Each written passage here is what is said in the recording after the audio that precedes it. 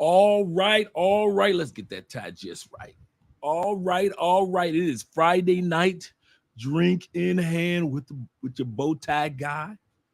I might not be the bow tie fragrance guy tonight, but the bow tie guy. Bam, there we go. Tonight's YouTube episode. Friday night drink in hand. You know what I love about Friday night drink in hand? I'm gonna tell you what I love about it in all sincerity. It's Friday night. Somewhere in the United States. Pookie and Ray Ray ain't watching this. I ain't got to worry about Pookie and Ray Ray in the comment section. I don't have to worry about Pookie and Ray Ray with their 2 cents. I ain't got to worry about Pookie and Ray Ray talking crazy. Pookie and Ray Ray right now in Cartagena under the clock tower. Pookie Ray Ray, go ahead, look for them in Pattaya on the strip. Pookie and Ray Ray, they ain't watching this. Pookie and Ray Ray too busy being a DR in Sosua. That's what I like about Friday night drinking hand. Pookie and Ray Ray in Medellin. Pookie and Ray Ray ain't watching this on Friday nights. Anything that's gonna help Pookie and Ray Ray become a better man, they don't watch that. And I love it. That's why it's so easy for me to distinguish when I'm doing a consultation if this person is a Pookie and Ray Ray or this is a good person like you all. Shout out to you guys. It is Friday night drink in hand. Yes, we will have drinks. We will have elixir. Yes, we will have our favorite drinks and we'll be talking good. This is a great topic tonight, guys. We're going to be talking about 2 areas, really 3. First area we're going to talk about is we're going to listen to Kevin Samuels tell us a little bit about how to become high value men. These principles will help us on how to become high value travelers. That's why Pookie and Ray Ray won't be watching this episode. If you are sensitive, then a mother, you don't need to be on this live stream. There's plenty of live streams that will hold your hand that you can watch right now. I'm gonna give you some time to get to them. If you are a person that believes that can't nobody tell you, you don't need to be watching this live stream. This ain't the live stream for you. If you are a Mr. or Mrs. Know-It-All, you need to get the hell up out the chat right now. Don't even waste your time here because none of us know it all. There are too many people running around YouTube acting like they know every damn thing. Everything, Dre? Yup, everything. And if you don't have a drink in your hand, come on, what you doing? I don't care if it's milk. I don't care if it's water. I got 2 flavors in here tonight. I got the Crown Royal that you brothers brought through, the Crown Apple. Appreciate that, the Crown Apple right there. Also, I got the Afro-Colombian drink tonight, the Afro-Colombian. We about to see what the Afro-Colombians do. This one here is called the Bed Breaker. This was called the Bed Breaker. We're gonna see what's gonna go. Your girl went out partying with her mama and her cousin and her auntie. The ladies going downtown. Cali is packed downtown right now. The ladies are going out. That means the fellas get to hang out here with your boy tonight. That makes sure, you know, as brothers, we got to make sure our lips just right. Can't have it too dry. Yeah, this grown folks talk tonight. We're going to listen to Kevin Samuels in regards to how becoming a high value traveler. Numero dos, we're going to also talk about the blame game. One of the reasons why a lot of dudes ain't moved or don't travel, I'm gonna say this again, you haven't moved to another country or you at least haven't traveled yet. Because you got a lot of stuff that you can blame it on. I kid you not. Once I ran out of the blame, that's when I decided to make my moves. I didn't have nobody else to blame it on. I didn't have the lack of to blame it on. I didn't have excuses to blame it on. We're going to talk about that tonight. The blame game is keeping some of you dudes from living the life that you deserve, because you always got somebody that you can blame your bullshit, your lack of, your reason of why you're not going forward. It's always something you can blame on. You good. For all you dudes in the United States, you can blame it on the government. Ain't that right? All you UK boys, you can blame it on the United States. You blame it on UK. It's the president. It's the prime minister. All you Canadian boys, you can blame it on the president, prime ministers. You can also blame it on UK. All you Quebec boys, you can blame it in English and in French. You always got something to blame it. In other words, you always got an excuse. Or you always got fears. Or you always focus on your flaws. And if you focus on your excuses, your fears, and your flaws, and the way that you do that is by using blame, don't worry. You ain't going no damn where. Not in this life, you ain't. But Andre, I got money. I said you ain't going no damn where. Them extra 40 pounds you got, Mr. I got money, that 40 pounds ain't going nowhere. Why? Because you got some shit to blame with it. See, some of y'all got money, but you the most unhealthy mother it is. I ain't never seen nobody as fat as your ass. I ain't never seen nobody got a huff and puff while you fucking like you do. Y'all out of shape. You're still eating that pork. You're still eating that chicken that's been based in chlorine. You're still sitting back drinking that unhealthy ass water in the United States. You might as well be drinking it from the tap. You ain't seen a gym in 15 days, at least long 15 years. But you got money. You let one of these young Colombian chicks that really care about you. I'm not talking about pay for play that give you just enough for you to come back. I'm talking about a real Colombian woman getting on top and giving you a good ride. Boy, your heart a bust. But you got money. Come on, here's to you. Friday night drink in hand. I'm starting off with the Crown Royal, and then I'm going to move on to the Bed Breaker, the Afro-Colombian drink we got from the Petronio Festival.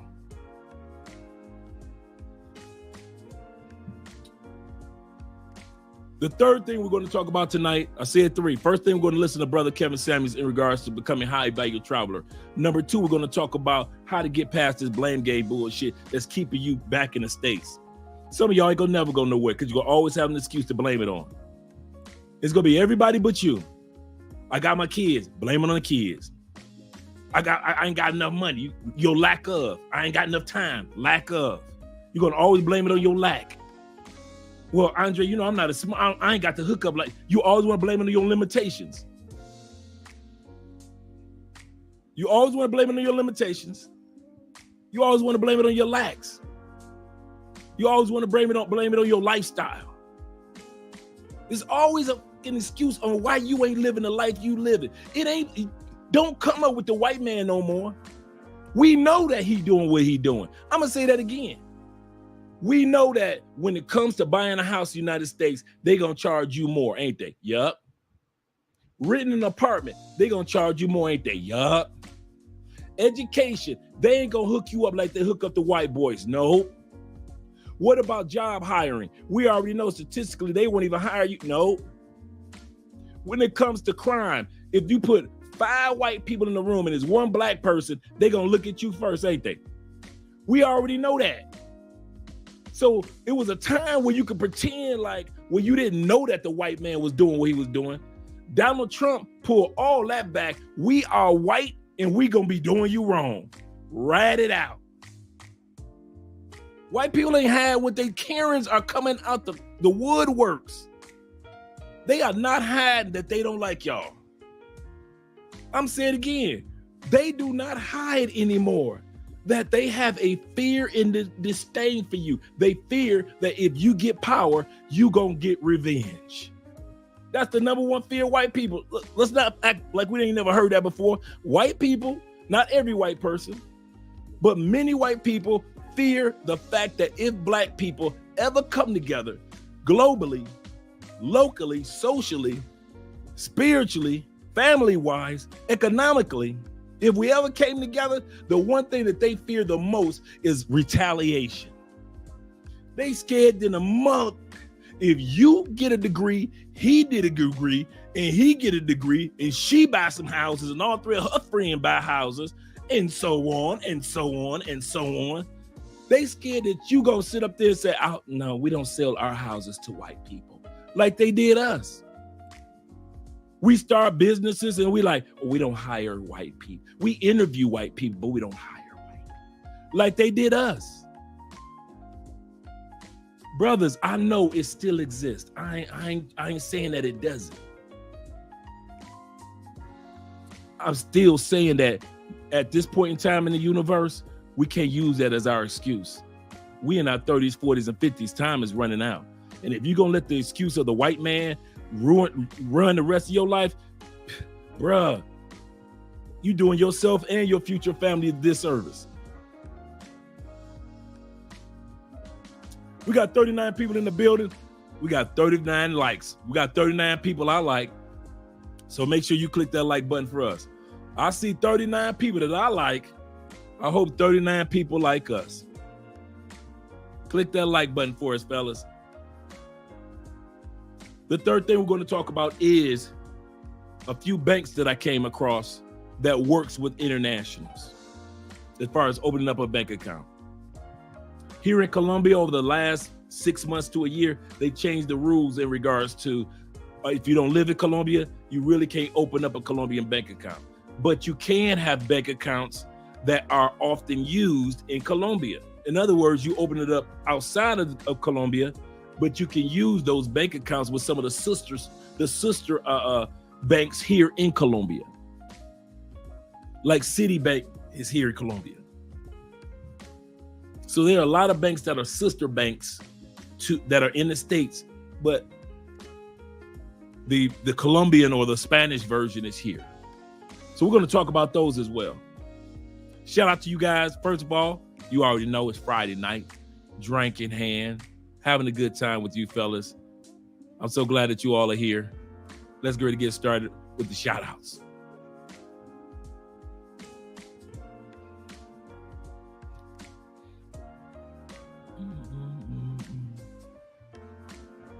We're going to start out with the shout outs with the Cash Apps. My man, Black Nubian, them Canadian boys. Boy, they at it again like the Detroit Lions. Them Canadian boys at it again like the Detroit Lions. Whoever didn't, hey, did your boy call it?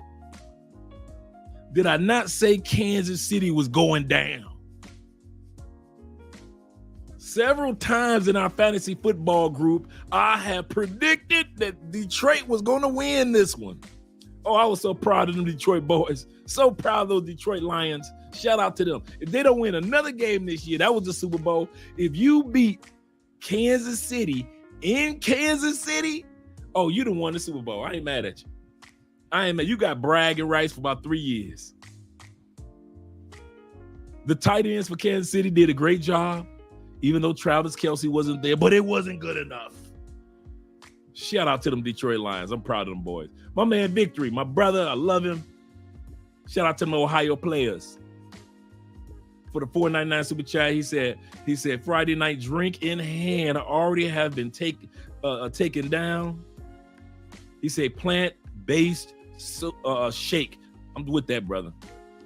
Andre always making me those all the time. Andre walk in here with a plant-based drink and just put it in here like, okay, get to drinking. You gonna live healthy. Andre, man, listen, you talking about a woman that is adamant about her man living a healthy life. Dude, Andrea is adamant. She is almost, I don't want to say that she is ultra focused. I'm trying to think of the term, but dude, Andrea is like lays way more than I am. You know, I'm a dude because we ain't no point with our health sometimes. I went to the gym, I drank some water. We good. But Andrea, man, she will come in here if I'm up too late. It's time to go to bed. You need to get proper rest. Have you taken your high blood pressure pills? Okay, I've got a new medication for you. I mean, shout out to Andrea Wallace Spence. I appreciate it and love her. My man Joey in the building, $20 Cash App, Super Chat. All Cash Apps, guys, will be going towards, for the next 4 months, as I mentioned before, towards the Children's Cancer Foundation, like we did last year. Last year, we gave $1,700 away, all of us. This year, once again, Andre and I will start off with the first 500. And then right around Christmas, right before Christmas, we're going to donate to the Children's Cancer Foundation again this year, live on the live stream like we did last year. Shout out to all you guys that were here and donated towards that $1,700. That was really great. Operating and moving differently for my life, time, peace, and money. Man, listen. That's the trio right there. Those are the three ultimate pillars. Your time, your peace, and your money. At the end of life, when it's all said and done, what did you do with your time? What did you do with your peace? And what did you do with your resources? Meaning your money in many cases. What did you do with your resources? He's absolutely correct. Shout out to Victory again with the 1999 with the Prince special. I got to get rid of this gut for real. I'm working on that gut too, man. I've gotten down about 20, 21 pounds. I'm about to throw off this next 19. I ain't gonna be nothing nice. I'm gonna be walking around church with just a bow tie and a pair of slacks. Nothing nice. That's what my focus is. All right, let's get back to the other brethren, such as my boy Stefano in the building. Hola, gentlemen, mi gente. Let's be ready for drink in hand and drunk in hand. Hashtag after hours edition. That's exactly what we want to do tonight. I decided once a month we're going to do a late night edition. Make sure that you take notes because this is going to be a good one.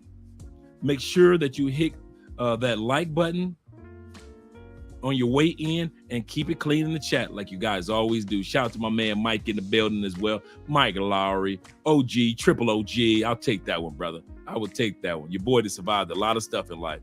A brother asked me the other day, who just got down here. Shout out to him. And he said, Dre, he said, the first time I heard you say that you had been in prison for 10 years, he said, bruh, I stopped whatever I was doing and I just sat up and was like, did this brother just say that he had been in federal prison while doing state time for 10 years?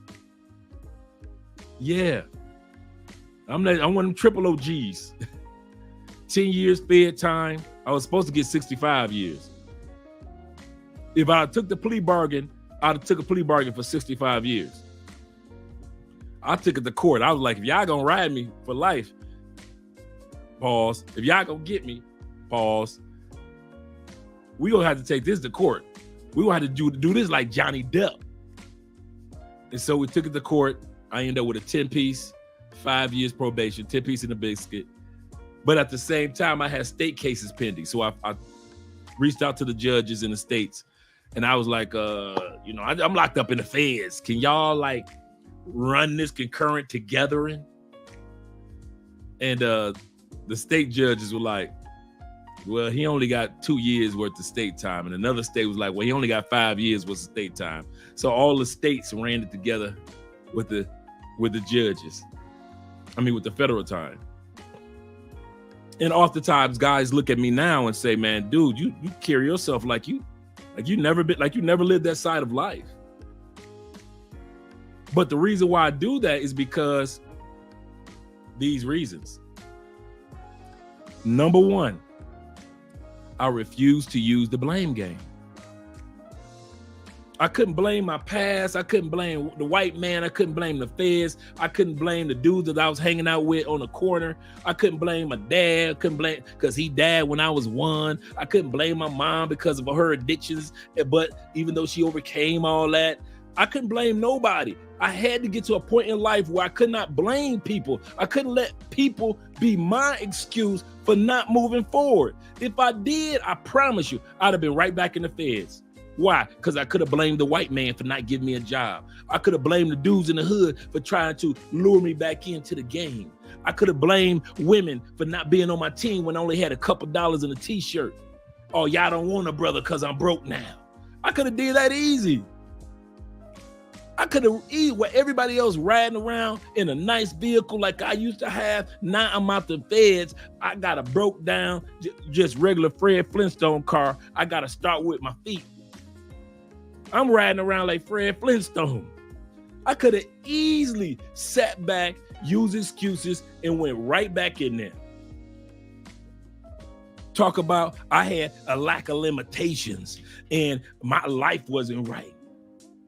I can use my limitations, my life as my excuse. That's why y'all see me the way that it's not like, and I'm not saying this as if I got everything down pat and I'm doing everything 100% on par and we never have any bad days. I'm not saying that. What I'm saying is once you get yourself, when it comes to traveling, relocating, reestablishing yourself, working with dudes like Theo, you a truck driver, you tired of riding around in that damn snow, black ice, salt.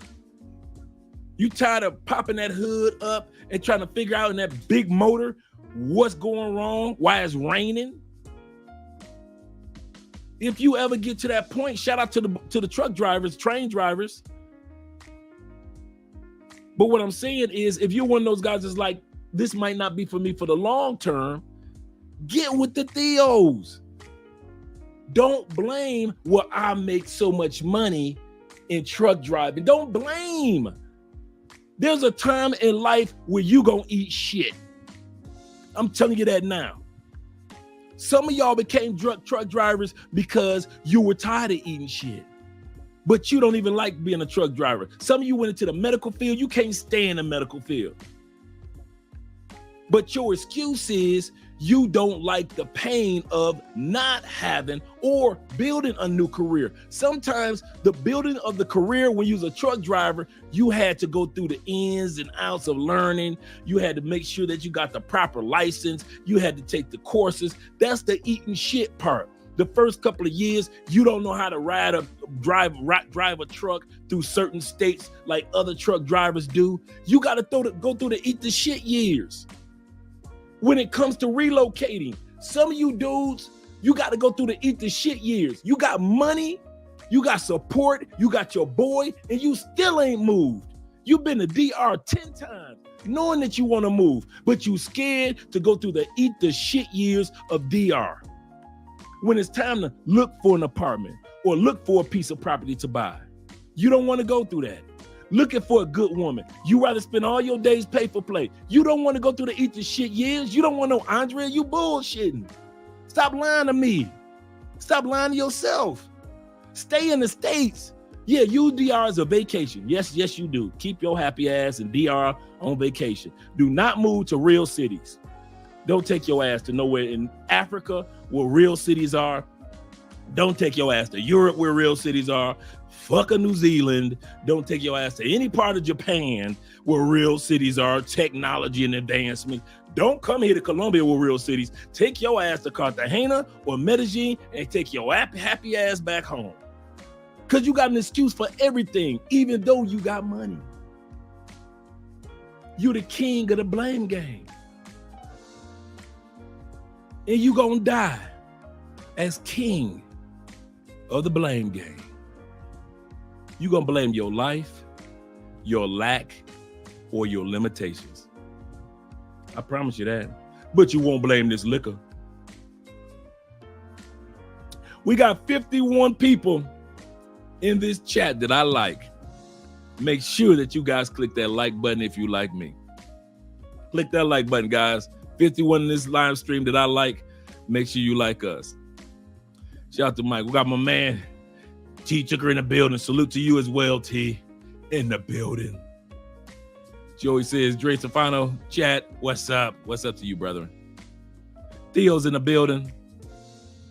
Them brothers getting ready. If they haven't already gotten ready and they haven't already started, I think it starts today, with Obsidian Ali and the Black Manosphere Conclave meetup in Atlanta. Man, I was on the live stream watching, and I was so jealous, man. I ain't gonna even lie. When I saw you, Culture Condition, Beautiful Lives, and Richie Mack from Zuna, Thailand, and y'all all sitting around at the same table, I'm like, somebody is missing. Who's missing? Me. I need to be at that table with them brothers. Man, I was so happy for y'all, man. Shout out to you brothers that's in Atlanta right now for the conclave. I'm gonna try to get there next year, man. You guys motivated me. I ain't gonna even lie. Black by Design said, "What's up, Coach?" He said, "I'll be in 30 minutes with some Elijah Craig bourbon." Man, that sounds good, bro. Salute to the chat. I was gonna grab some bourbon too before I got to grab this real quick. I was gonna put some bourbon in the freezer. All right, shout out to you guys. Let me scroll down a little bit more. Charles is in the building. I'm glad that Charles is doing a lot better. I've been keeping up with Charles. Charles says, "What's up from a hospital bed here in town?" You still in the hospital, Charles? I mean, I got to reach out to you again. I've been keeping you in my prayers, brother. I just want you to know that in all sincerity. Been here over a week now, hoping that they can rule out a couple more things so I can discharge and recover. Going to be grounded a bit, but I'll be back again. I'm glad that you're doing a lot better, man. I'm glad you're doing a lot better. Peace to you too, man. Peace to you. You're a good man, Charles. Red Cup Riddick in the building. I'll take that red cup, brother. I ain't mad at you. He said, your heart a bust. Yeah. Some of you dudes don't realize y'all want that young and sexy. She fine. And so you go for the pay for play. Why? Because the pay for play knows she can do this. She can give you half-ass sex and you're going to pay full price. I'm going to say this again. Pay for play, she ain't got to be she ain't got to be passionate. Nope. You paying.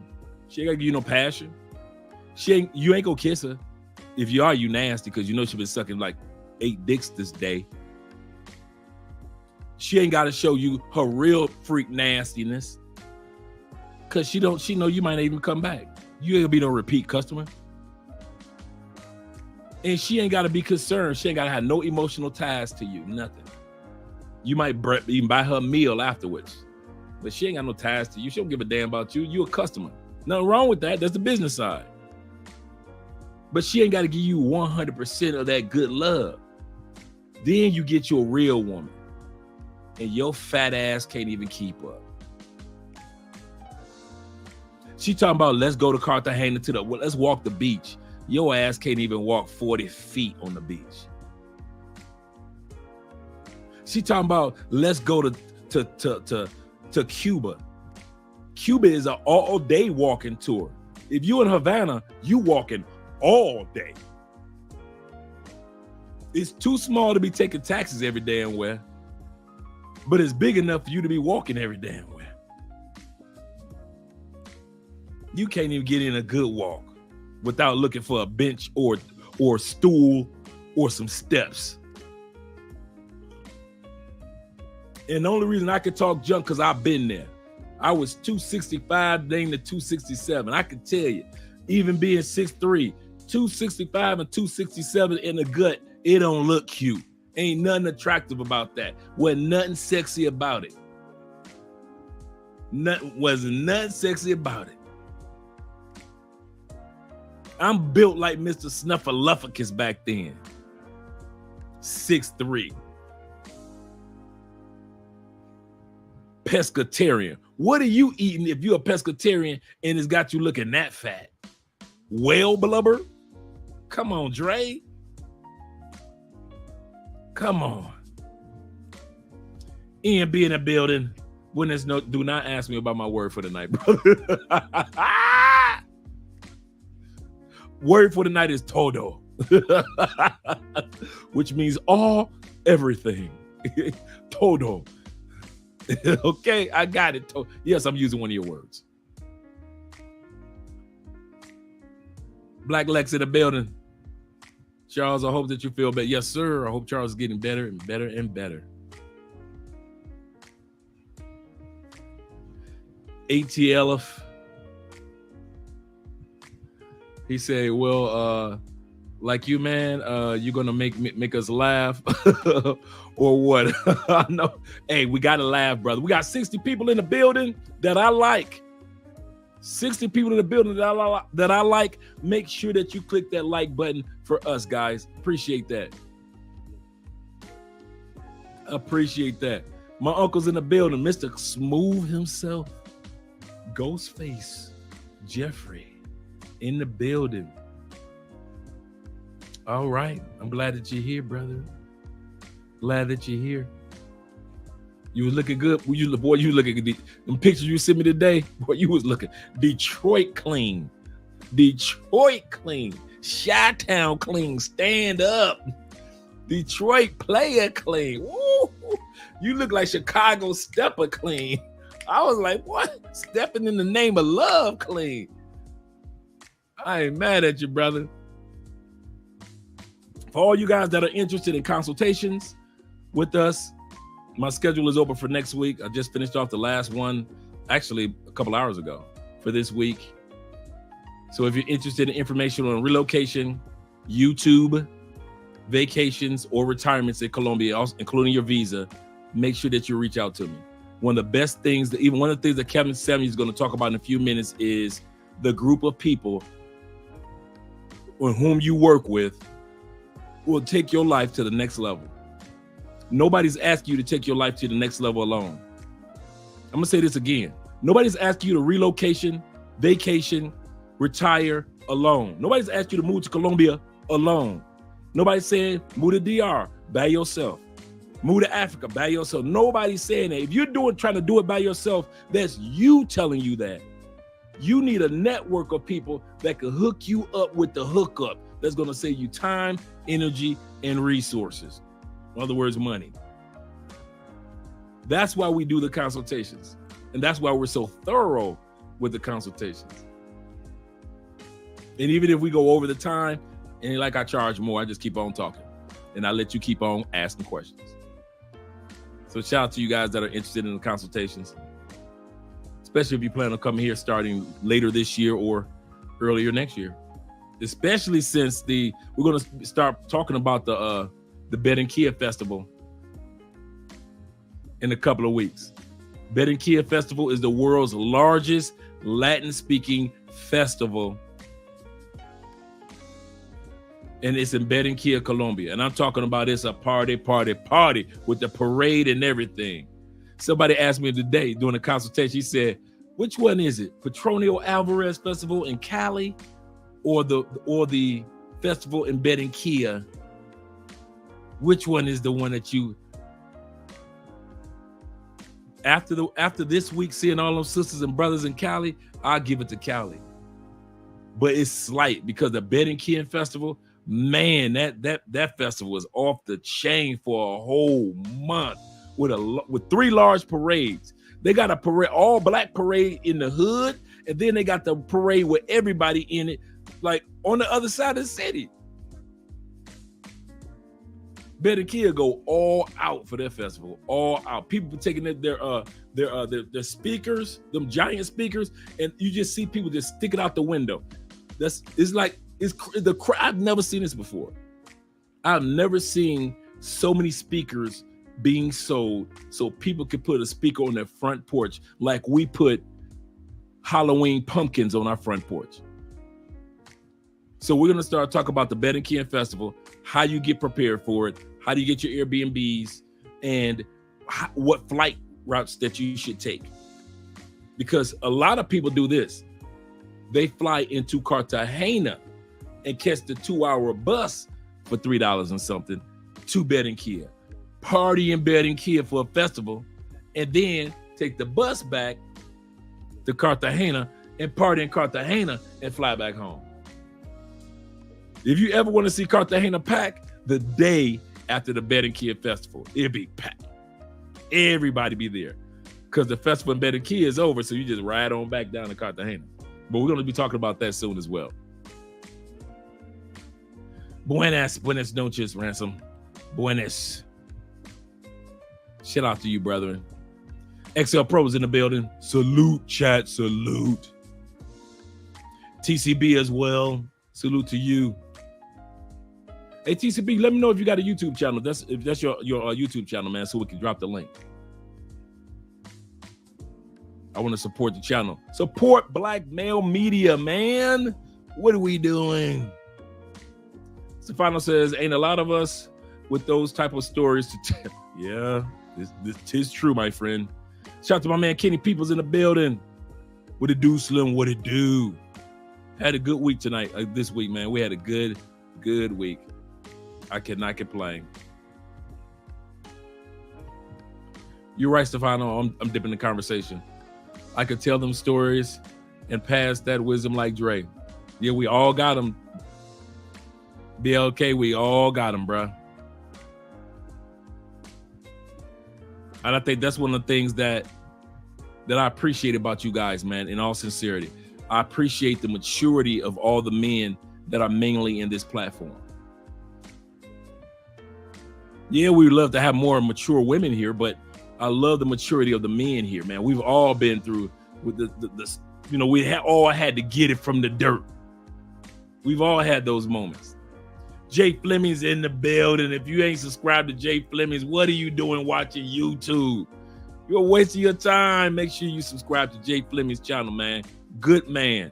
Laid back. He ain't loud like me. He laid back, cool. Jay smooth with it. Jay remind me of my Uncle Jeffrey, Ghostface. Them dudes are just them cool dudes. Even when you see Jay like that, like in real life. It ain't like Jay like cool, Mr. Laid Back Cool on YouTube. He just got that cool tone. Even while he's out and about just having fun with the rest of us. Shout out to my man Jay. Make sure you guys subscribe to his channel. My man Bread's World in the building. Peace and blessings, kings. Yes, sir. Them Philly boys at it again. Them Philly boys at it again. My man EKNL. All right, in the building. He says going up. He says going up in here. Yes, it is. Yes, it is. Friday night. Drink in hand. We're drinking the Crown Royal tonight. Oh, that's good. Cologne for the night is Tom Ford. It's grown man cologne right there. That Tom Ford Oud Wood. Tom Ford's Oud Wood is the cologne for the night. See why I didn't just use my other hand. Tom Ford's Oud, that smells so good, man. That's a grown man cologne. Mama, who is that? That's a grown man. That's a grown man. That's what that is. Grown man cologne. Shout out to my man Joey. He said Victory didn't didn't you know we were Ohio boys? Yep. Dayton, Ohio. Boy, you know how much good music has come out of the small city of Dayton, Ohio. The small city of Dayton, Ohio has got so much music that has come out of that area. Boy, y'all better do your homework. Shout out to my man Rudy in the building with the $9.99 for the love of the game. The Silent Storm. Thank you very much, brother, for supporting the channel. And them Kansas, them Kansas boys. Y'all gonna have to get it together, man. Y'all, you need to have a special meeting between Patrick Mahomes in the defense, because somebody dropped the ball. Get it? Dropped the ball on Thursday night. Y'all should not have Detroit dudes like me with bragging rights already. This should not be happening. I was so proud of those Detroit Lions. I know it's gonna happen. Oh yeah, Jeffrey, you was clean, man. Them photos. I was like, is that my uncle clean like that? He was Kevin Samuels clean, boy. Let me make sure I got everybody. All right, so we got everybody. We're about to get started with the video. I'm about to pull it up in a second. It is a video in which Kevin Samuels spoke. Let me cancel that out. Spoke on how to become a high value man. He was well known for that term. And we got the Cleveland boys in the building too. Shout out to Cleveland. Shout out to EC, East Cleveland. Shout out to St. Clair, that area. Shout out to Euclid Avenue. Shout out to Cleveland. Shaw High School. Shout out to Cleveland. Oh, yeah. If you ain't been to Cleveland, you don't know what I'm talking about. St. Clair Shore. What is he speaking of? All right, let's go ahead and get started with the video. We're about to hear from my brother Kevin. You know, I'm going to stop it periodically, but he's basically talking about steps to becoming a high value man in all sincerity. Let me turn the music down just a little bit because I want you guys to really hear what brother Kevin is saying.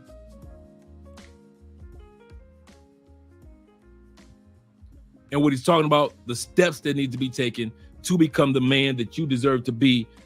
And we're gonna translate that into the man that you deserve to be in another country, as well as back home. You deserve to be the best of the best, no matter what country that you're in. And we're going to talk about that. I would think if you're not happy with your value, talking about it should be the least of the problems. If you're not happy, do something about it. For men, one of the first things, in no particular order, but I will say one of the first things that man needs to get, they need to do two things at the same time. You need to get a group, a personal and a professional group. Successful men travel with successful men. One of the reasons I was able to ascend the way I did through corporate America is because I ascended with a group. I'm not going to say the people's names, but D, G, C,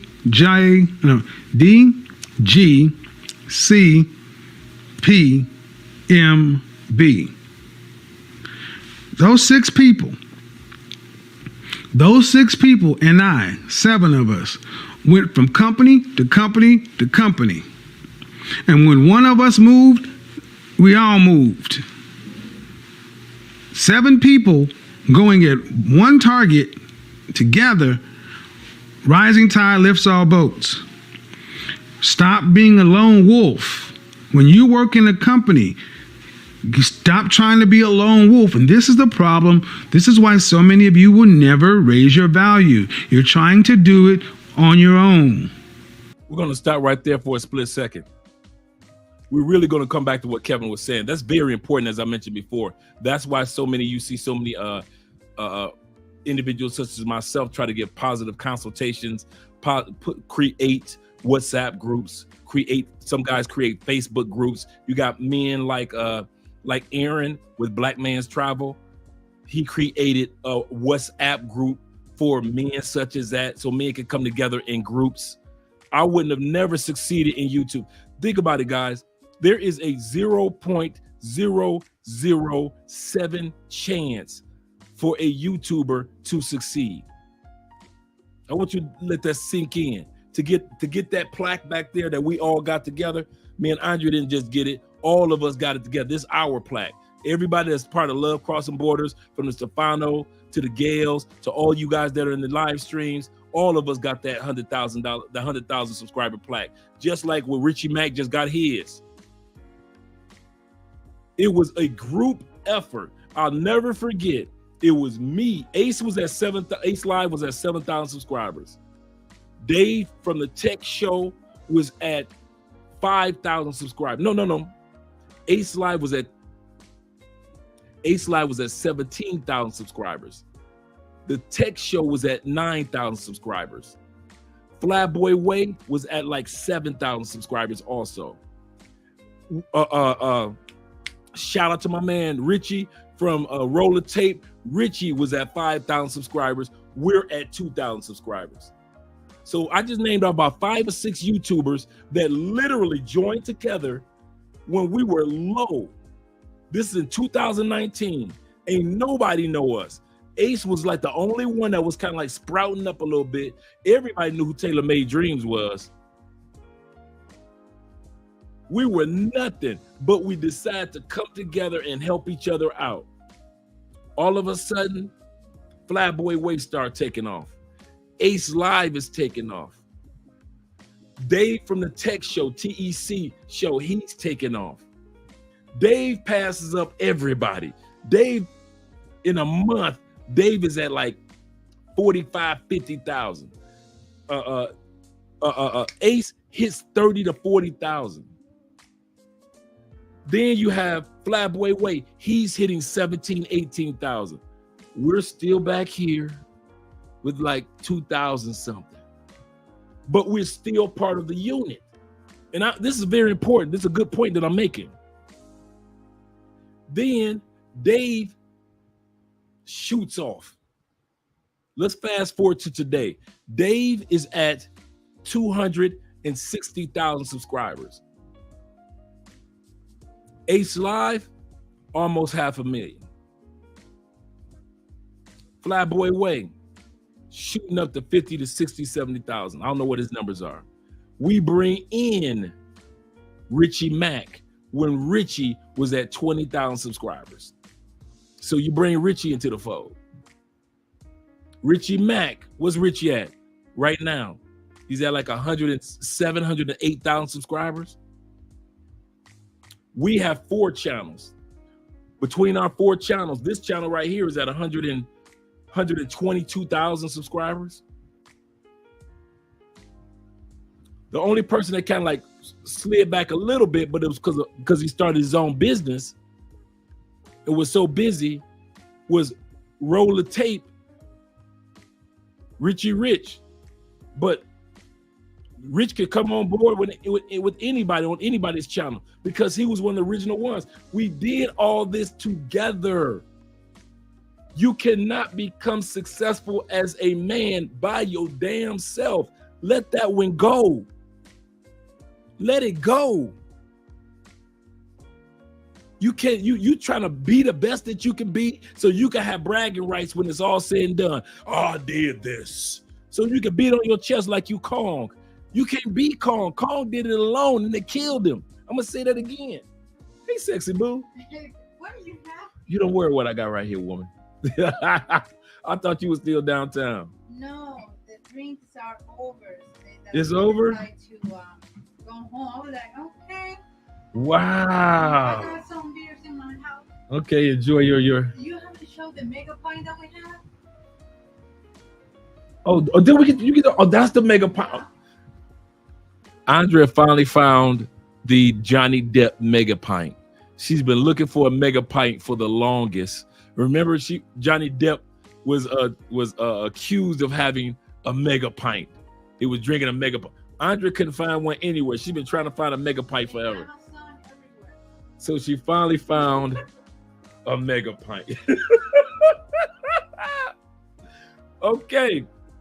You know, like in the States, we fill all this up with liquor for your birthday, right? Come on now. Yeah, everybody just walk up to you in the club. Like you had this in the club. Yeah. Everybody just fill it up with all type of liquor. Just total strangers full of liquor. Yeah, but the glass is really hard here. It's really expensive. You want to say hi? $50. Okay. Your girl about to say hello. You know, she about to get her hair in order since they've been out and about. Okay. All right, sexy boo. We got here. You got 60 people here. You got 60 people in the building that like us. We like them too. Yeah. All right. Our topic tonight is. Are you enjoying your bubble gum? Our topic tonight is we were just listening to Kevin Samuels, and first thing Kevin said was do everything as a. That's another thing. That's a perfect example that Andre is here. Mm-hmm. We do everything together. We never pretend like I could do it by myself, right? Do you want me to be here with you? Come on. Okay. Y'all want Andre? Hey, Some ice. y'all want Andre here? Let me know if y'all want Andre here. Yeah, because you know sometimes boys. Look my La Calle de la Salsa. It was super packed over there. Was it? Oh, see, I gotta go. I gotta go now. You say, Dave, we can't even get crazy anymore. Oh, we can. Don't get it twisted. See, here's what we're gonna do. We keep her for a couple minutes and then she gonna be gone. You said Andre jumping the camera.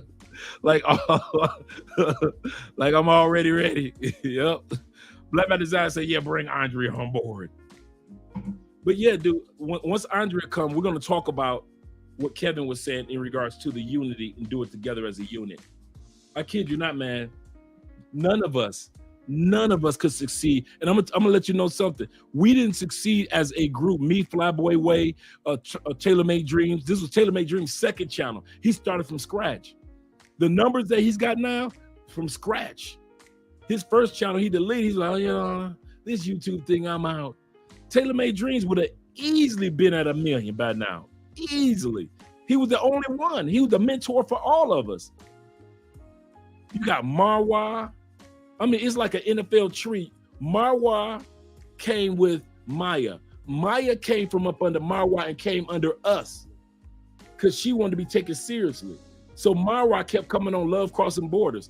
Now Marwa is she got her plaque. Marwa Afro Wahida, out of Bogota, she's at 100,000 plus subscribers. Kizzy came from up under us. Look at Kizzy. Kizzy got her the Real Streets channel. She travels the world. Thanks, babe, for the ice. She travels the world, doing her thing. You might want to take this back for Andre make a mistake. Bing. Thank you, sexy boo. I was kidding. I know you would. So you got Kizzy doing her thing. Everybody helps somebody. You got Tours by D. Interviews after interviews when it comes to Colombia. She's everywhere. The first person that put D on the camera was us. Because Ace put us on camera. How we started the other channel was because the tech show, Dave said, hey, Dre, you need a political channel too, dog. He said, I can hear you talk about politics. I don't know, man. He said, dude, I'm telling you, everybody needs somebody. You said you never heard of Kizzy? Yeah, the Real Streets of Kizzy's YouTube channel is called The Real Street. And then you can look Kizzy up on Instagram. She traveled, her and her boyfriend, I think fiance by now. They've been together for like 4 or 5 years. About 4 years, I think. Oh, yeah, about 4 years. Yeah, hey, Joey, I'm gonna let her ask that question because she might know something I don't know. She might know some of them that I don't know about. I do know this. She got some fine ones. They fine. Oh my God, they fine. They all sisters. They fine. Hats off to your girl Andrea for they little group. Chill.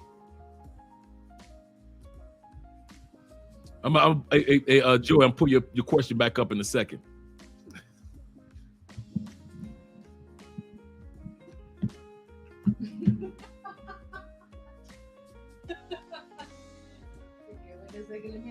It's too hot out there.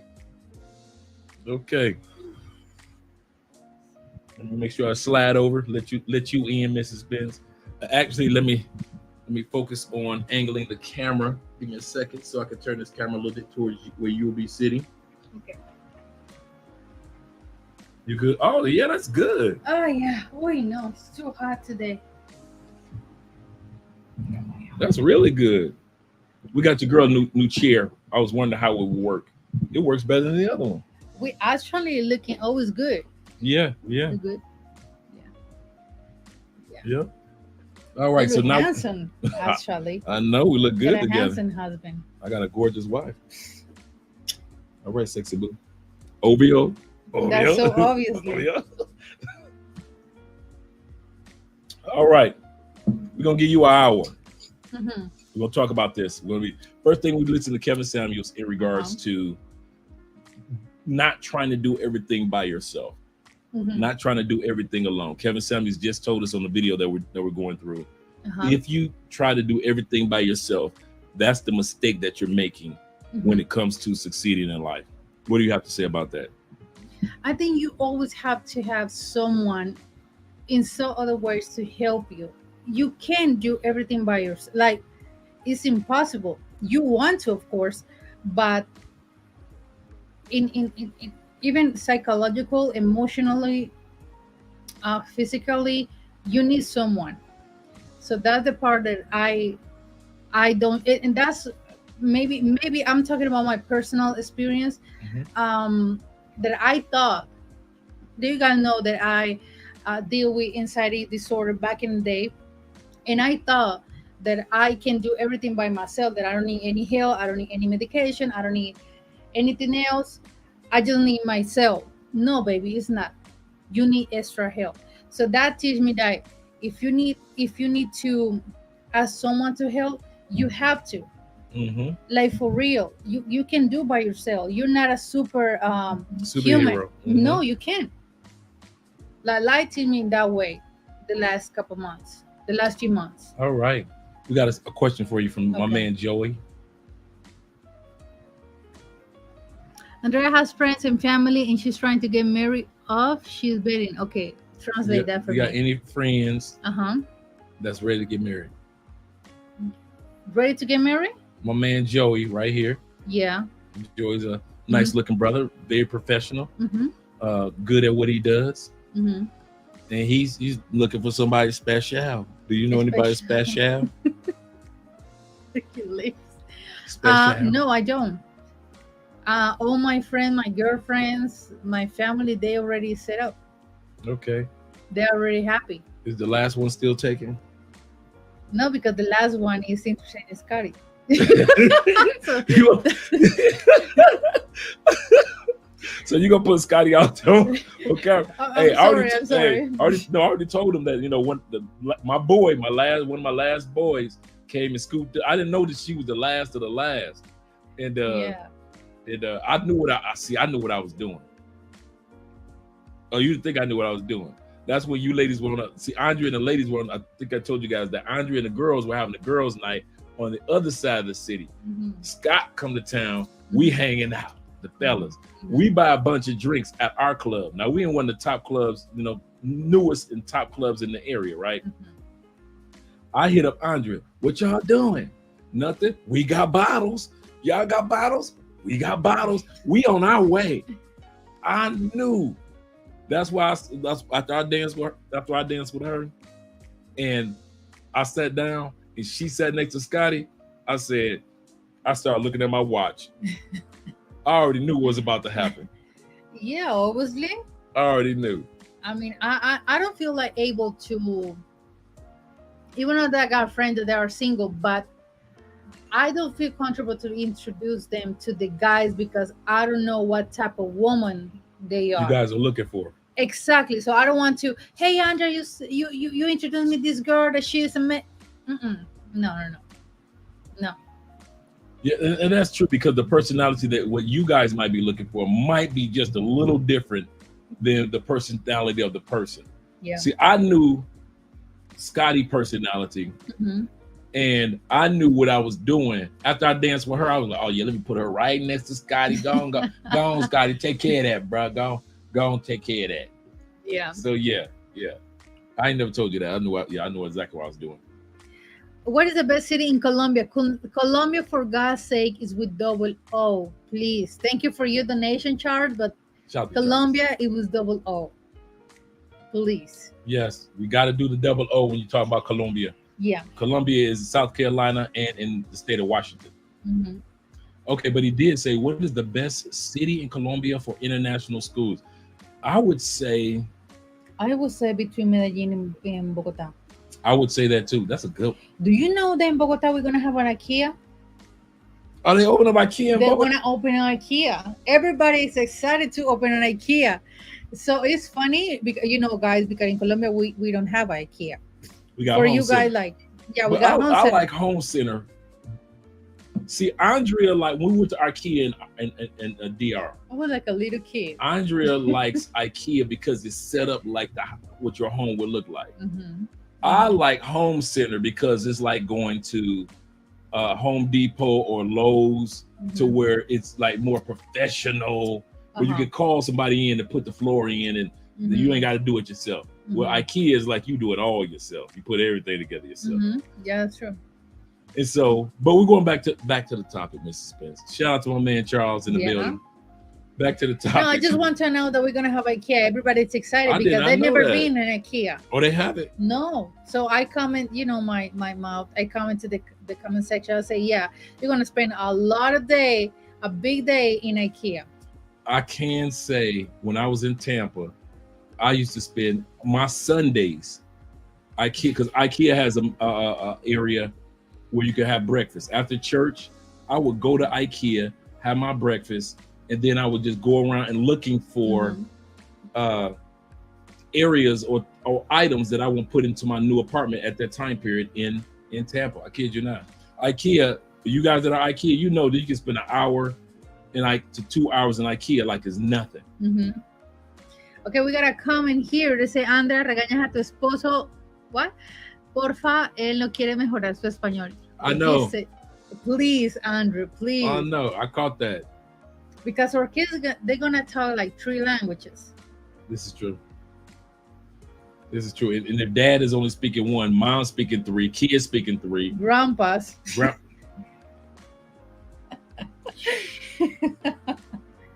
Yeah. You know what? It just hit me. I think that's the only time Orlando will know English when he's talking to the my dad will be grandkids. like, please speak in Espanol. Willie? Oh, yeah. I bet if those kids start speaking English, because they're so cute. She just said, like, when Andre and I was speaking English to you, you don't want to talk to us. Now when the kids speak English, now you want to learn a little bit of English. I can see It a is little what like it that. is. Oh yeah, it is definitely. Well, Ms. Luck is in the building, man. How you been? I'm We seen you back. a couple weeks. Oh, yeah. I'm back from Colombia, man. And my advice to invest into self. Stop looking for women that will find you. That's true. Thank you for your donation. Thank you. We're gonna go into the next thing that Kevin. I know, right? Bogota, we have at IKEA. Yeah, I saw the announcement today. It's gonna be a big IKEA. In the shit, they picked the right city. Obviously, Bogota is so huge. IKEA is cheap furniture.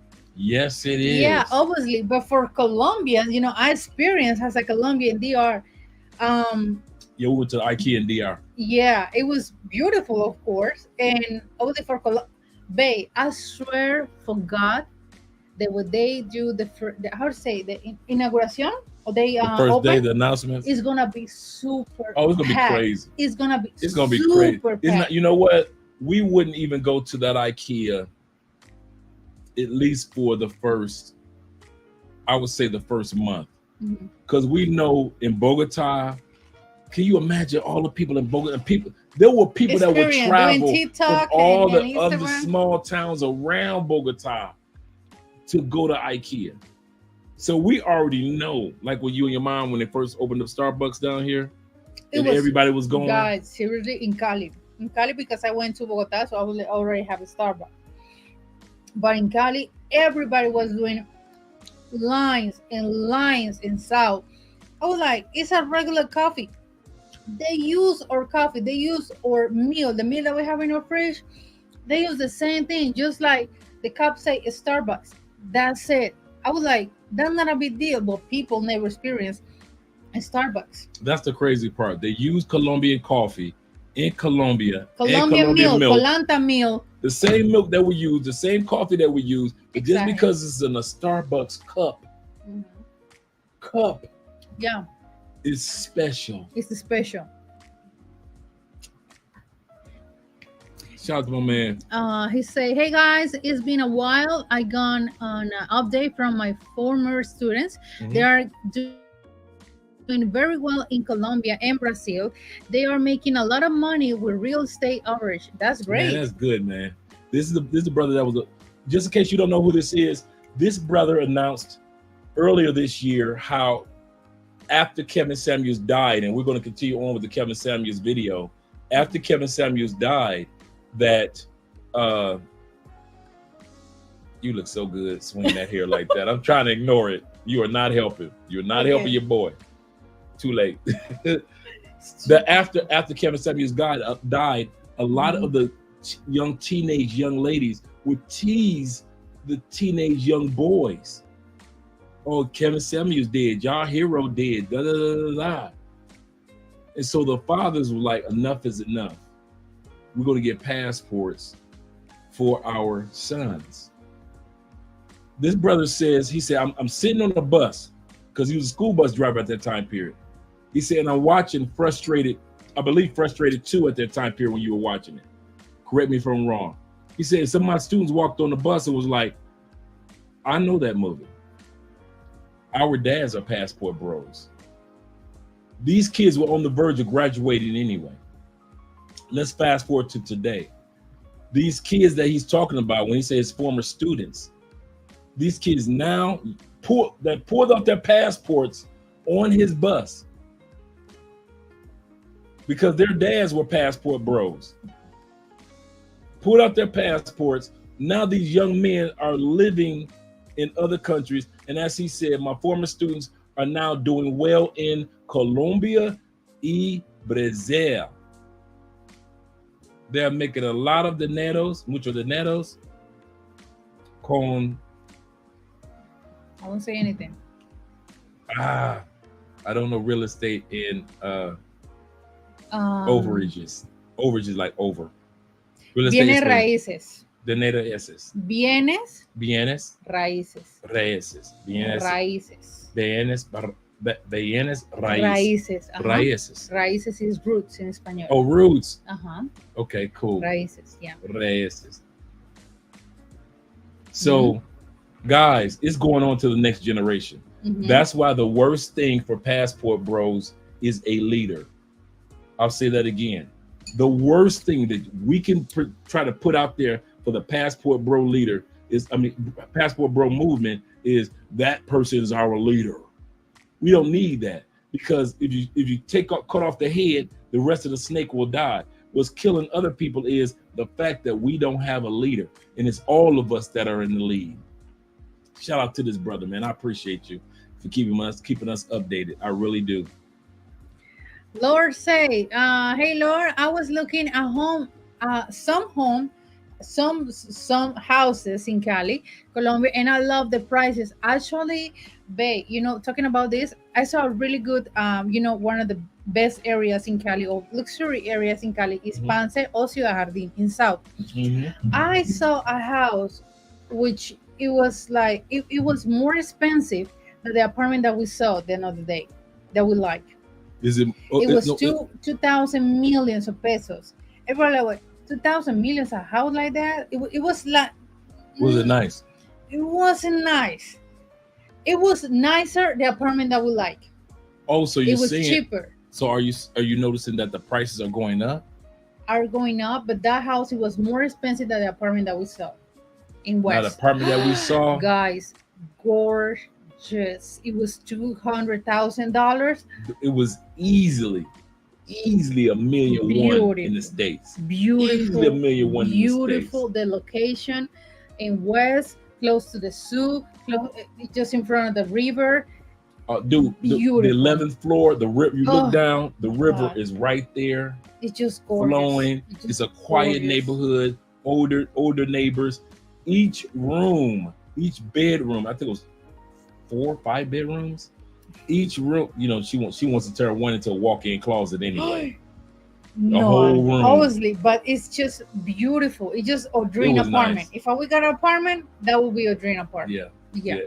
Actually, we're working towards something like that. Oh so my God, it's just beautiful. Because we're like if we're gonna have a place of our retirement place, and we notice how many older people are already in that building, it's like, why not go for what you really want to go for? It's just beautiful. It really was. It's just gorgeous. The place is just gorgeous. Because Andre and I always talk about that in a family finca. Yeah. Yeah, but that place is beautiful. It was. Oh yeah. Man, beautiful. It was so beautiful that we went back twice.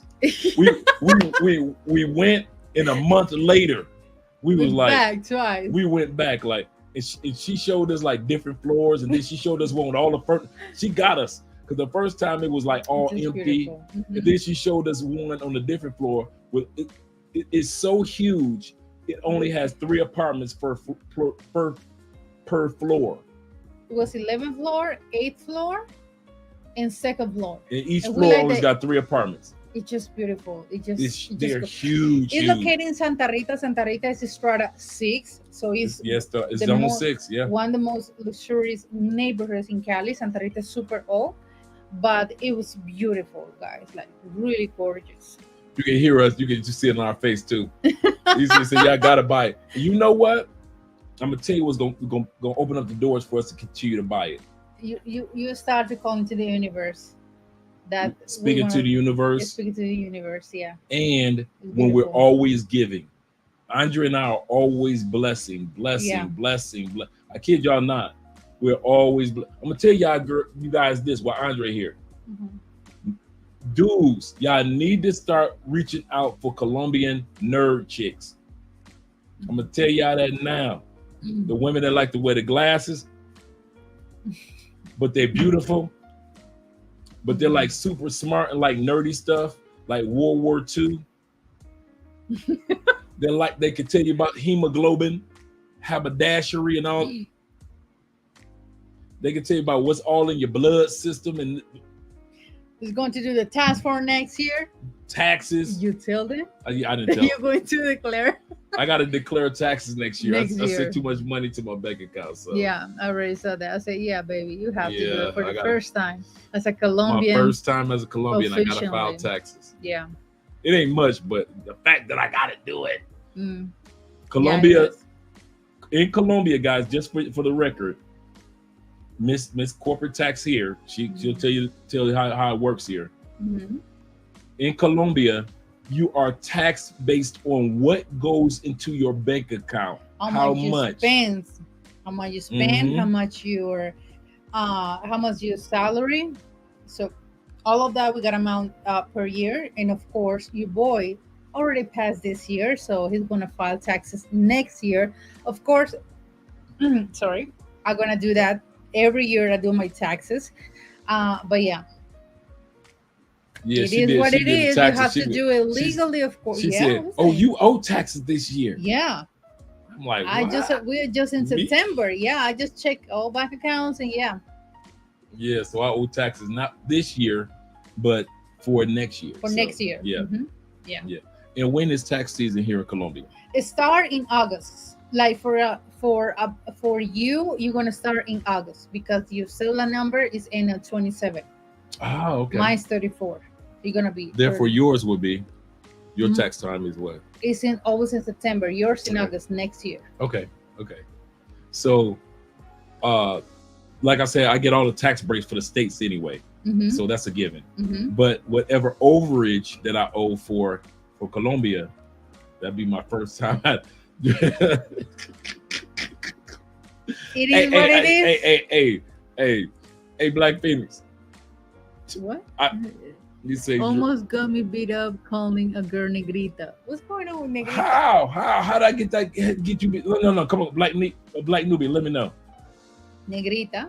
Negrita. No, Negrita? You know what it negrita. meant? What that means? Black woman. Black woman. Yeah, Yeah, that's all it black woman. means. So I'm trying to figure out what it was. I never call anybody negrita outside because I don't know how they're gonna take it. I would say baby or a sweetheart in Espanol, of course, because you never know. So how you say baby and sweetheart? Okay, uh, you talking to one of your girlfriends. No, and even the Or just a person who stranger? attended me, like, hey, darling, can you like that? Well, how you say darling?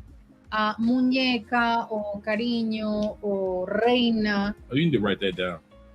Um, Because I just Okay. call everybody that I don't know, and I don't know that I just say amor. Because I know amor Okay, is that's it's good. like no, now, that's good. now guys realize amor is general. It doesn't It's just to mean break. I'm in love with you.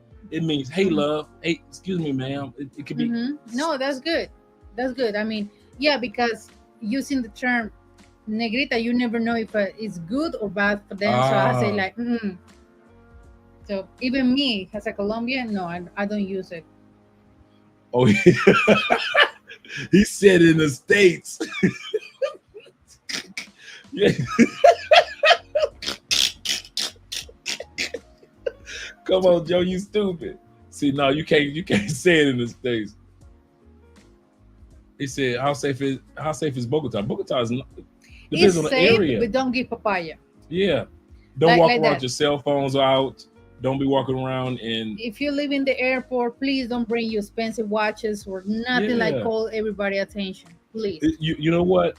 Your expensive watches won't be important anyway, because in No. Bogota you wearing a jacket or a coat or a sweater all the time anyway. It's So not important. no. It doesn't. Okay. We gotta We're about to go to the super chats, and then we'll come back to everybody else. I haven't seen Victory for the longest. I talk to Victory all the time. Let's go down. Okay, here we go. We already read that one, baby. Shout out to my man, Where's Men's Lux. Random support, thank you so much for your donation. That glass that she drinking is out of huge. I need to. She got her mega pint. You can't tell her.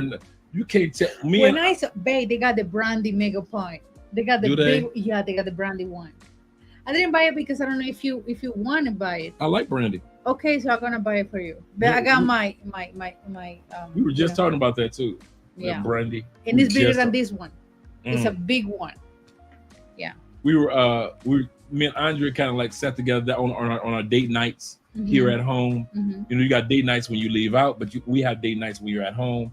And so we Yeah. watched the Johnny Depp trial. And part of the Johnny Depp trial was, well, you were at home and you were drinking a mega pint. And dude, the term mega pint went viral. And people have been looking all over the world for a mega pint. So your girl, Miss Nerd Girl, that's why I say get you a nerd girl, Mhm. finally found herself. A mega pint. She sent me a photo. I found it, babe. I found it. Babe, because in Mercado Libre, in Amazon, they were super expensive, like 200,000 pesos. I got this one for 20,000 pesos for At $3. the dollar store. At the dollar. This is the funny part. For $3, this is really The dollar cheap. store here is called Dollar City. Uh-huh. Literally, the same franchise is called Dollar Tree back in the States. Mhm. So every time you ride past a Dollar Tree, you ride past a Dollar City that's here in Colombia. Yeah. The same dollar store, same products, the same aisles, the same setup, the same green and yellow signs. It's the The whole same it's the same thing. Same thing. So don't think that we don't have dollar stores here just like they have back home. We got I'm sorry, babe. You want another one? No. Here at the 10, the yellow one, babe. The yellow The one. yellow one? Okay. Exactly. Oh my man. Thank you so much better for your broadcast. donation. With Theo Coop. Make sure, hey, do me a favor.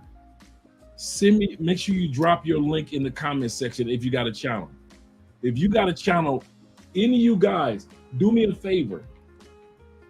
If you have a YouTube channel, you don't need to be drinking that. No, but I never tasted. We got like Oh. 5 bottles and I never tasted. Shout out to all you guys that bring all the Crown Royal for your boy. I never tasted. Yeah. No. She got a chance to pink the peppermint snap. Oh, Chase the that's peppermint. good. That That's peppermint good. snap is good. Yeah. Shout out to you guys that brought that down. And it's hard to find peppermint snaps right now. Mhm. We got 73 people that like us, 75 people that like us. Guess what? We like you too. Make sure that you click that like button so we can make sure that other individuals are invited into the live stream. Them 313 boys do. Wait a minute, that's my boy. That's Theo. Oh, snap. Hey, Theo, I watch you. That's my man. I watch every morning. Dudes, watch. It just hit me. Watch.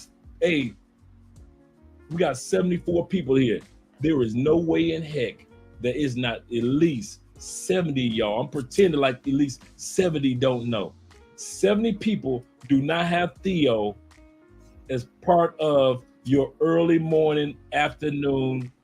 So y'all think I'm crazy? Hey, y'all see I'm Detroit boy? Make sure you guys, when Theo, put your channel in there. And do me a favor, Stefano, throughout the night, make sure that you put Theo's channel over and over again. I love all my brothers from Jay Fleming and all you other brothers. I've been promoting you channels for a while. But to see Theo tonight, yeah. I'm happy, man. I'm really happy to see Theo here. It's a bunch of us brothers from Detroit that's doing YouTube, and I'm happy to see Theo. Right, you one of your here's this. Damn, there we go. What happened with my hair? Check the other side. Bam. I know. I know because girl. it's too hot. Yeah, It's too hot. But you're still looking beautiful.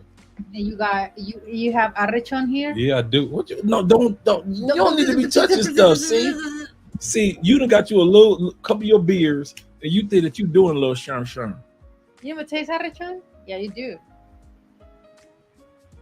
Taste it.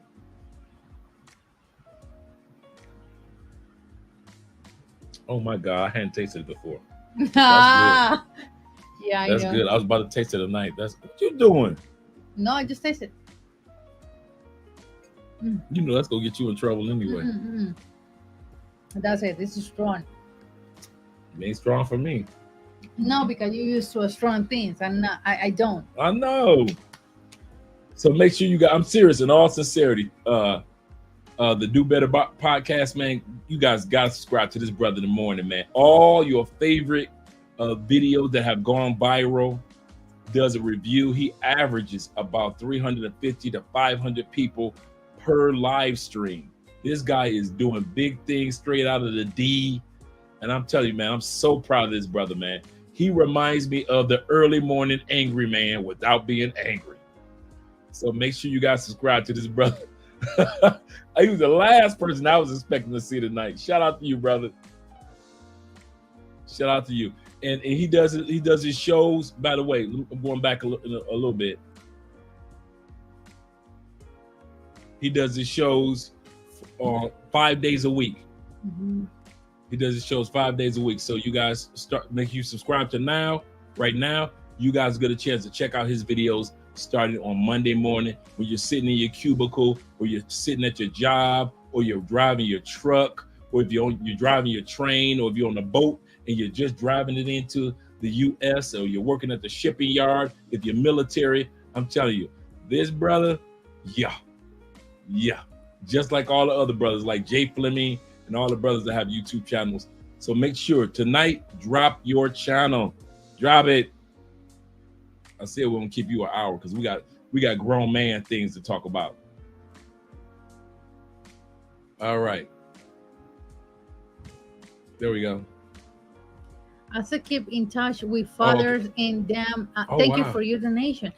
And down networking with other fathers to help them and their sons get passport and became passport bros also. That is very important. And that's a profound, thank you for the super chat, brother. That's a profound statement. You guys that are dads, now I'm gonna say this to you. Out of all the consultations we've done, I've only met, when women say in the States, all black men got they number baby daddies and pookies and they desert us. Out of the 120 consultations I've done over the last year, 7 fathers. 7 of y'all got kids. That's it. So when they sit back and try to act like everybody, somebody killing that dream. Everybody with the mega pint, Miss Johnny Depp. Stop it. All right. Mm-hmm. And so at the end of the day, when your son or daughter turns around 13, 14, 15, make sure you get her that passport. And I mean that in all sincerity. If your daughter's past 18, just for no reason at all, baby girl, let me get you your passport.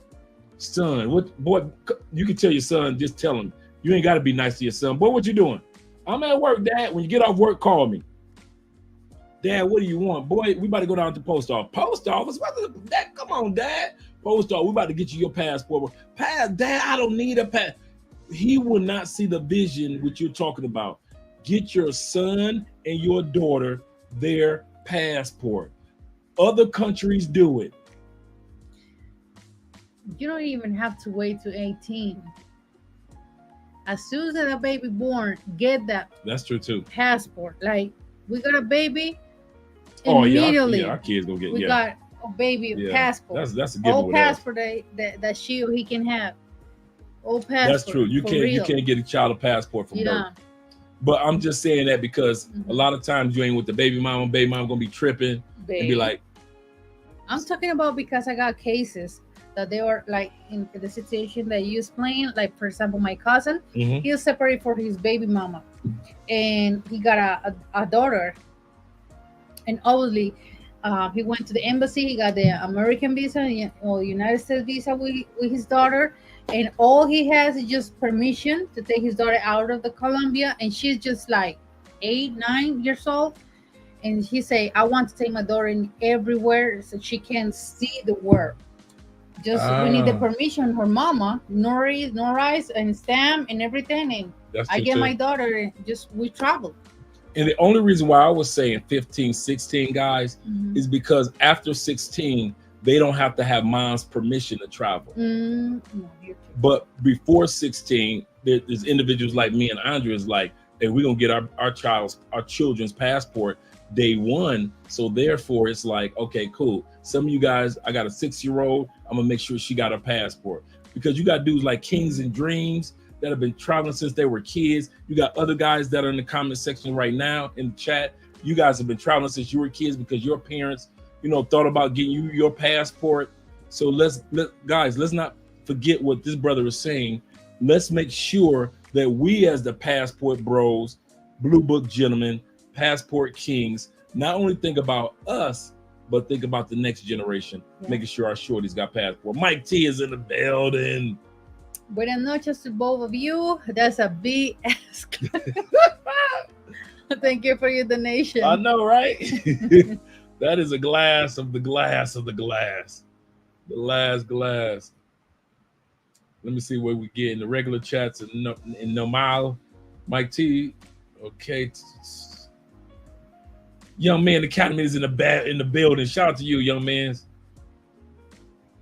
And that's family right there. Be great. Bit great. 33 is in the building. Shout out to you, man. Shout out to my man Charles Keys in the building as well. 12% of black men make 70% of their. Well, if you don't preach, 12%, and I knew this. 12% of black men in the United States make 70% of the kids. Some of you guys wonder, like, wait a minute. Wait a minute. I'll break it down to you. Statistics show that 30% of all men, including black men, are virgins to the age of 30. I'll say that again. They're barely dating. Don't look at me crazy. What? They're barely dating, and many of them are virgins to the age of 30. So let's take 30% out because they ain't having no babies and they ain't smashing nobodies. Whether because they're Muslim, Christian, Hindu, whether Buddhist, or whether they're just some regular everyday guys that's like, you know what, I'm gonna focus on my grind and focus on college and not focus on women. So that's to the age of 30. So all these women saying black men, baby dad, no. We got 30% gone. 57% of all black men that have kids are married. I'm gonna say this again. 57% of all black men that's a baby daddy is really a daddy. So we already got rid of almost 60% and 30%. So what's left? Pookies and Ray Rays. That's it.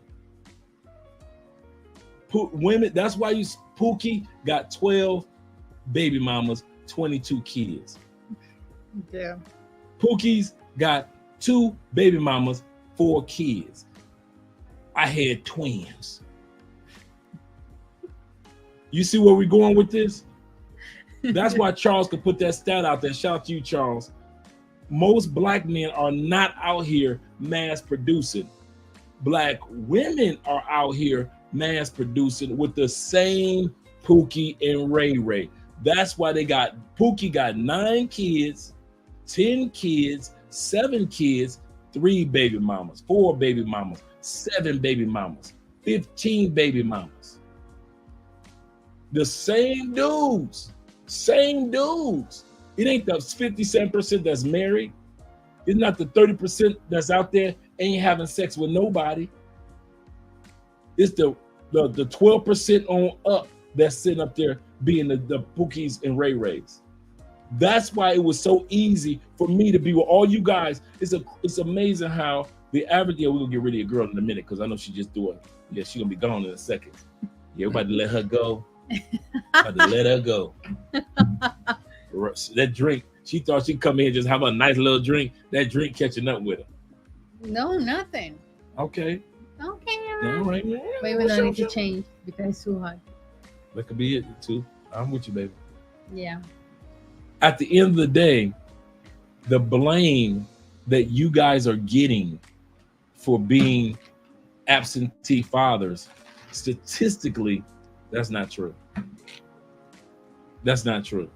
I ask, like I always say, I ask you guys on purpose because I keep a personal stat of the fathers that I do consultations with.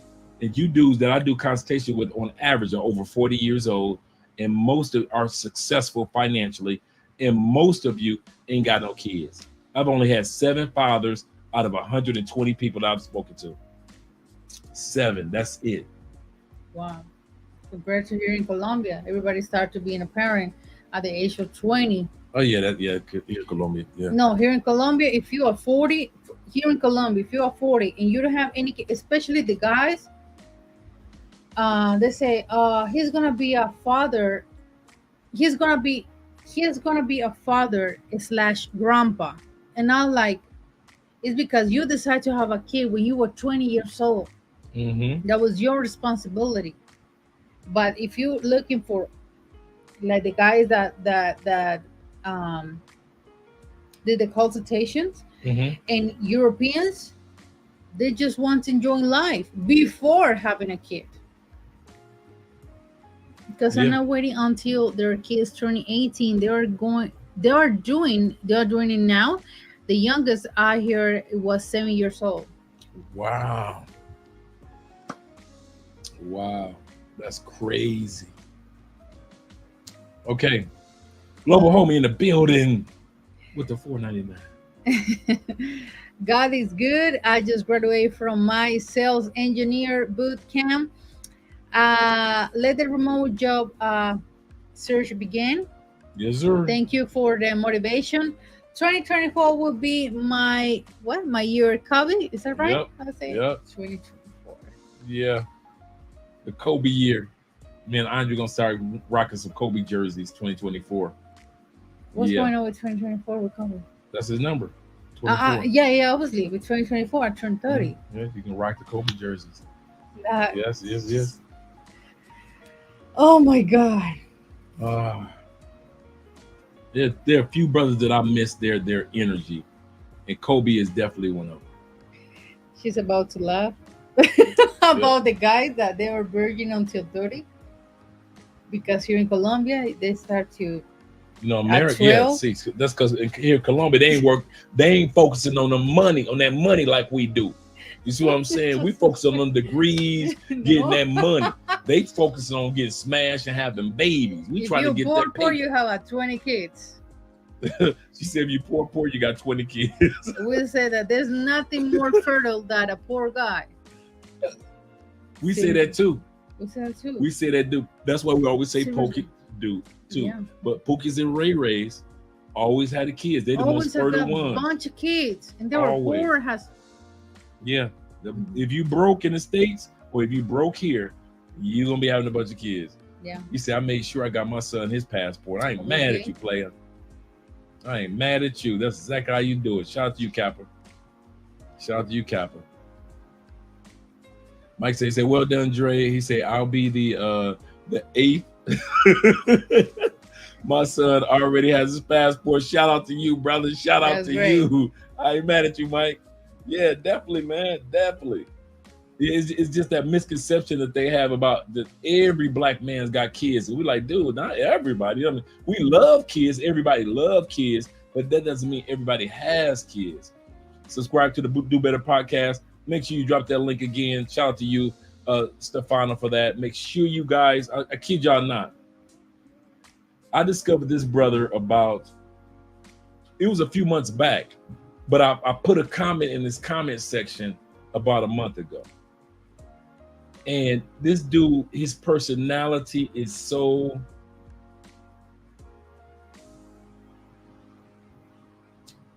He's got that, it pulls you in, man. I ain't gonna even lie. While if you're looking for somebody to listen to at work other than the NFL Network because your fantasy team is trash, make sure you make sure you go to the Detroit Boys, man, and Do Better podcast. I kid you not, man. And the stuff that you see go viral, he goes back to back with different topics and different videos, man. I won't even lie, I love it. He make my mornings. He's what I listen to when I'm just doing little things in the house. So shout out to you guys for supporting this brother, man.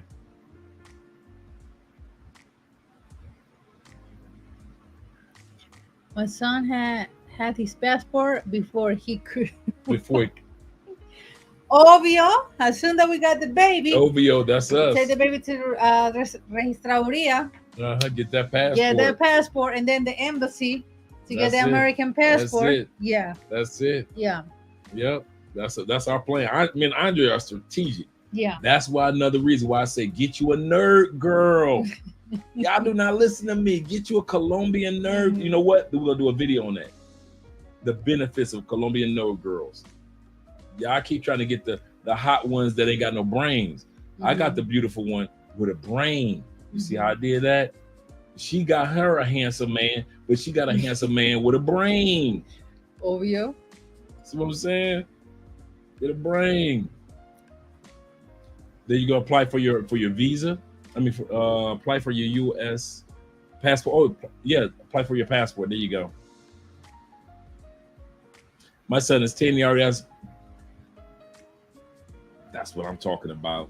We love to hear fathers. Catch this. I said this on purpose. You fathers that's making sure that the kids got their passports, man. That's what I'm talking about.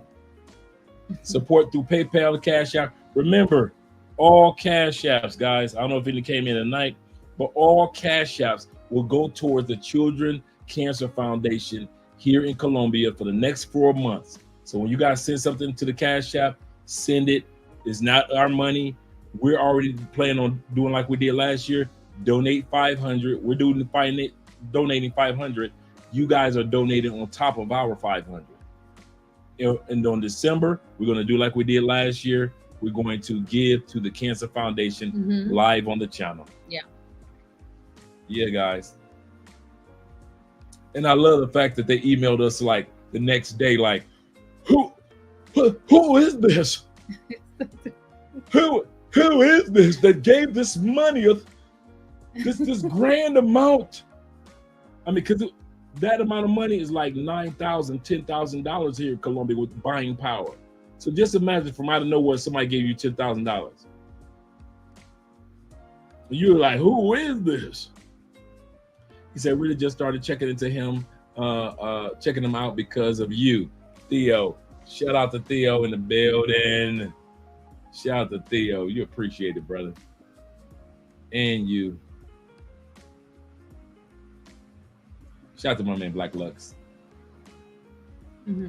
Okay, so we're already. Yeah. All right, little mama, you good? You done? You here? You with us? No, I'm done. I'm going to change. You know, I'm go change. Yeah. Take you need more ice? Yeah, you need more. I do need more ice. You can take the bowl with you. Yeah, obviously. Bring me more ice. Okay, guys, thank you for having me here. Little space for drinking hand. Okay, Friday night drinking hand with Andre and Andrea. Now we about to go. No, don't think I'm going nowhere. What? I'm here with your fellas. Andre about to go. She about to skedaddle. She about to scram. We about to finish off our Kevin Samuels video. Okay, good. Have a good night, you guys. Okay, let me bring some ice. All right, sexy boo.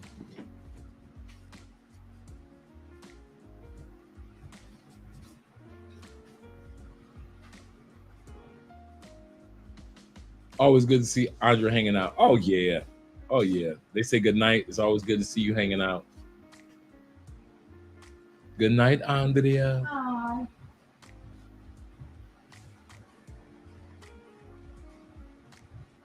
Yeah. Okay, let me straighten up this mic. Let me swing this camera back around to your boy. There we go. All right. There we go.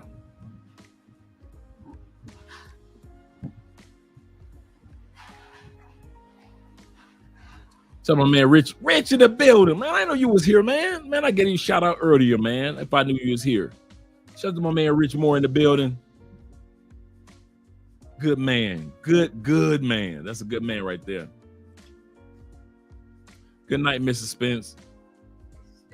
That's what your shout out said. Good night. Yeah, my man Tev says. All right. Thank you for joining us. I see. Y'all wrong for catching us on camera. All right, Dre. Hey, dog. It's been 5 years. I'm still glancing like,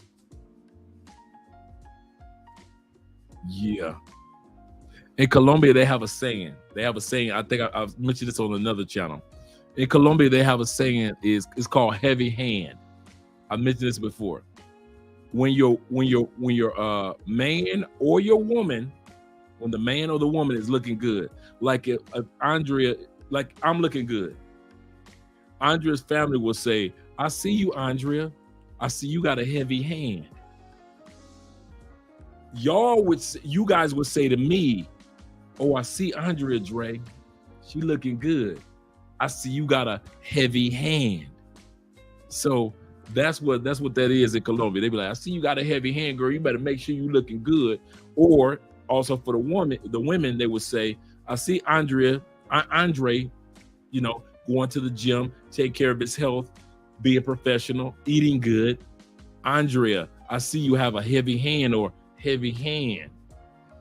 So down here, you will hear that a lot where somebody say, I see you. Like it's almost like in the States where we say, "I see your work, player. I see your work." Down here, you would say, "I see you got a heavy hand." You got to put that person in check. "I see you got a heavy hand. I see your work. You got a heavy hand."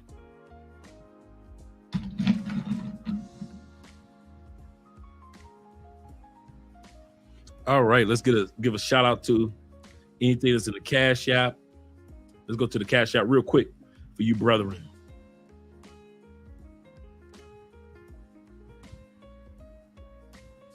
Boom, boom, boom. The smooth jazz.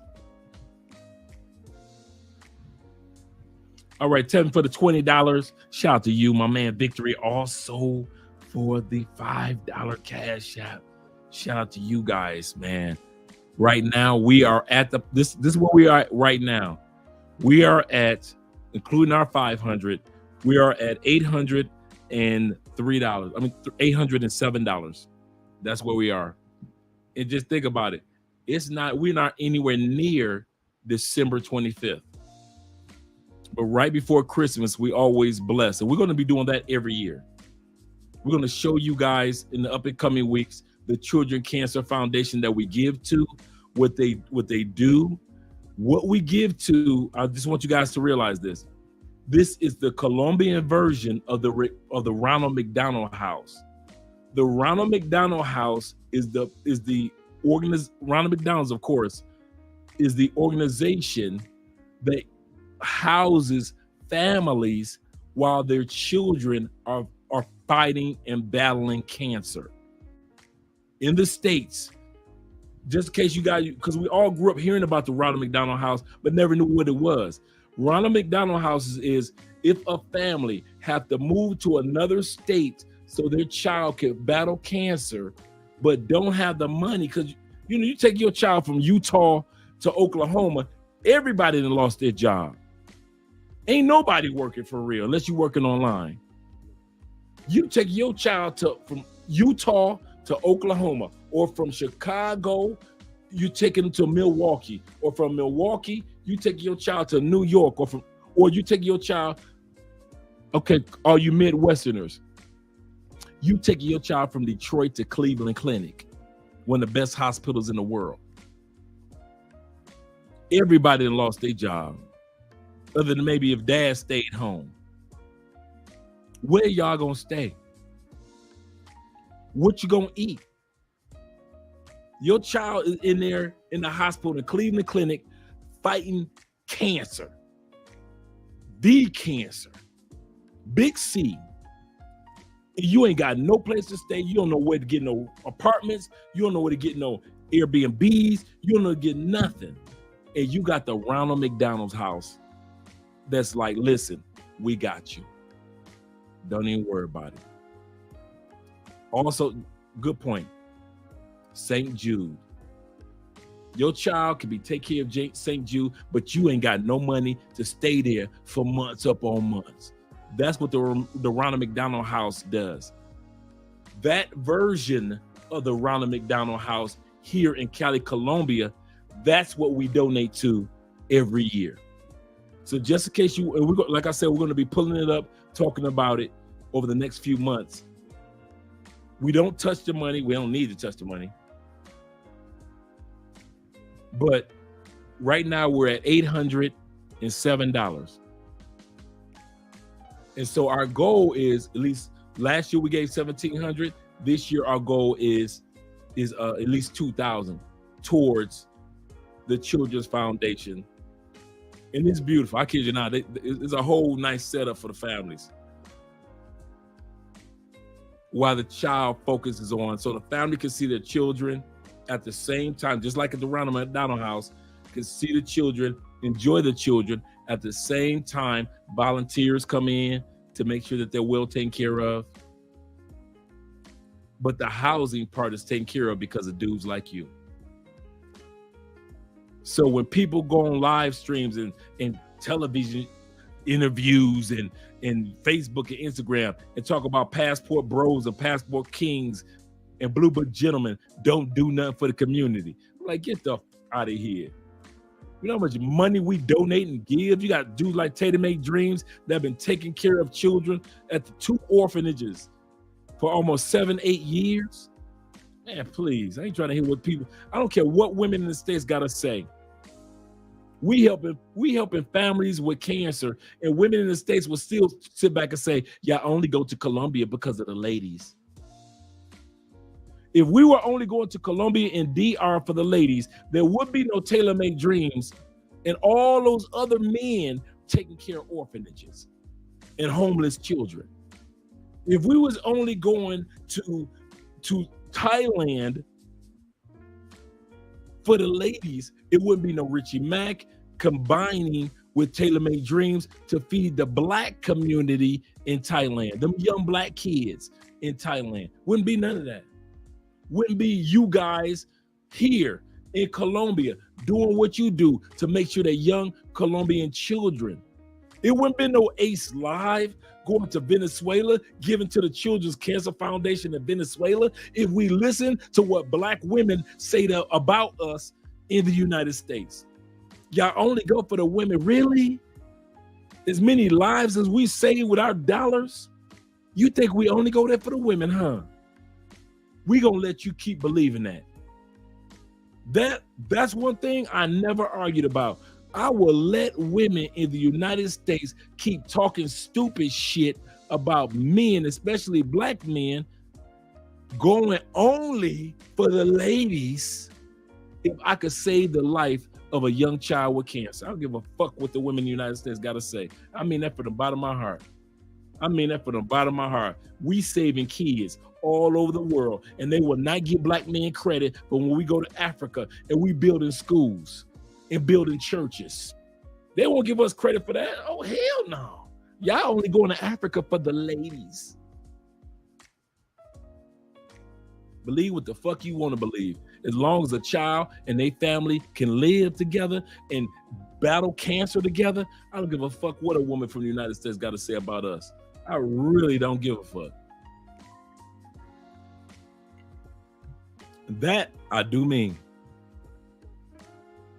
Yep, Stefano, let them talk. We'll handle business. I don't care nothing about them simp dudes in the United States that be justifying why women feel the way that they feel about us. I don't give a fuck what them dudes think. It's all about kids and older people in nursing homes. It's all about us showcasing the world, building businesses. Shout out to Flip Flop. Shout out to my man that built Sweet Georgia Cafe in Medellin. Shout out to the brother that just opened up the first Black-owned hotel in Cartagena over the last couple of months. I didn't say, my bad, I didn't say the first Black American hotel. No, he's saying the first Black major between Colombians, Brazilians, Venezuelans, Afro-Americans. This brother is the first to buy and have for us a hotel in Cartagena. They will never talk about that in the States, these simp dudes. That's why I don't give a fuck about what they talking about. And that's why when if you see your boy, when you see me go on live streams, I'm always talking about the business side of what we do. I don't feed off. Well, what about the ladies? Yes, we do fall in love with the ladies. But however, cost of living, buying property, credit, us buying land, us starting businesses, us helping the community. I'm so laser freaking focused. I'm so laser focused. I kid you not. I don't give a fuck about what they say about the ladies. But y'all go over there for the ladies. Yes, including. But y'all go because they got big booties. Yes, but including. Y'all just go over there because they submissive. Yes, but including. That's why on every live stream, y'all always hear me talk about cost of living, apartments, getting real estate deals. Guys sitting up there, I always talk about all the money that dude, man, fuck them in the United States.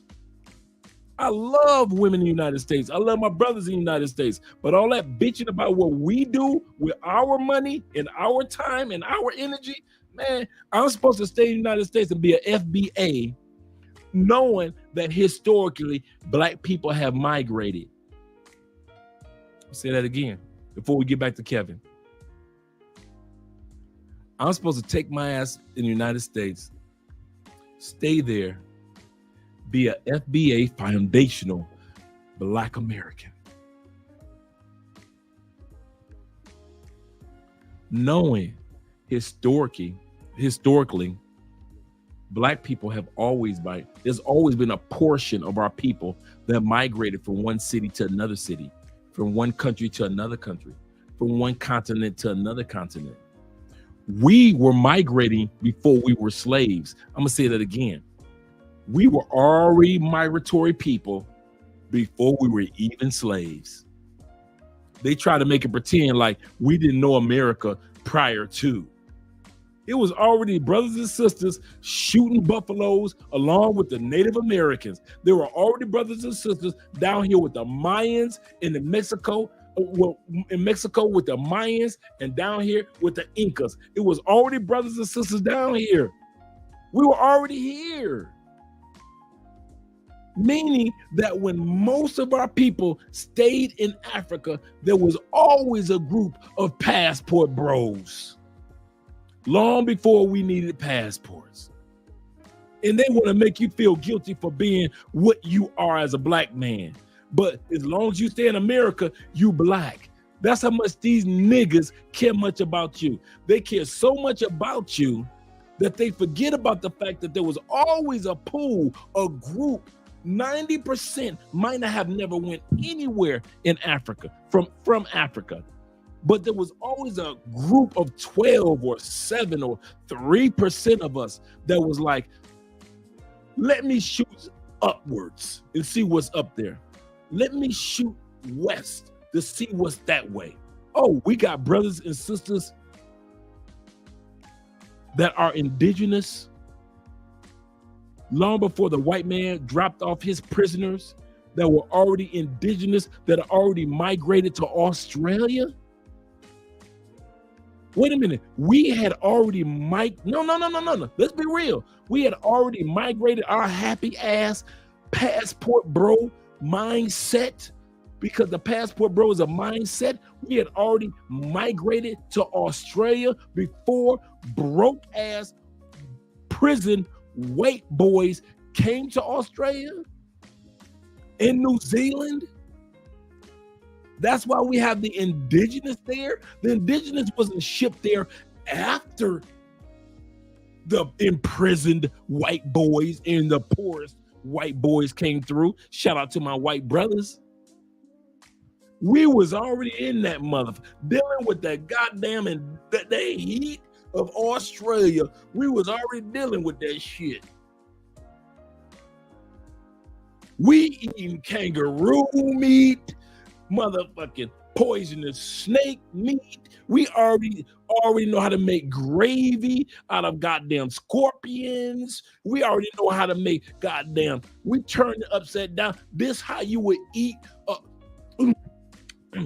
These legs are good. You think I'm talking about chicken legs? We eating goddamn tarantula legs back then.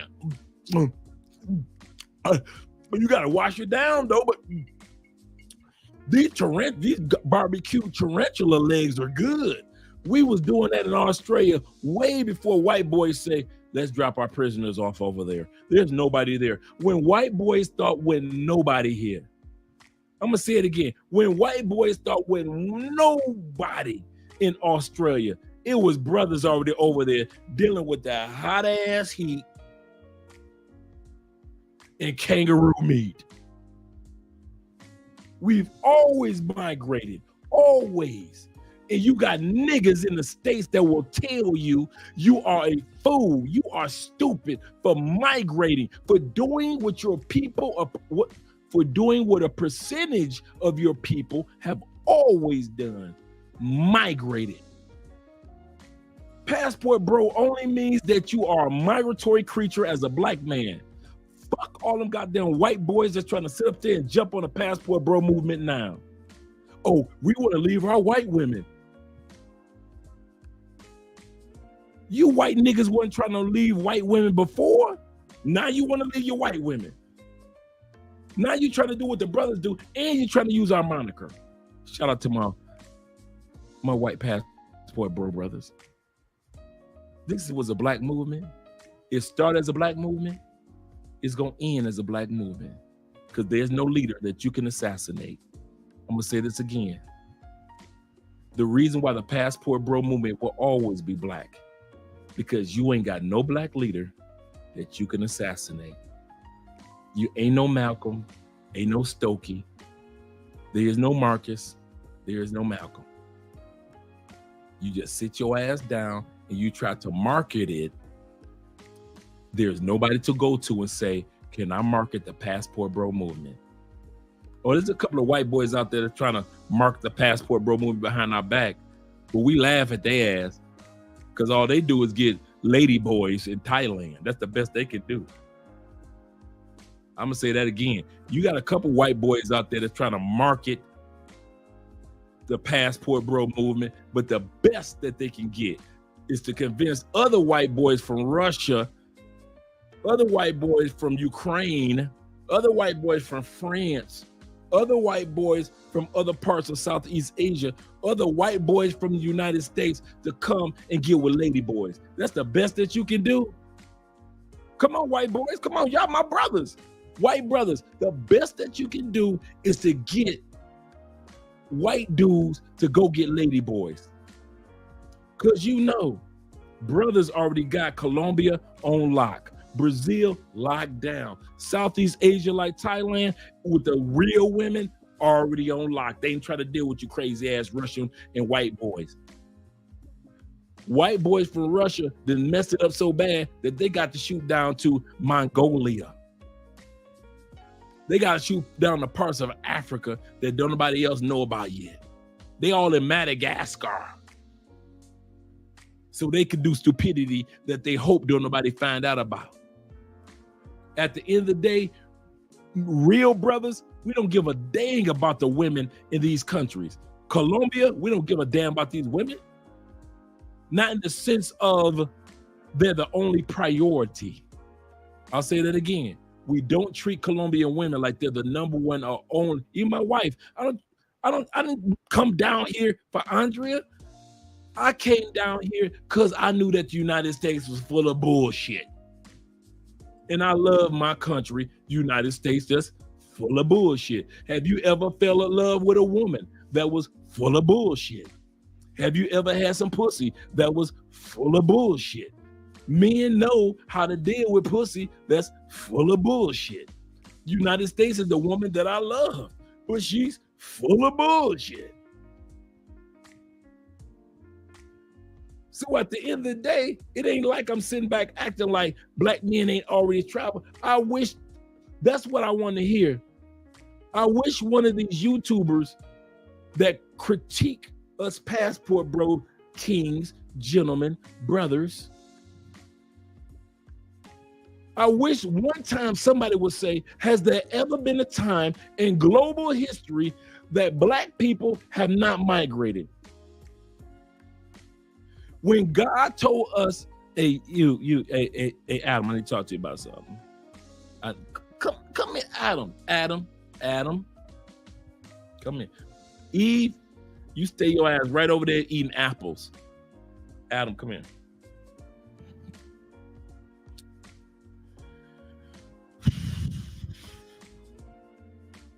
I told you what's gonna happen.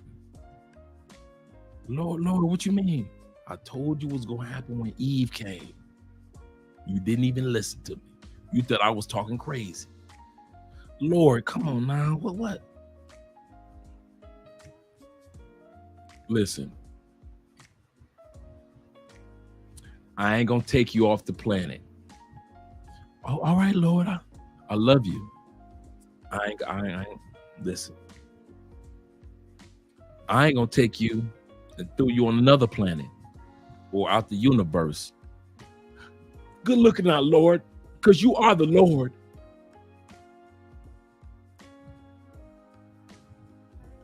I don't know where y'all gonna go, but when it comes to this garden, you got to get the hell up out of here. We got to leave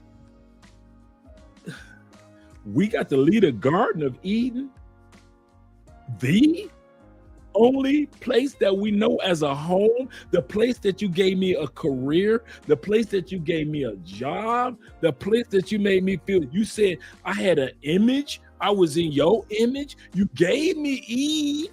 You looked out for me. Adam, first thing I need you to do is calm down.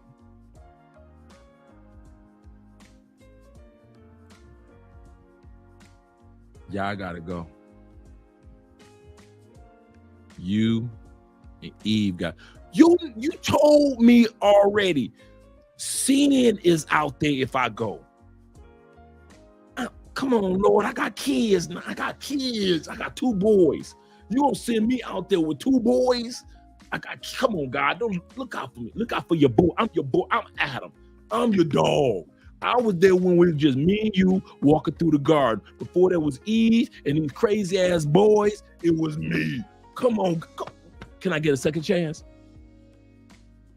No. You rather listen to what a bitch gotta say than what I gotta say. So here's what you gonna do. Keep on listening to your bitch. I ain't gonna get rid of Eve.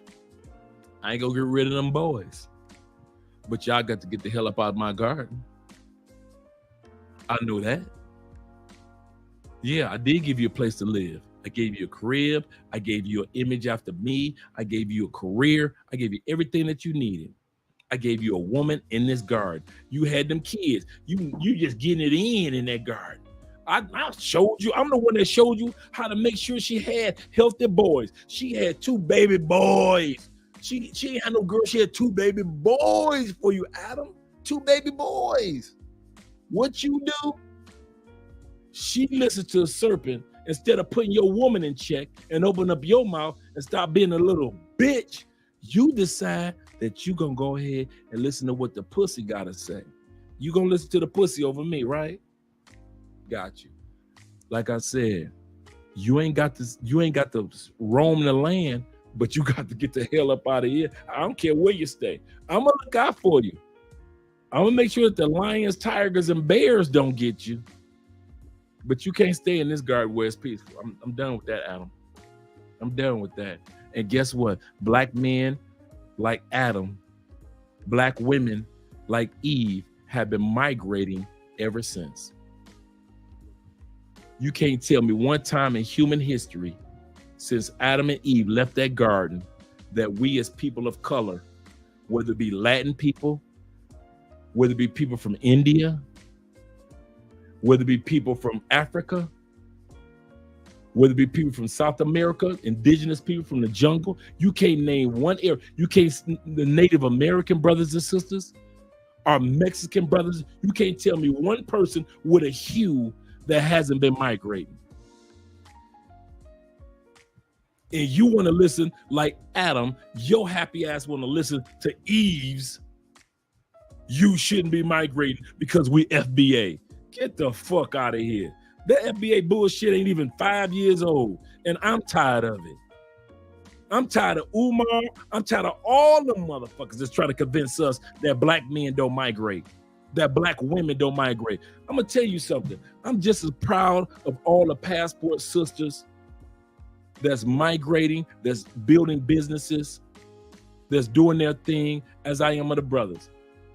When it comes to relationships, they fucking up. Gotcha.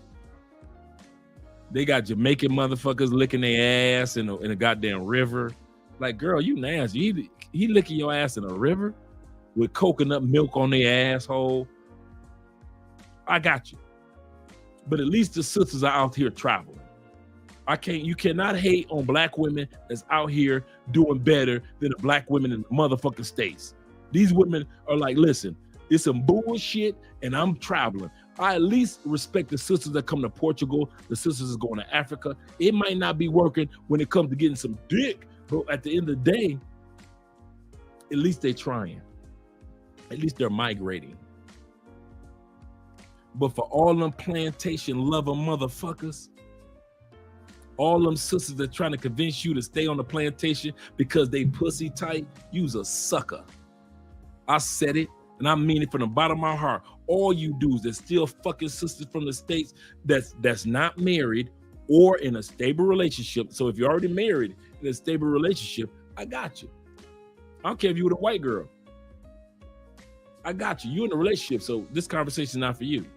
I'm talking about all you dudes that know in the bottom of your heart that you are a migrator like I am. I'm a motherfucking migrator. I migrates. I migrate. When I was in prison, I went to 10 prisons in 10 years because I migrates. They allowed us to transfer every 6 months. I was a transferring motherfucker. I'm in El Reno, Oklahoma. I'm in MCC, LA. Shot my MCC, LA, Chicago. I'm in MCC, Miami. I'm in Jessup, Georgia prison. Oh, I'm in MCC, Atlanta. I'm in Lexington, Kentucky prison. I done jumped my ass all the way up to Lima, Ohio. I'm shot my ass all the way up to Allentown, Pennsylvania. Yeah, y'all got a federal prison all the way up in the goddamn mountains where the Amish are in Allentown, Pennsylvania. You can look it up right now. I done shot my ass down to Indiana in the cornfields of Terre Haute, Indiana. All up in Michigan, right next to Ann Arbor in Milan, Michigan. I done jumped I was migrating in when I was in prison. You think that shit was gonna end when I left prison? You think me being a migrator was gonna be ending once you think I was gonna sit my happy ass in the United States and shut the fuck up like the rest of you black dudes? Get the fuck out of here.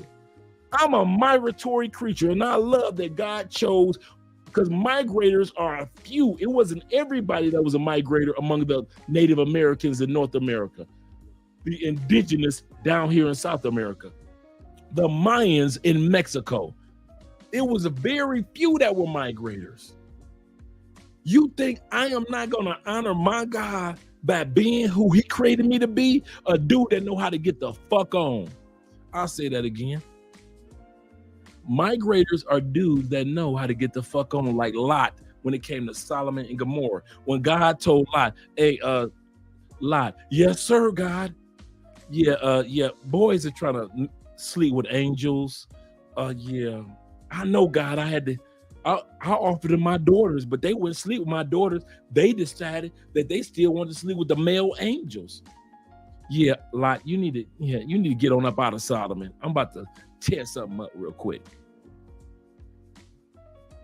If Lot didn't have that migratory spirit that he got from migrate, come on, dudes, all you Bible dudes. He already was a migrator when he left with Abraham. Prior to that, Lot's dad had already died. They're living in their original land. Here we go. Y'all ready? Lot, Genesis chapter 11, last 5 verses. Genesis chapter 12, first five verses. God tells Abraham's dad, y'all heard me tell this story all the time. You need to get the hell up out of there. Abraham's dad said, I'm gone. Oh, by the way, I know one of your sons is still alive. Abraham. I know your other son, Haram, he died. I got you. Tamar, Lot's dad. Tamar, you need to go. Get away from these settlers, these half-assers. I need for you to go to the promised land. Don't forget your your grandson, Lot. You're going to show him how to be a migrator. You're going to show him how to get the fuck on. Last 5 verses, Genesis chapter 11. Y'all know I always talk about Abraham, never talk about Lot. Lot ain't nothing but a kid. His daddy dead. His uncle Abraham, his granddaddy Tamar. Tamar, take them, get the fuck on. And they settle in the land.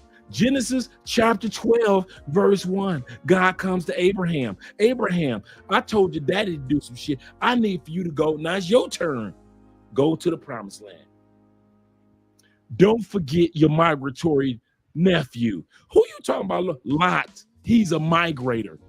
He ain't no settler. He don't have it. Take Lot. Abraham takes Lot to migrate. Lot's turn. He's in Sodom and Gomorrah. He's got land. He's got his sheep, goats, horses. He doing good. Money rolling. Angels, money rolling. Angels come to Lot house. God tells him through the angels, Lot, you get the fuck out of Sodom and Gomorrah because I'm about to tear this motherfucker up. What does Lot say? Nah, God, I got everything I need. I'm good. I'm Gucci. I'm married. I got my wife. I got my daughters and my sons. I'm good. No. He remembered when God came to his granddaddy, when the granddaddy was good. And God told his granddaddy, get the fuck on from them people. He remembered with his uncle, Abraham, when God told Abraham, get the fuck on, even though life was good. So when it was Lot's turn, and God told Lot, it's time for you to get the fuck on, even though life is good. It looked good in the United States. It's time for you to get the fuck on. Lot didn't hesitate. Lot was like Andre, didn't even look back. His woman looked back. The kids, they gone, they running. God said run. Y'all walking, mama, daddy. God said run from Sodom and Gomorrah. We are the descendants of men and women that God has always told it's time for you to be the one to get the fuck on. Everybody else gonna sink with the Sodom and Gomorrahs, gonna sink with Rome, gonna sink with China, gonna sink with parts of Africa, gonna sink with the United States. But your migratory ass, Lot, go and don't be looking back at the United States. Don't look back at your Sodom and Gomorrah. Don't look back at Rome. Don't look back at when the Chinese Empire or the Japanese Empire fell. Don't look back at none of that shit. Keep going. Don't you never feel ashamed of being God choosing you to be a migrator. That's what my point is. Because they will sit back and you can play the blame game. You know, the only reason I didn't leave America because of my grandkids. Oh, not because of your kids. You only 3. See, y'all want to talk shit. Most of you dudes are only 3 to 4 hours away from the United States. Medellin and Bogota is only 3-hour flight from you. You ain't flying out to Thailand. You really want to see your grandkids? You could migrate to Mexico, Costa Rica, El Salvador, Panama, which is one of the banking capitals of the world.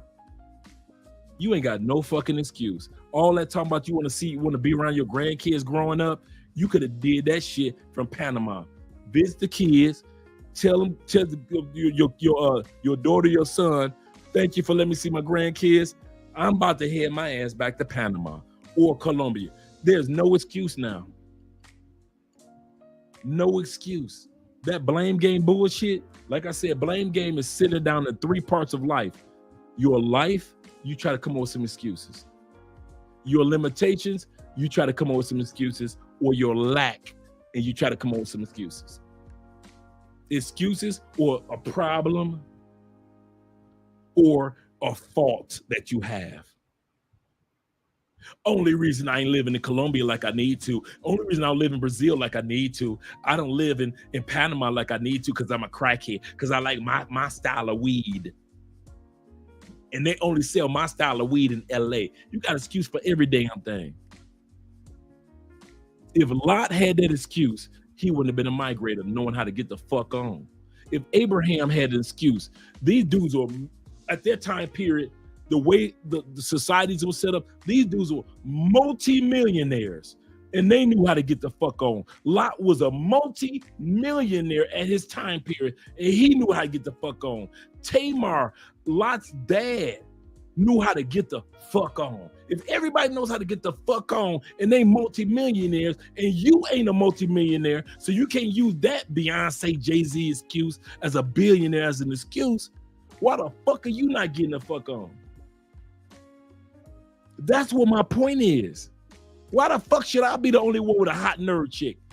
Ask me that. Answer me that one. It wasn't like I sat back and I said, hot nerd chick, and my wife wasn't here, did I? Nerdy shit that my wife liked, did I? I said it right here in front of her, thick glasses, wearing ass like I am. And y'all still would rather go into a goddamn clock tower or take your ass to the beaches of Sosua for them bitches. Because you don't know how to get the fuck on when it's time to get the fuck on. Let's go and head back to our brother Kevin. Shout out to you guys.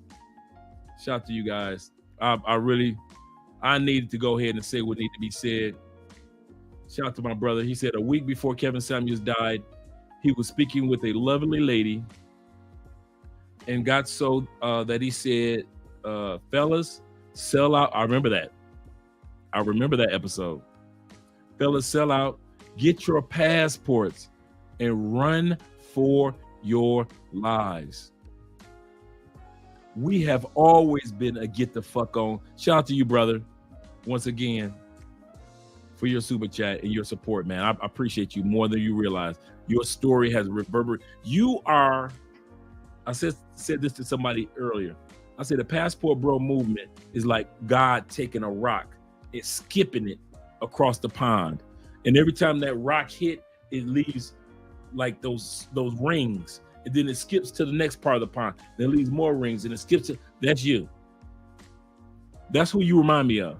You remind me when God has taken somebody to use them to be the rock that skips, to reverberate rings throughout the pond, to let more and more people know. To let more and more people know. And I appreciate you, man, for that. For letting God use you to be that rock that's going to skip and skip and skip and skip and skip across the pond. And what I say in regards to him, because I've always seen him not on our channel, other channels, more channels. He's always sharing the same story. He doesn't change it up. Why? Because that story reverberates through the pond of the Black male community. And we need to hear this. And for all of you that ain't catch what I said, y'all in trouble. Y'all gonna be stuck in the motherfucking States trying to make it like my country 'tis of thee. Go ahead, keep doing that shit. Now I'm be sitting back looking at y'all like, they can't say ain't nobody tell you. Bet that. Bet that. You can't say ain't nobody tell you. Shout out to my man Jay. That's the one thing that you cannot sit back and say, well, ain't nobody tell. I didn't know in the news. I didn't notice it. You can't say, and we're not trying to convince you of hey, player, the ladies down here. You notice we don't talk about the ladies like that on this channel. We talk about the lifestyle that you can have that will attract the ladies, but we don't talk about the ladies. We talk about the bank accounts that you can have, the property that you can have, the peace of mind that you can have, the focus that you can have, the investments that you can have, the networking and guys that you can meet, fellow brethren that you can have. That all of that will attract the ladies. You ain't got to do no work in Colombia to get no bad motherfucking pussy. If you think that you got to bust your ass in South America to get some sexy, good pussy, you crazy. All you pay for play brothers, I'm saying this out loud to you. If you think that for the rest of your days that you gotta pay for some pretty pussy, you out your rabbit ass mind and you a fool. There is no fucking way I'm gonna spend the rest of 30. Some of you dudes have been buying pussy for 20 years. I started buying pussy in South America. I've been going to Sosua since 94. You've been coming to Sosua since 94 and you still buying pussy? The first couple years, cool, got you. But if you still buying pussy and you are coming to South America, you can have like 9 side chicks and your main chick and not ever buy no more pussy. It ain't a country in South America that you can't have a side chick. And all you dudes that been down here, you can attest that I'm telling the truth. Andre ain't lying. If you want a side chick, if you want a main chick that you really love and a side chick, South America will they will allow it without a problem. Side chicks will line the fuck up. But all you dudes that sitting back like, I gotta pay for play because I don't have no time for no regular woman. I go, man, y'all niggas crazy. Ain't no fucking way. There is no fucking way. Ain't no, get the fuck out of here. Shout out to my brother Mike T. Buenas noches to both of you in that big ass glass. I'm gonna let Andre know about that one. That's a good comment.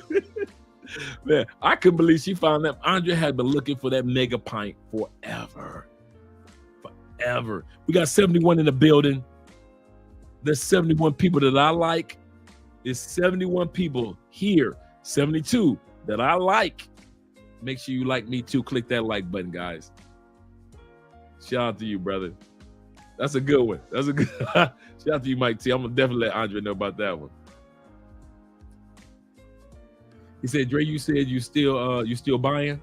Oh yeah, I'm still buying here in Colombia. I'm still buying land and buying property. That's a given. You'd be a fool not to do that here. Even I had a Colombian brother ask me the other day. He said, are you still buying land here?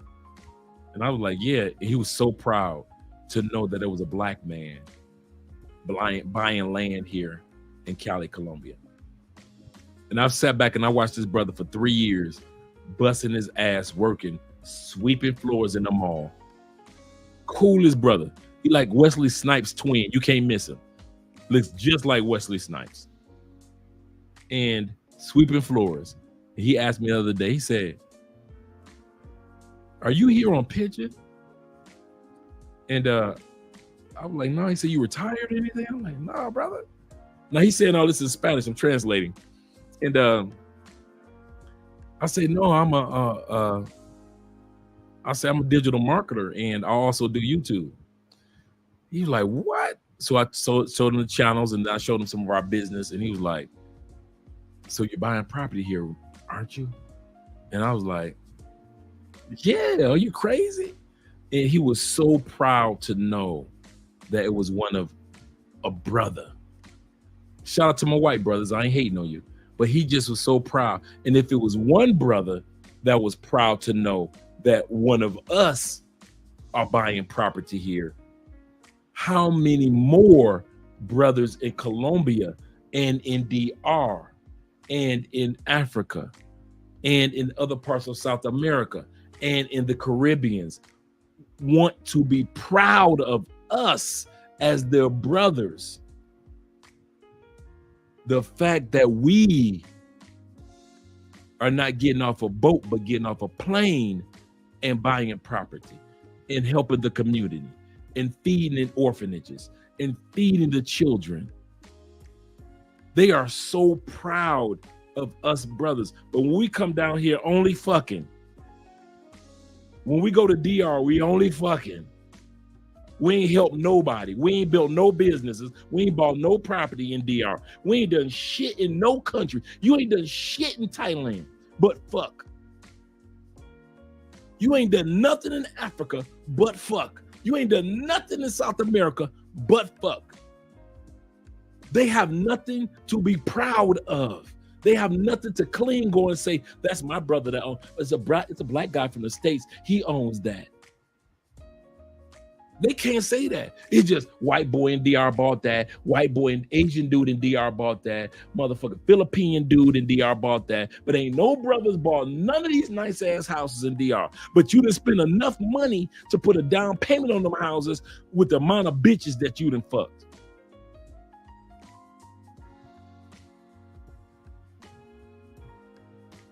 Stop me when I'm lying. All the asshole, dude, you can only lick so many dirty assholes.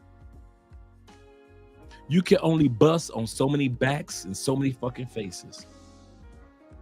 There's only so many tears she can make you shed while she making you come. You gotta start doing something else with the rest of your fucking life, your time, your energy, and your money. So for all you dudes that still pay for motherfucking play 100%, I'm not talking about part-time pay for play brothers. I got you. I'm with you on that. You like, listen, I'm on time for a couple days. I'm trying to fuck. I got you. I'm with you with you brothers. Vacation dudes, I'm with you dudes. You dudes that's only here for a few weeks, I'm with you dudes. You dudes that's been a DR in Colombia and Cartagena and all that shit several times. You done fuck your ass through Peru and you still ain't bought shit. Man, fuck you. You wasting your damn. You making me mad because you making your indigenous brothers mad and your migrating brothers mad. Man, what the fuck are you doing? You done spend enough money to buy a house, but you ain't bought a house in DR. You done spend enough money in Thailand to buy an apartment, but you ain't put a down payment on an apartment in Thailand with your lady boy loving asses. And if you don't think that I don't know that many of you motherfucking brothers that have fucked a lady boy in the ass or sucked a lady boy dick, get the fuck out of here. I ain't stupid. Y'all must see, in the immortal words of my own mother, you must think I'm Tom Tucker, that dumb motherfucker.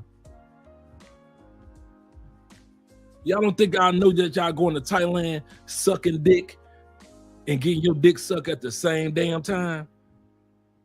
I don't know how you call that shit a 69. That's like a 66 or 68? What the fuck that is? A 71? I don't know what the fuck that is. What that is, 11? I don't know what the fuck the position that is.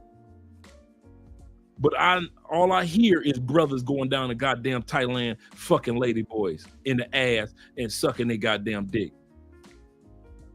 Goddamn black men going down to Thailand and let motherfuckers bust in your face. You nasty motherfuckers. And you ain't bought a piece of property.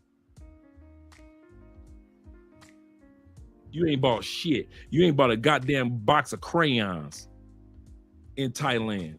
Get the fuck out of here. You think I'm supposed to sit back and watch your goddamn channels and support what you do when I know that there's other brothers that go to Thailand and do some positive things?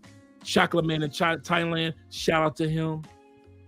Richie Mag, Taylor Made Dreams is trying to tell you ignorant motherfuckers how to get your health together, and y'all got the audacity to tell Taylor Made Dreams this is becoming an old man channel. And I love what Taylor said. Russ said, you motherfuckers better wish you get to this age.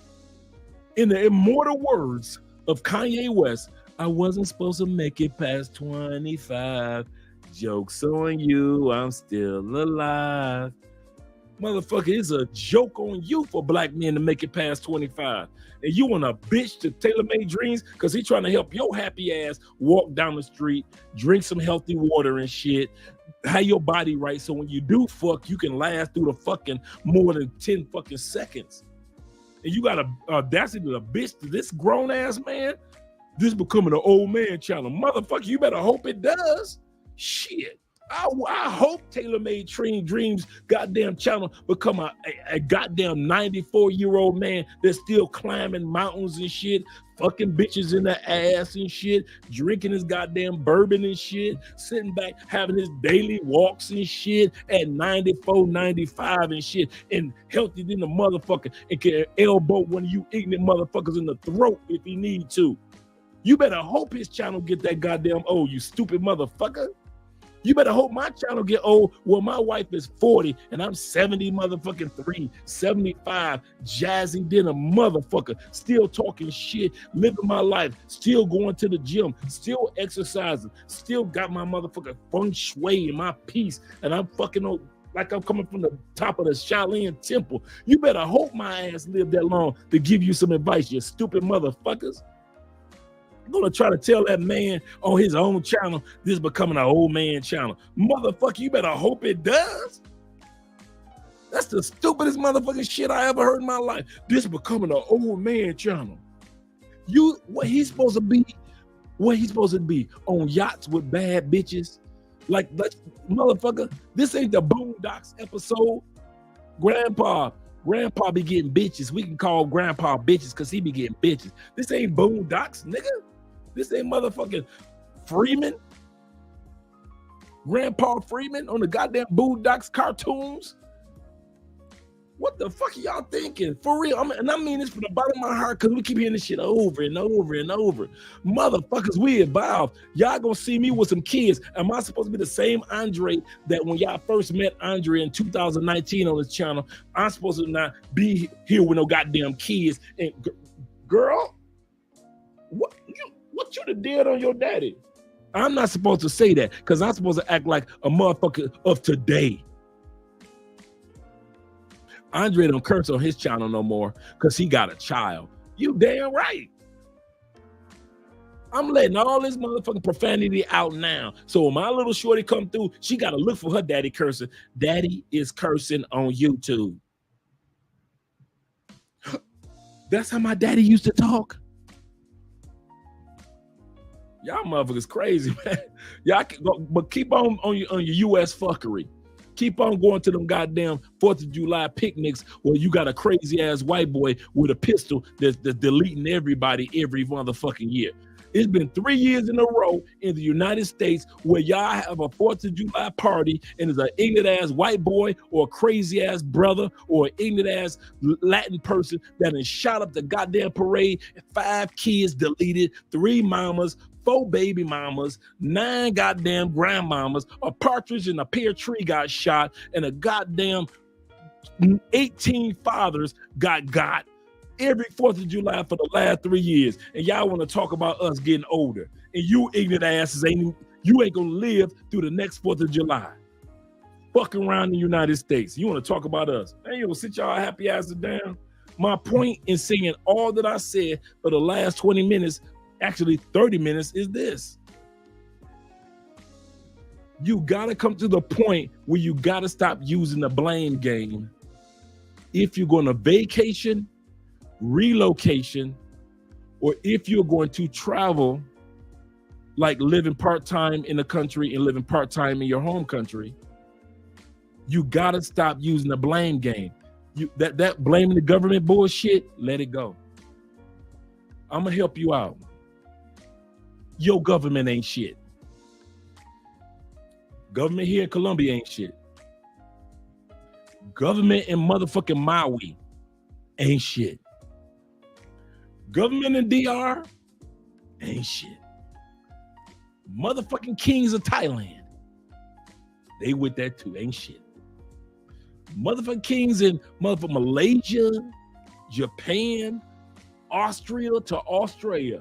Name a country where their government is the shit. All throughout Africa, the government ain't shit. So you ain't gonna move out of the United States because the government ain't shit. As if you could move to another country and the government is the shit. There is no country on this planet where human beings are the shit that are governing a country. You can forget about that one. You might find some countries that look out for you, like Austria, that look out for the homeless and make sure that you got like a deluxe apartment in the sky. That's cool.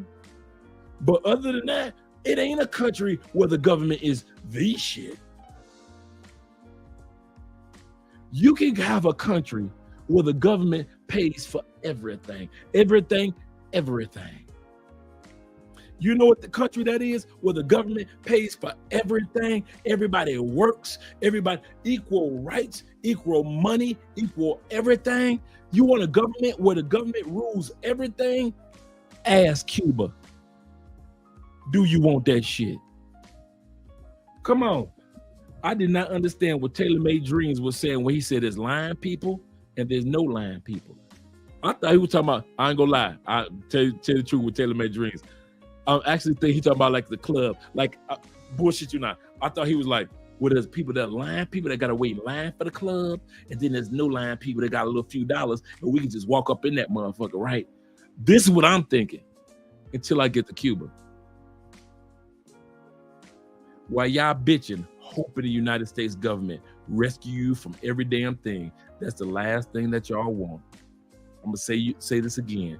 The last thing you ever want is a government that rescues you from every damn thing. Medical needs, government got it. Education, government got it.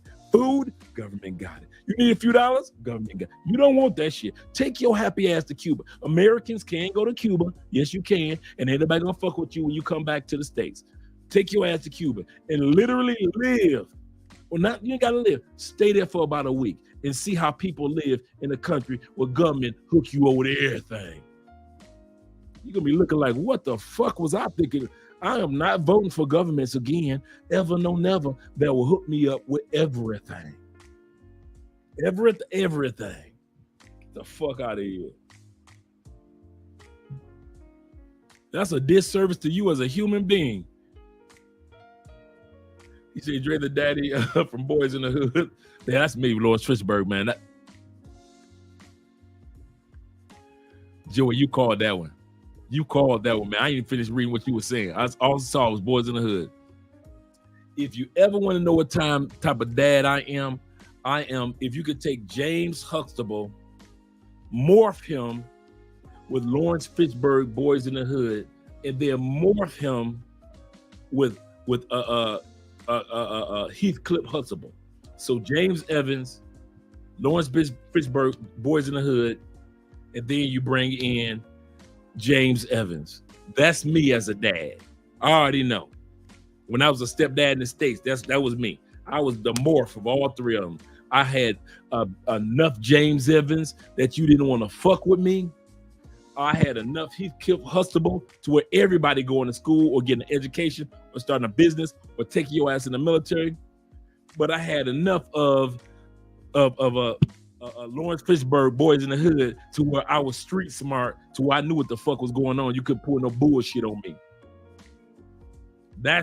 I'm all three of them motherfuckers. I ain't gonna even lie. That's me right there. That's the trifecta of the black father in my eyes. So just in case you ever wonder what type of dad I would be, those are the three dudes. Those are the three heroes. Three the hard way. That's me. Shout out to Joey Facts.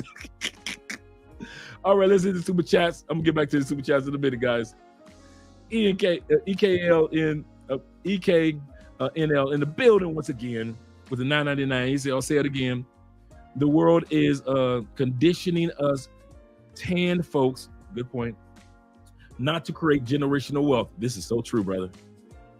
We need all the good information as well as information for morals. This is absolutely correct. How we behave. One of my favorite public speakers is Jim Rohn. Jim Rohn was on his way to make $1 million. He went to his mentor. He said, mentor, thank you for everything. He said, why you say that? He said, I'm on my way to $1 million. His mentor looked at him and said, you need to start carrying yourself like a millionaire, or you won't have that $1 million for long. Your moral behavior is just as important as your economic status. I'll say that again. Your morals, how you carry yourself as a man with money, living in a new community, having a nerd wife is just as important as having the nerd wife and the new community and the money. Accomplishing the tangible goals is great, but just like the brother just said, the morals of who we are will help you sustain whatever it is you just accomplished. If you think I'm lying, why is it that 85% of all lottery winners are broke within the 5 years? At least in the United States. 85%. I'm talking about for the ones that won $500 million, all the way to the ones in our neighborhood that won only a few dollars. Broke within 5 years. You need to focus on being the millionaire of your life, as well as making the millions for your life. Because if you don't focus on being the millionaire of your life, you will lose the millions that your life took to acquire. Believe that. That's one thing that I do focus on. I'm tell y'all something in all sincerity. Talk to y'all as brothers. Andre ain't around. That's one of the reasons why I ain't out here cheating. My job is to focus on making the millions and have the mindset of a millionaire. Even though there are a lot of millionaires and billionaires that got bitches on the side. Ain't that right, Jay-Z? Ain't that right, Steve Harvey? Ain't that right, Puffy? But I know me. I would fuck around, have bitches on bitches on bitches. I will fuck everything up. I will fuck it up. Some of you dudes don't want to admit to yourself that you will fuck some shit up if you go back to your old ways. Some of you like, dog, I don't smoke weed, dog. I'm good, dog, I don't smoke weed. Because you know, you ain't like a regular weed smoker. You will fuck up everything you accomplished in the last 20 years with one good puff. I know brothers that I meet down here, they be like, Drake, can I get a soda? Or like one brother I just met, he said, just give me a virgin daiquiri and you get your regular daiquiri and we can just get our drinks on. And we just sat up there, just enjoyed our conversation. This was yesterday. You know why? Because this brother knew that daiquiri with liquor in it, I have the ability to fuck everything up. That's with me when it comes to women. See, you dudes, it may be liquor. Some dudes may be alcohol. Some dudes may be because if I hang out with the wrong dudes, I'm going to fuck everything up because I'm hanging out with the wrong dudes. I'm one of them dudes when it comes to pussy. If I take my ass out there fucking bitches, nigga, I will fuck. Channels will get fucked up. Relationship out that smile y'all see with Andre, that shit will be faked in the motherfucker. Because Andre then fucked something up. Because he didn't fuck 60 bitches behind Andre back. And guess what? 3 of them bitches told. That's exactly what would happen. 3 of them motherfucking loudmouth bitches, because I done made them nut and cry. They will go call, find out what Andre is, and they'd be like, I'm in love with your husband. He made me cry. I never shook my legs like that. It was the greatest orgasm. That bullshit. And now I'm looking like a dumbass. So I carry myself like I'm the millionaire of my life before I even hit millions. Because if I don't now, I will fuck up the good thing of life. And some of you dudes are just like me. You can't afford to smoke no weed. You can't afford to, you know, go ahead, take your ass out there and drink a drink. That's why you got dudes like 50 cents. You know, 50 cents.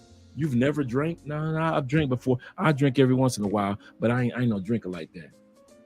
You sure you can get fucked up on some weed? No, I don't smoke no weed. I'm good. I'm cool with that. You know, I'm good. Come on, 50. You can smoke weed like you Snoop Dogg. No, I'm all right. Let Snoop smoke the weed. Let Tony Yayo smoke the weed. Let them dudes smoke. You know, I'm good. You know, I ain't trying to fuck around like that. You sure, 50? 50 Cent know 50 Cent. Andre know Andre. You know you. You know that certain areas of your life, if you take your ass out there fucking with certain things, you'll fuck up everything. I know, man, shit. I ain't no fucking lame that's trying to pretend like I wouldn't fuck. I would fuck it all up. All of y'all be like, love crossing borders. You be like, what the hell happened Friday night drinking hand? Andre ain't around. What happened Sunday and Wednesday? Andre ain't never on the episodes. No more, no never. It's been 3 years since we saw Andrea, and I'm sitting up here all ego hurting shit because I done fucked up what I got going on. No. Ain't no pussy out there worth me fucking that up. That's it. I'm good. I'm cool with it. We got 76 people in the building that I like. We got 76 people in the building that I like. Make sure you like me too by clicking that like button, guys. Make sure you click that like button immediately. Taylor made Dream with Andre and Zoom to Thailand together. And it's some of the best shit that I've seen. Shout out to you, brother. Shout out to you. Is Russ in here? Let me see. Let me find out Russ got his crazy butt in here. He says, I'll say it again. The world is conditioned us tan folks. I already read through that one. Shout out to that brother.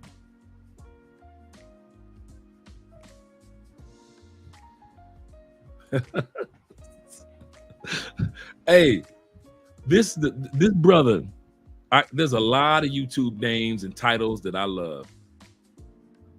Salty Balls, hands down.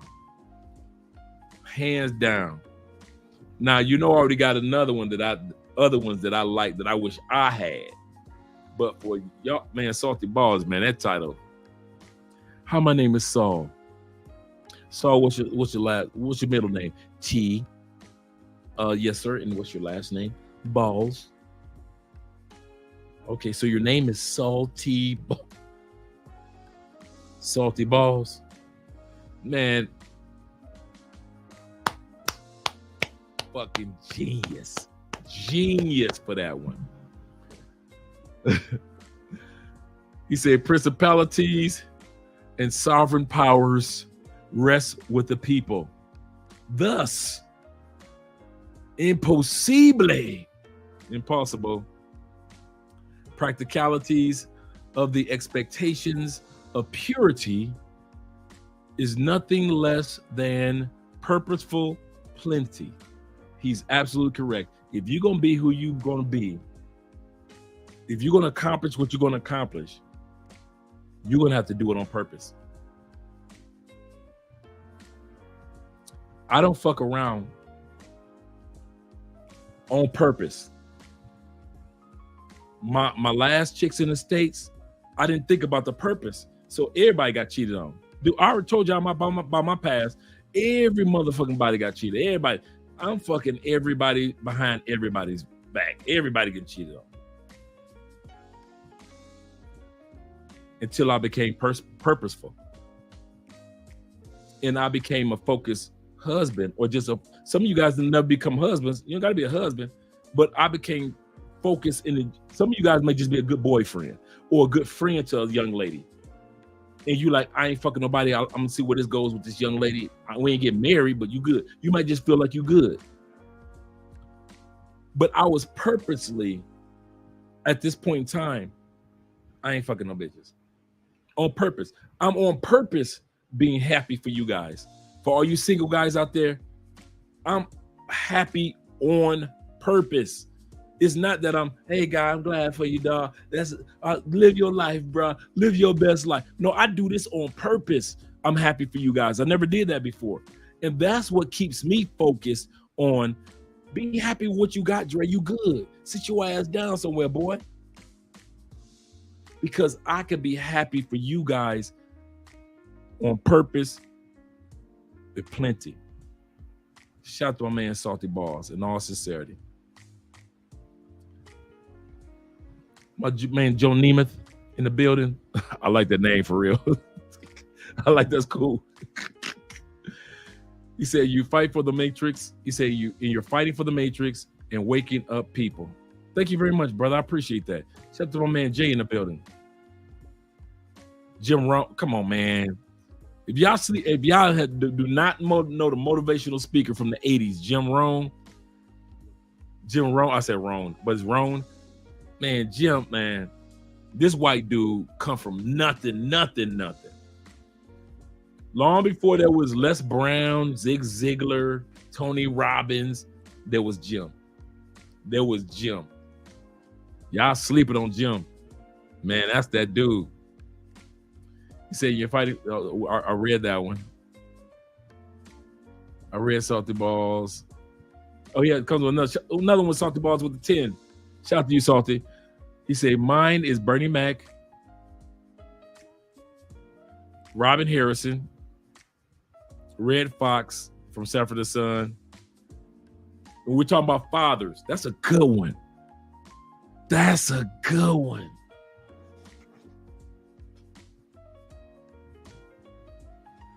Hey guys, in the comment section, name off your 3 role model fathers from the media, whether it be movies, whether it be television.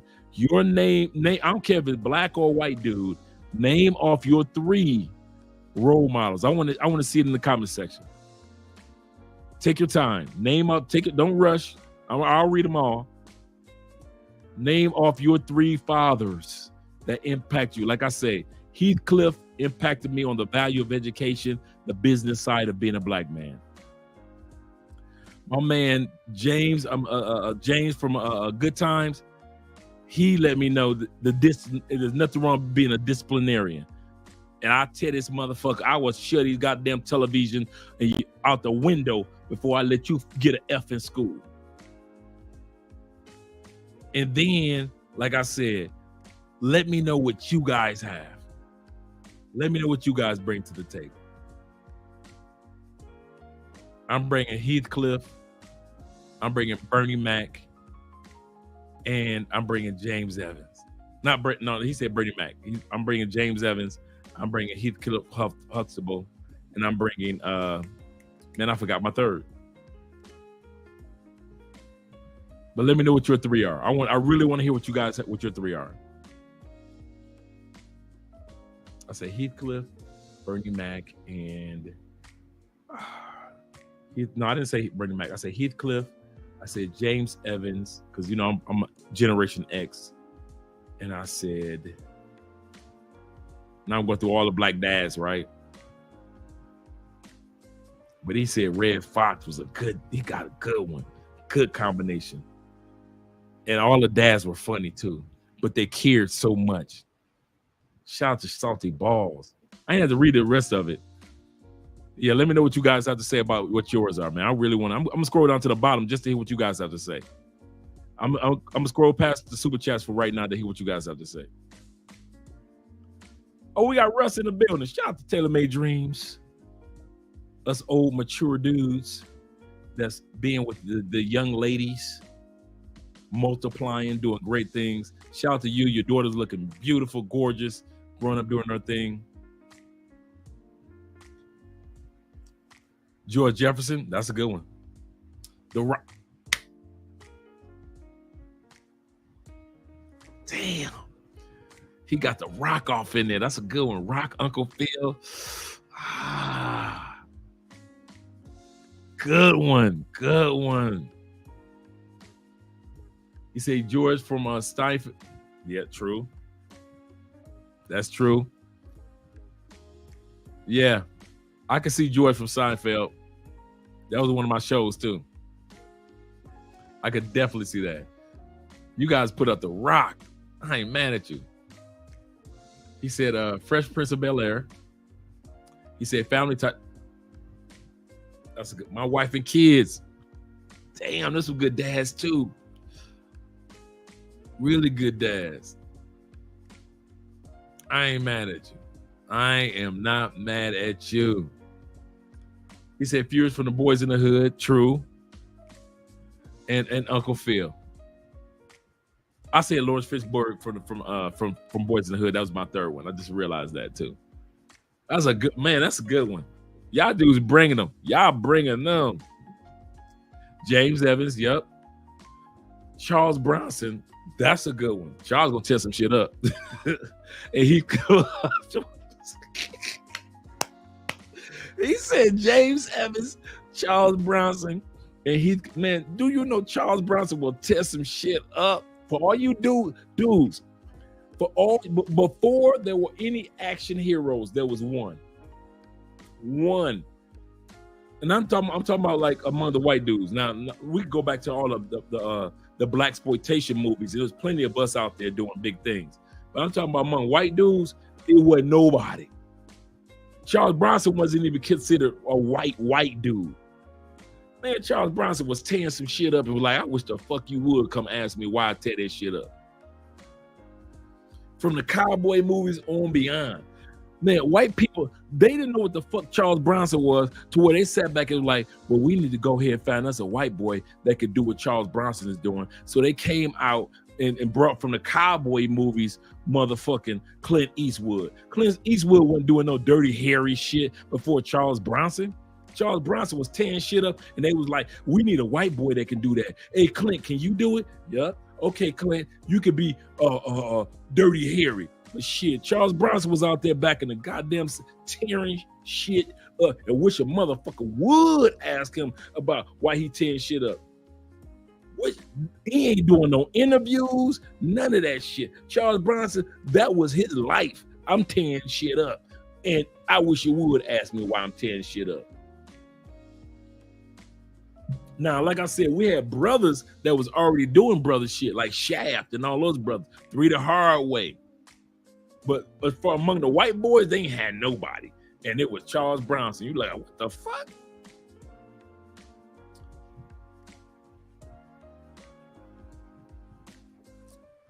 I'm with Tony.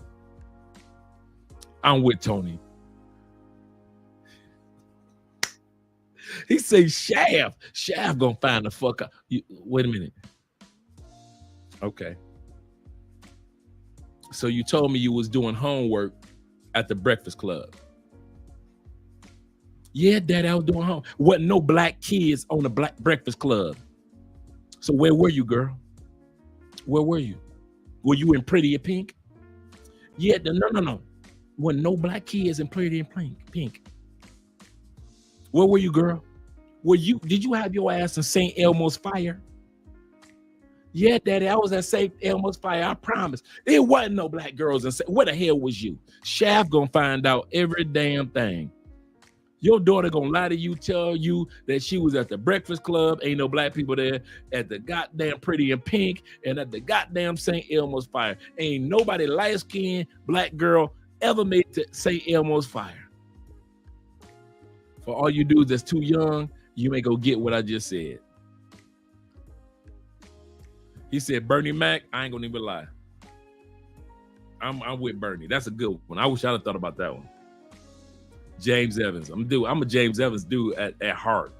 Hard working for the family. I don't give a fuck what I gotta do, but it's gonna be done for the fam. So I'm with James. James was the first black father figure on network television. It was no father figures ever on network television, black, before James Evans. So I'm with you on that one. That was a good one. That was a real good one. He said Chuck Bronson is really Bernard Goetz from a New York subway shooting in the 80s. Joe Namath. I may have to look that one up, brother. You know me, I keep pen in hand. I may have to look that one up. Because if I'm not mistaken, dude, Charles Bronson name was Bernard.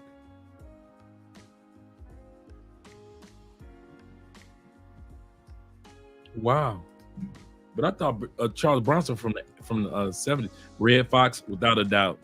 He treated Lamont. Think about it. You're a dad. You got a 30-year-old son.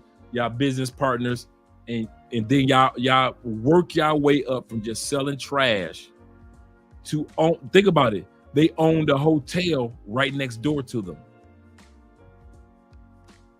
Before Lamont left the show, they owned a hotel. And then that's when they brought the big white boy in there, who was just as funny, brought the big white boy off in there. But they owned a hotel, Sanford Arms. A lot of you guys remember Sanford Arms. Alba.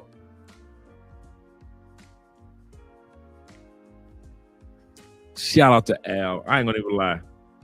I won't even lie. Shout out to Al Bundy then, and Al Bundy when he was on Modern Family. When they took him from dealing with crazy ass family, that's us. Come on, Passport Bros, that's us. Dealing with family in the States, and then you become a passport bro, and now your woman is Sofia Vergara from Colombia in Modern Family. I ain't mad at you, Al Bundy. I ain't mad at you now. You took care of business, and then you got the young Colombian woman. I ain't mad at you. Martin Pops from Friday. Ooh, that's a good one. That's a good one too. I wouldn't have thought about Martin as a dad because I wouldn't know how Martin dad is. As a dad is. Pops, yeah. Mr. Cooper, I would say yeah because he worked with kids. That's a good one. That's a real good one. Shout out to you. Oh yeah, I'm just saying, man, you guys are bringing it. He said, for the movies, Larry Fishburne from Boys in the Hood, true. Forrest Whitaker from The Butler. Ah, that's true.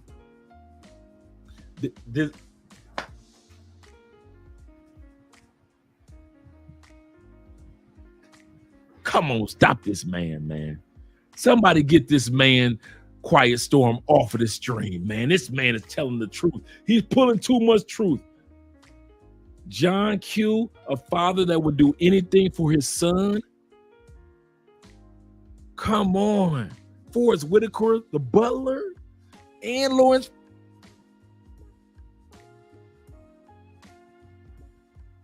I ain't mad at him. I'm not mad. There's a good combo right there.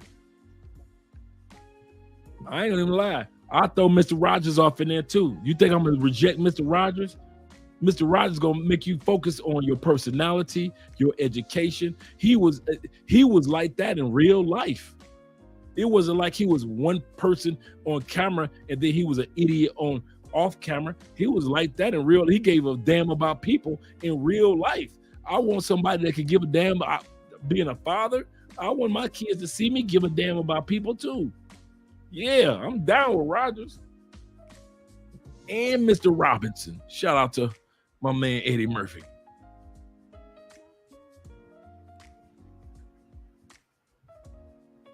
You say Bernie guys is literally Bonzor or Bronson,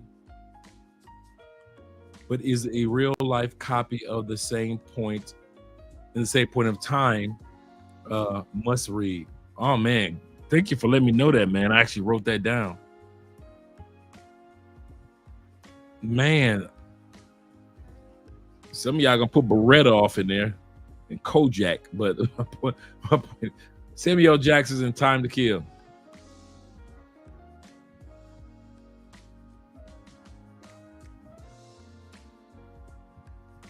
One of my favorite Samuel's movies too. That's a good one. That's a good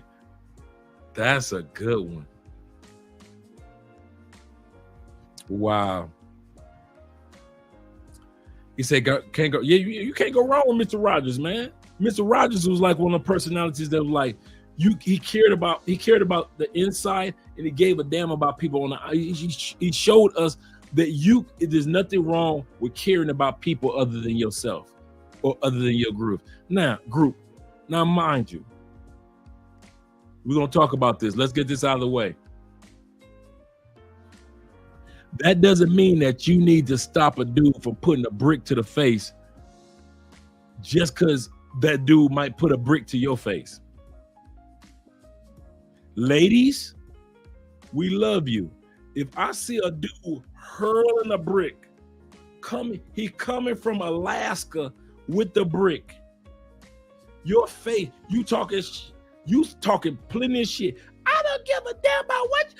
I am the queen of the world. I don't need no man. The brick steady coming. I am not about to jump like a movie actor in front of a brick. Ladies, do realize the brick could happen instantaneously. My reflexes as a man is amazing.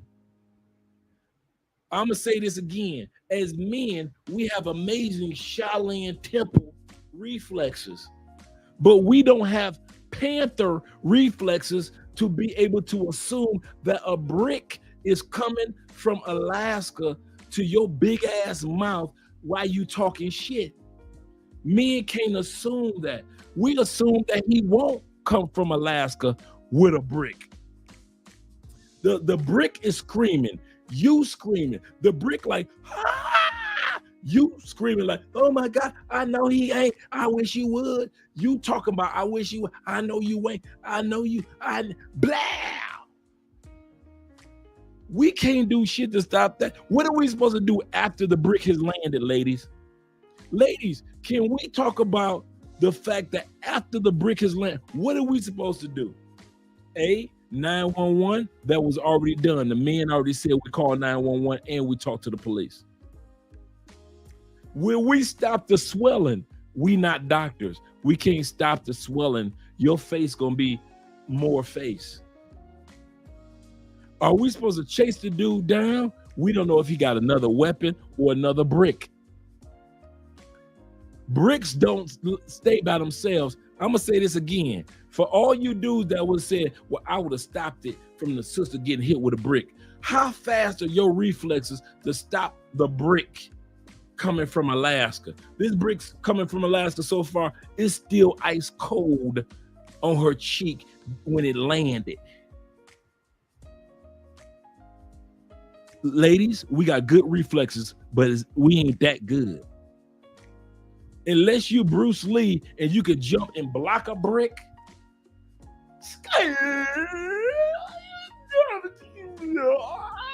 Unless you can stop a brick like that. We can't stop bricks with that type of speed. I'm 55. My speed ain't what it used to be, baby. So I'm gonna look like, and my reflex is gonna be like this. I'm sorry. Once again, here's my reflex if I was there. I'm gonna let the brick go by. My reflexes is not that. My cheekbone, see, when I was young, like some of you young guys under 30, maybe my cheek was made to handle the impact of an Alaskan brick. But at 55, I can't take a brick upside the head. It don't work like oops upside the head and say oops. It don't work like that. Not at 55. I'm sorry. I'm dialing 911 while the brick coming like this. I might dial 911. 911. That's the best you're gonna get from me, sisters. I'm sorry. You're gonna have a brick to the face. And why is nobody talking about this fact? This was getting me. Y'all ready? How come the sister look better post brick? Don't nobody want to talk about that. Everybody want to talk about and blame the brick, the brick thrower. Nobody want to talk about how much better this woman looked after the brick. She should have been running down the street complimenting that man. She should have been looking at that man like, I got 3 phone numbers, 5 DMs, and at least 2 texts after you brick me. That female was so ugly, she looked better after. Okay, we gonna sit up here and lie, right? We gonna be lying that I was the only one that saw that her face was like baby smooth after the brick. I'm the only one that caught that. I ain't never seen nobody face that smooth. Ain't no blood, nothing. Just like the brick popped out and her face on this side was so smooth. You could have put lotion on there, baby oil. You could have put massage oil. You could have just sat back and put female perfume on the brick side. Am I the only one that caught that? Put a one in the comment section if you caught that, how smooth her skin was after the brick. On this side was like a regular crunkled up face, just regular crunkled, like she just woke up in the morning. It's 3 o'clock in the morning face, like she could just wipe the cold out her eye face. And on the brick side, it was smooth in a motherfucker. And you was like, I ain't never seen nobody get brick and they face smooth. Now, mind you, she done made $60,000 in donations. Get your money. But I ain't the only one that didn't catch. I was like, why does she look like, she looking like motherfucking Two-Face on Batman. Like her regular face looking like, God damn. And then the other side, the brick side looking like smooth, like a goddamn Calgon commercial, looking like beautiful cover girl. I'm like, girl, I don't know what that brick did to you, but you need to go chase him down so he can hit you on the other side of your face for a brick. Because that brick had her shit looking smooth than a motherfucker. It wasn't no wrinkles. It wasn't no goddamn afterbirth looks. It was just right. It was all smooth. It was creamy. How come you get hit with a brick? If grown men get hit with a brick, it's blood squirting. We got a little mark right here. You got you eye puffed up and shit because this whole area swelling up. Now hers. And next, is it just me? Did her shit look like it was shaped like the brick? Literally shaped. Who do you know?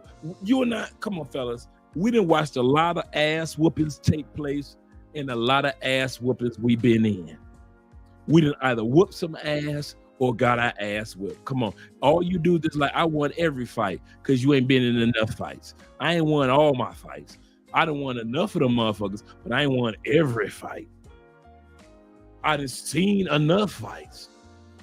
I done seen utensils used. I've seen tools used.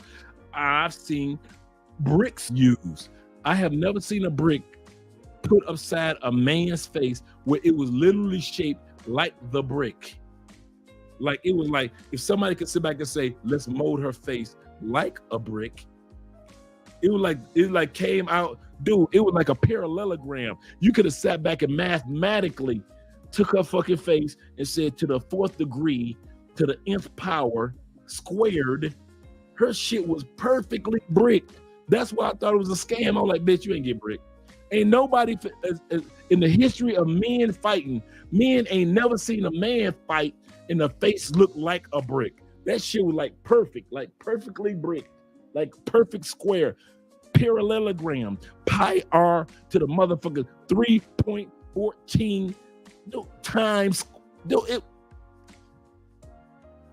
I'm trying to figure out, am I seeing this? And I ain't say this is the first time I said something. I've been on a couple of live streams. I play dumb.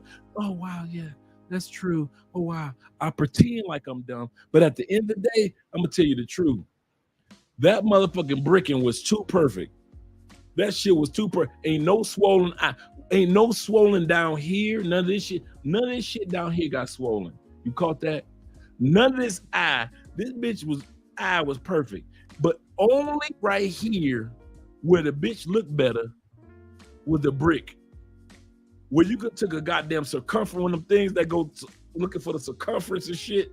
The circumference of the brick, the radius of the brick incident, where you can find the radius of that brick getting up to her head. Are y'all freaking crazy? Am I the only one that's, come on, don't tell me I'm crazy. Where that old ugly Somalian heifer did not look better on one side of her face with the brick and the other side where you were looking like I could only fuck on the drunk night. When she got bricked, didn't she look like she could get married now? She looked like a motherfucker might marry her ass now. Her face so smooth, it's baby smooth. All she needs some lotion and some goddamn perfume on the brick side. On the other side, it's like the brick side looked like she went to the club. The other side looked like the next morning after you fucked her. Am I lying? Come on, dudes. One side of her face after she got, I'm talking about the post-bricking. I'm talking post-brick, not pre-brick from Alaska. I'm talking about post-brick. Post-brick, the brick side of her face looked like, I wouldn't, am I lying? You looking at the brick side of her face like you would nut on the brick side. If you want to do that squirt off on females' faces, you looking like, I ain't gonna lie. I would fuck that brick side. I ain't gonna lie, dog. No shit. She got a fat ass and she got a fat face. She got a fat ass face. I might, dude, I ain't gonna, Dre, I ain't gonna, you know, I don't condone hitting females with bricks, but if it make a bitch look better, the brick it is. And I understand where y'all coming from. But my point is, her shit swelled up. You look like, her shit baby smooth. Like, you know how females be like, this is my good side. Take a photo. This is my selfie side. Selfie. You looking at her like, bitch, take a photo on the brick side forever. Don't never, ever no take another photo on the regular side. Black girls, we rock. We don't need no man. We lesbians. All that shit she was talking, cool. Just do it from the brick side from now on. Don't you never try to show us the ugly regular side look like you just woke up in the morning side from now on. Don't do that shit no more. Just show us the brick side from now on. And ain't the brick side as if we try to like, dang, wow, sister. Wow. You know, we don't want to see sisters get hit by bricks. We don't want to see sisters get hit by bricks. I'm just saying, if y'all willing to go to gay people for makeup advice, and now most of y'all makeup looking like drag queens, it may take a brick or two to get y'all wedding ring. Some of y'all females, y'all might get married after a brick to the face. Like, you may go to your makeup artist like, put my makeup on, I'm looking all good. Now pat my face with a brick.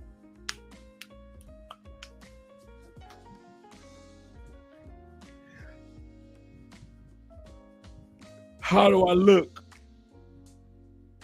You gonna get a man to bust on your face and give you a wedding ring. Some females need a brick to the face. And I'm not talking about in the name of violence. I'm talking about in the name of your ass gonna look good. Do not try to pretend like that's a Mayan females that she did not look better post brick. If I'm lying, go in the comment section and say, Dre, you wrong, brother. You shouldn't be talking like that about our queens. I got you. You should not be laughing. This is not a humorous situation, my black man. You should be sitting up there. I shouldn't have took my bow tie off, huh? You should not be talking about our black queens, black man. We need to protect them all. For all you brothers, I'm with you. I got you. I just want to hear you tell me that she looked better before the brick. Because I'm telling you now, she looked better after that motherfucker smashed her face. She looked so caressing. I would have caressed. If I was her doctor, I'd have been like, damn, girl, what happened? What happened, baby? What happened? I'd have been putting on old baby face and shit. Girl, what happened to you? Who hit you in the face with this brick? Nurse, hold on. This is private. Take your ass somewhere. Who hit you, girl? What happened? Talk to me. I'd have been talking to the deep ass boys to men voice. Girl, you know I love you. Girl, and I'm a doctor. I don't know what took place. What man would dare hit this face? He need to be erased or at least replaced. Lord, have some grace. Nurse, give me some space. I kid y'all not, man. The brick side was lovely. It was beautiful. Go and look at the video again. All you do is think I'm lying. Y'all think I'm just talking shit? Go look at the video again. I know y'all like me. Y'all looked at the video like umpteen times, but go and look at it again and pause. And you're going to be looking like, her brick side do look smooth than a motherfucker. Dre ain't lie. All you West Coast dudes, he ain't lie. It do look smooth than a motherfucker. She smooth as hell on the brick side. On her regular face, it looked like she woke up in the morning, about to feed her son. She got a son. About to feed her son. Boy, you want some grits or some oatmeal or some multimine? She about to feed. The other side of her face look like she about to make some Pop-Tarts real quick. Fuck making pancakes today. It's Saturday morning. Ain't no cartoons coming on. She looking like she got some dick that just left her at 6 o'clock in the morning, knowing that her son is waking up at 6:30 in the morning. You know how females do. Oh, y'all want to play with me? Y'all know how females do us. My kids waking up at 6 o'clock in the morning, 6:30. You need to be out of here by 5:55. Don't act like you ain't never had no 5:55 pussy where you fucked her one more time at 4:15. She trying to feed the kids, get the kids' clothes together with your nut going down her leg. Don't act like she ain't took a shower. She kissed the kids on the lips goodbye after she done suck your dick at 5:55. Don't act like I'm the only one that done had some 5:55 pussy. Y'all gonna stop it now. Stop it. I'm the only one that had some 5:55 pussy with a mama that told me you gotta be out at 6. She sucking my dick so I can nut good, but she gonna kiss her 3 kids goodbye while they going to the school bus. She ain't brushed no teeth. The kids brushed their teeth. Kids got Pop-Tarts on their breath. Mama got your nut, well, it was mine, on her breath, walking the kids to the school bus, kissing them either on the cheek, on the motherfucking lips, talking about mama love you, with your nut on her motherfucking mouth and on her eyebrow. Don't act like I'm the only one. Y'all need to be ashamed of yourselves. Boy, Jesus coming for all y'all. Jesus coming for all y'all liars. At least I'm admitting my sins and confessing my sins. Y'all sitting up here trying to pretend I'm the only motherfucking 5:55 nutting motherfucker that ever has existed. That's a shame. That's a shame. I'm telling Jesus. I'm telling Jesus to come get all y'all. At least I'm being truthful and friendly with the brethren.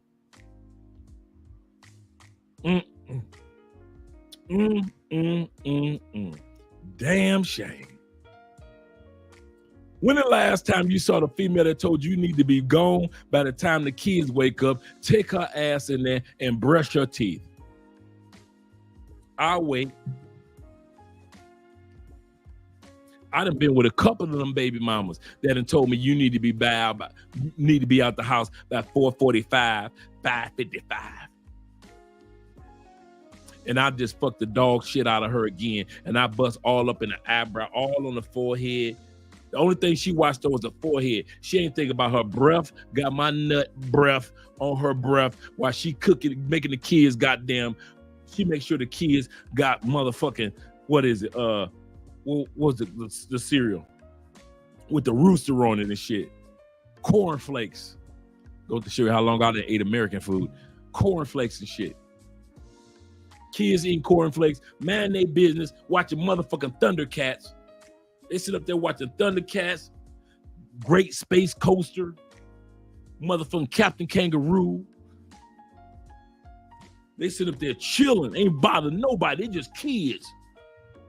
Mom ain't thought one time about brushing her motherfucking breath, wiping her lips off, none of that shit. Oh, mom like this. She got my nut and she going like this. Why she making pancakes for the kids?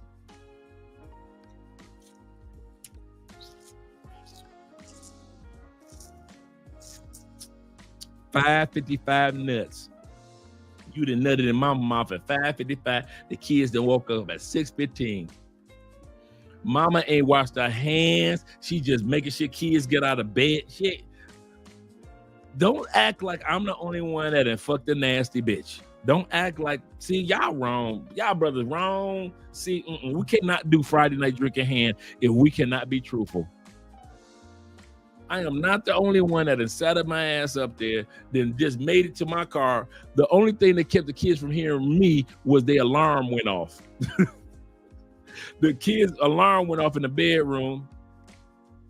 Good morning. And it opened up with Captain Kangaroo and shit. Good morning, Captain. Hello, how do you do? For all you Captain Kangaroo fans, CBS. Mr. Moose.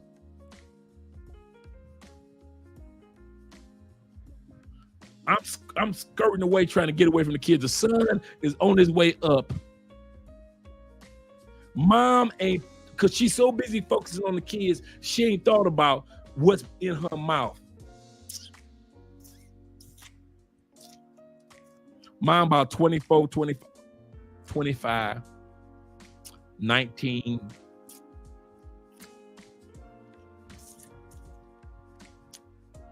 She ain't washed no hands after she done got me off. None of that shit.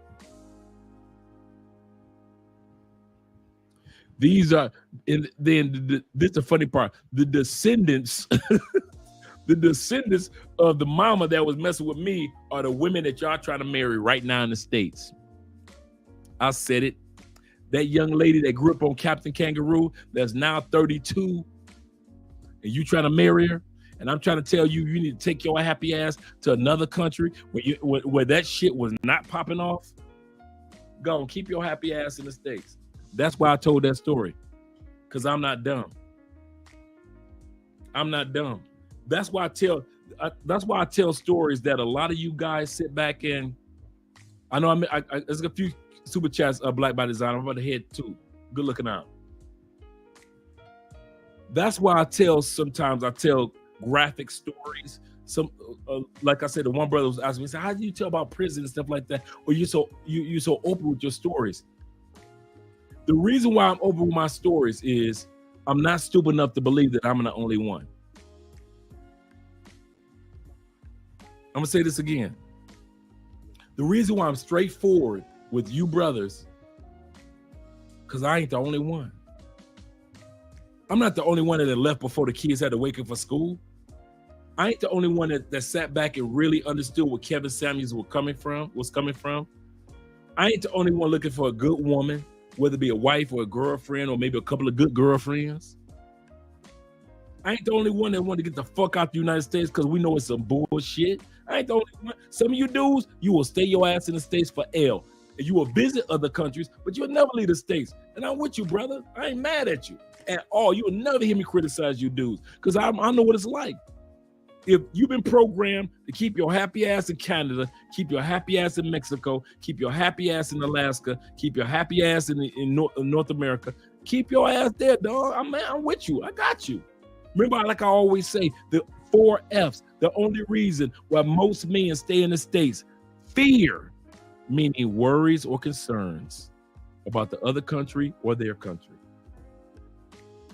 Family, your future family or your current family. Friends, your future friends or your current friends. Finances, your future finances or your current finances. Those are the only 4 reasons why we stay in the United States. That's the only 4 reasons why people are trying to come across the border. That's the only 4 reasons why y'all bitching in Chicago. One brother just told me, he's a police officer. I just realized this. Brother told me yesterday, we're sitting back having drinks. Just coming to Cali, Colombia, first day. He said, Dre, he said, and I never thought about this, never. He said, some of those Venezuelan, Colombian, and foreign women that made it across the border, police officers in the United States are fucking that pussy and taking them home.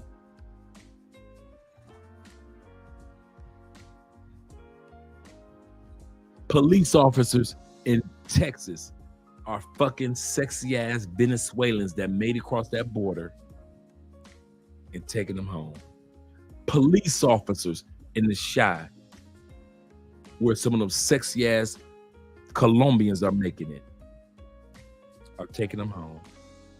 Some of them sexy, pretty ass motherfucking South Americans or Africans that came from the Congo through and made it all the way up to Mexico and made yeah. If y'all think it's not no Africans that's going through that, or some brothers and sisters that's going through from they're coming from Congo to Brazil, from Brazil to Argentina or Peru, from Peru to Colombia, from Colombia through that stretch, which is one of the most dangerous areas in the world, to Panama, from Panama to Central America, through Central America to Mexico. Some of the baddest motherfucking sisters that you ever saw are making their way up through illegally into the America. And it's brothers that are police officers that are seeing their ass, making it to Miami, scooping them up. Making it to New York, scooping them bad motherfuckers up. This is what the brother told me. He said, man, there's so many goddamn investigations on police officers nationwide that nobody want to talk about. Because there was a bad, sexy motherfucker that you see. The only reason because she looking crazy because her ass just so happened to be coming through the Panama jungles and all up in Mexico. But if I get her hair done and get her nails done, this bitch look like she be stepping out of a goddamn Lamborghini, and I know I can at least get her ass to fucking suck me for about a good 3 years. It's police officers in the States that's looking out for the pretty motherfucking immigrants. I didn't even think about that shit. That never came to my mind. That blew me away. We was eating dinner. He's a police officer. In his shot, he was like, hey man, they sitting up there fucking bitches. It's investigations everywhere. He eat his steak. I'm sitting up there eating my goddamn salmon and noodles. And he talking to, I'm like, you know why I didn't think about that shit? And why did I think about it? Well, I mean, why did I understand it? Because if I was a police officer in Chicago, in LA, in Miami, in Orlando or Tampa, in Texas, and I saw a bad bitch that ain't got shit, and I got a few something, and I got a house, and I know I got a pension coming, and I'm dealing with these goddamn ragged ass, fat ass American women. If you think I am not about to pull up on one of them goddamn sexy ass Venezuelans that's coming through the border that ain't got shit, and she just made it through goddamn Panama, and she breathing. I made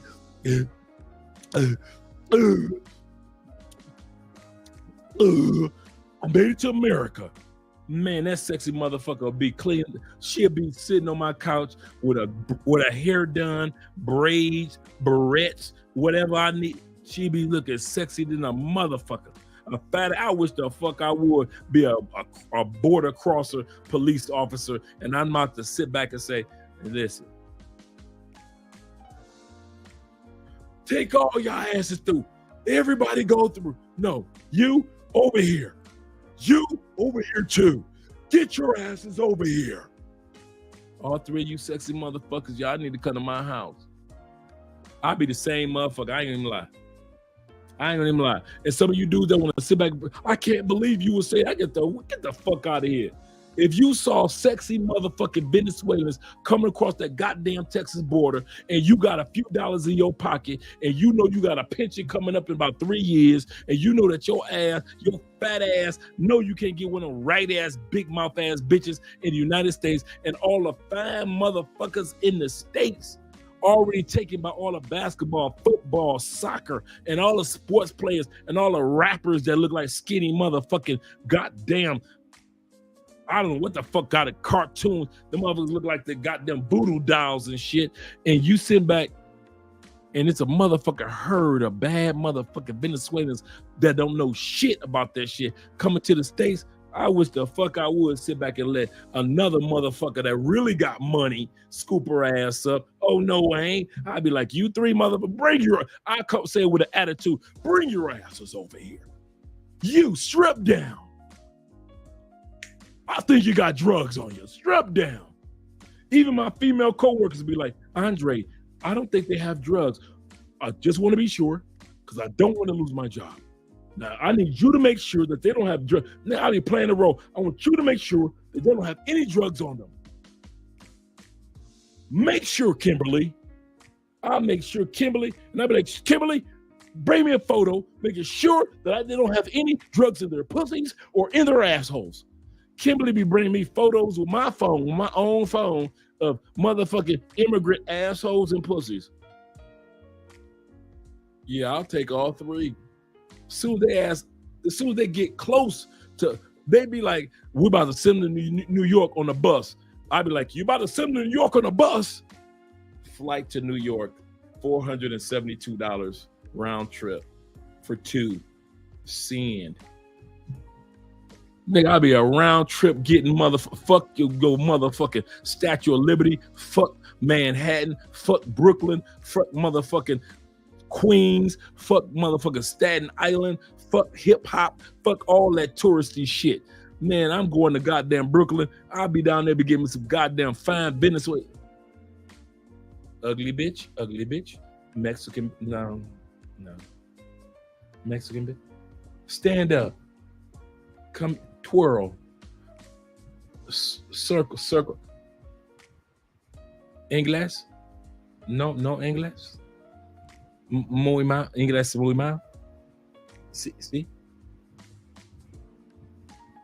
Nuevo lights. Nuevo liva. Come on, let's go. Para mí, sí, para tú, come on. Sí. Vámonos. Well, everybody else be looking like, how the fuck did she get through the line?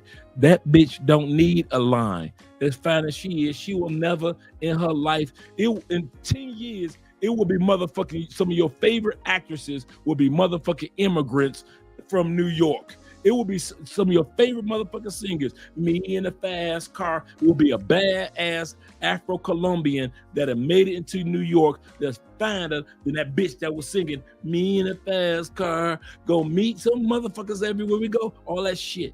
I'm telling y'all, dog, y'all think I'm playing. Y'all think I'm breaking jokes and talking shit. It's happening right now. It's going to be some goddamn I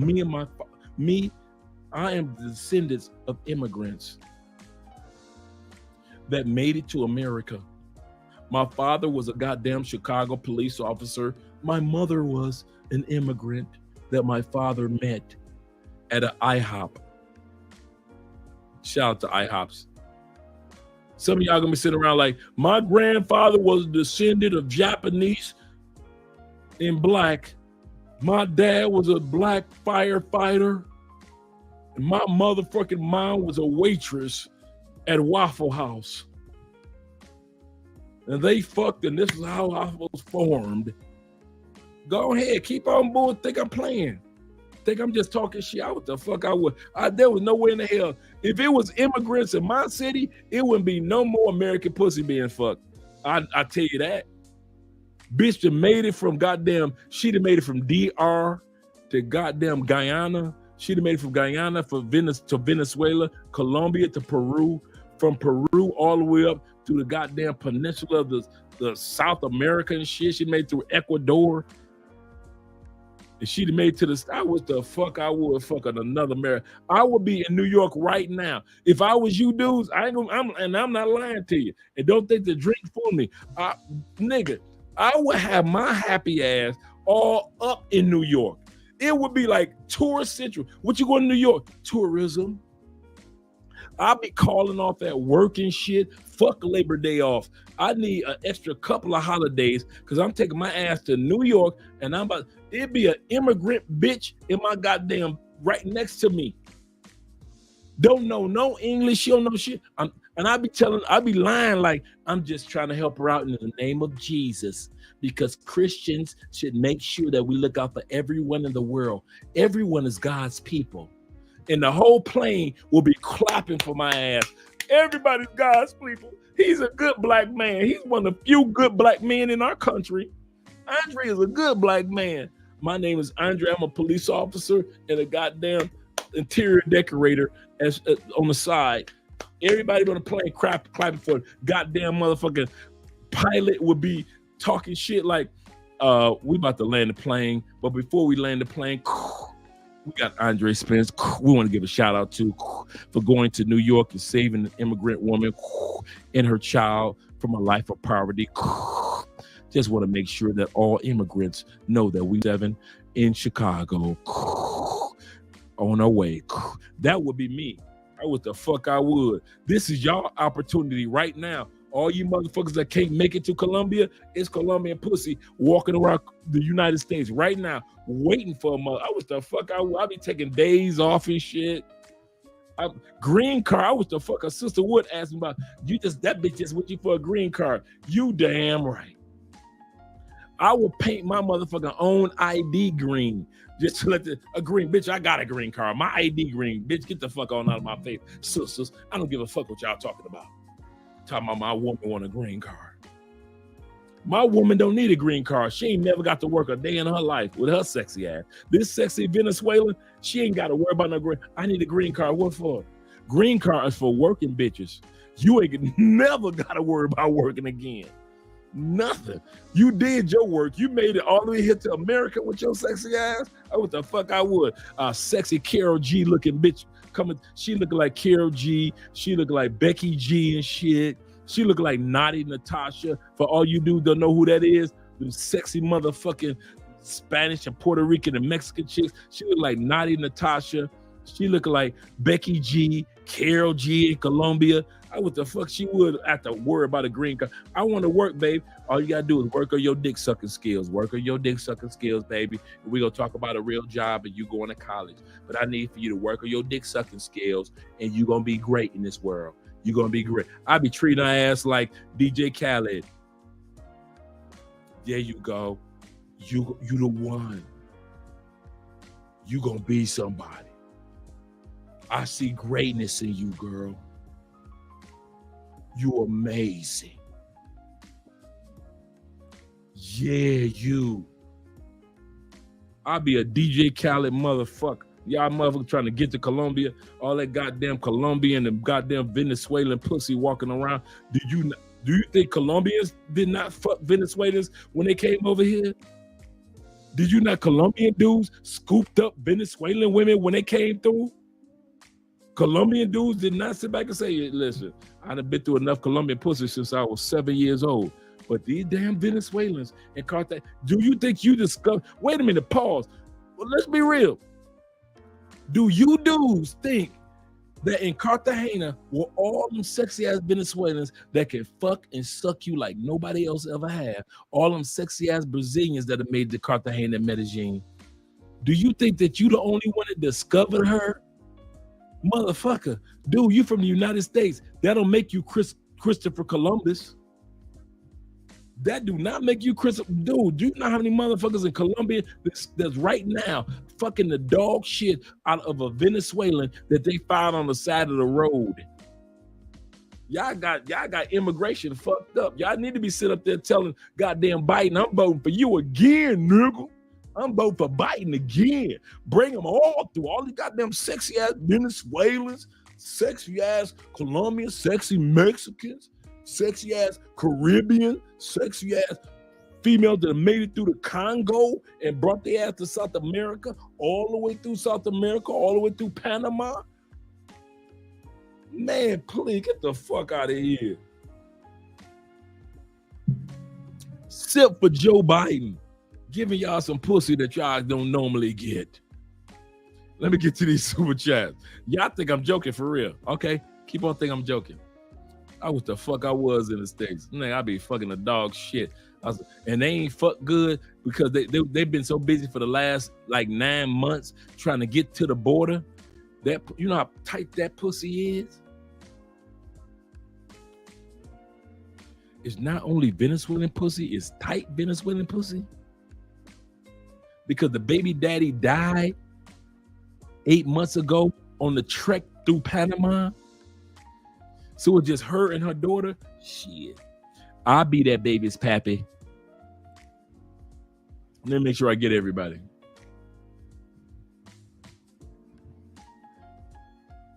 Let me make sure I get everybody in the super chats. Because I know y'all be like, what is this fool? He said to the father, he said to the fathers that I have hazmat endorsements. That's a good endorsement. For my commercial driver's license, and they're so proud of me. Shout out to you, brother. I ain't mad at you. And now the networking, now networking with the fathers. I'm gonna tell you something, and I mean this from the bottom of my heart. Even though the crowd is here and guys are here, I've always been cheering for you, brother. I always knew God has more and more things coming your way, and this is just a beginning. I see so many things coming your way, man. You one of the few brothers, and I mean this from, like I said, I don't know if you're white boy or brother, but I'm gonna tell you this. Shout out to my white brothers. Every once in a while, you sit back and God show you, watch him. You know how you watch football or basketball player and you see somebody on the bench and something in your spirit tells you, watch that brother off the bench, he gonna do something. And it may not be the first year, second year, and all of a sudden they come off the bench the third year, and you see like all of a sudden they hit like crazy, like Kobe did. That's what I see you, bro. I mean that from the bottom of my heart. That's one of the reasons why when I see you on other live streams, I'm like, yeah, I see what God doing. And I see you telling your stories and other people, I'm like, yeah, I ain't stupid. I see what God doing. So even when you feel like, shit, I got 15 cents, I got 35 cents, shit, I need to put them together and make $150. I'm still watching you, and I'm seeing what God's doing for you, brother. I want you to mean that I mean that for the bottom of my heart. I mean that. I sit back and I watch you. I'm like, yeah, I see the next big thing coming. And it may not even be on YouTube, or it even may be on YouTube. But I kid you not, brother, you're doing some great things, brother.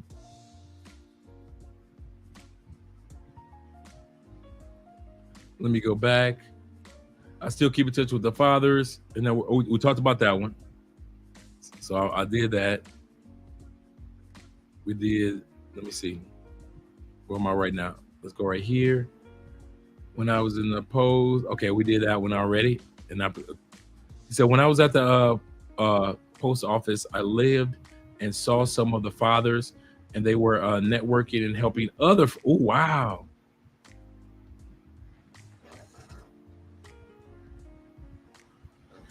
They were networking and helping other fathers fill out the passport application.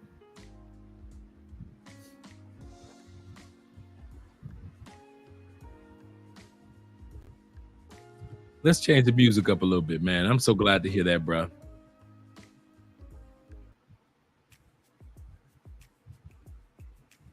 Man. Mike T says, buenas noches to the other brother, to both of you. Oh, we did this one, the big ass glass, Andre and her glass. We did this one when I was speaking to some of the fathers at the post office that were helping the other fathers process their child's passports. They were doing it younger and younger now. Shout out to you, man. Younger and younger. The global homie said, God is good all the time. I just graduated from my sales engineering boot camp. Sales engineer boot camp. Shout out to you, brother. He said, let the remote, we did this one before, but I want to read it again. Let the remote search begin. Thank you for the motivation. 2024, Kobe will be my Kobe year. Black by Design says, he finally home, coach. He said, good evening, Mrs. Spence. Bourbon and beer on deck. I was about to grab some beers too.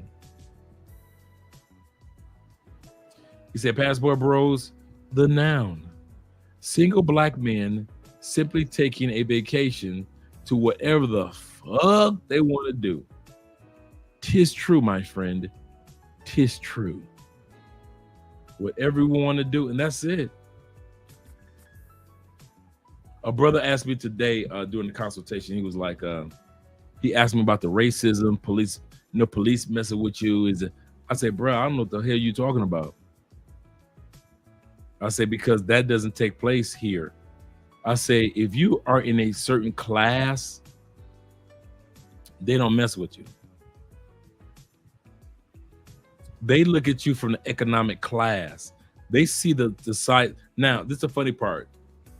An Equinox truck 2023 is cool. It's like a Trailblazer in the States.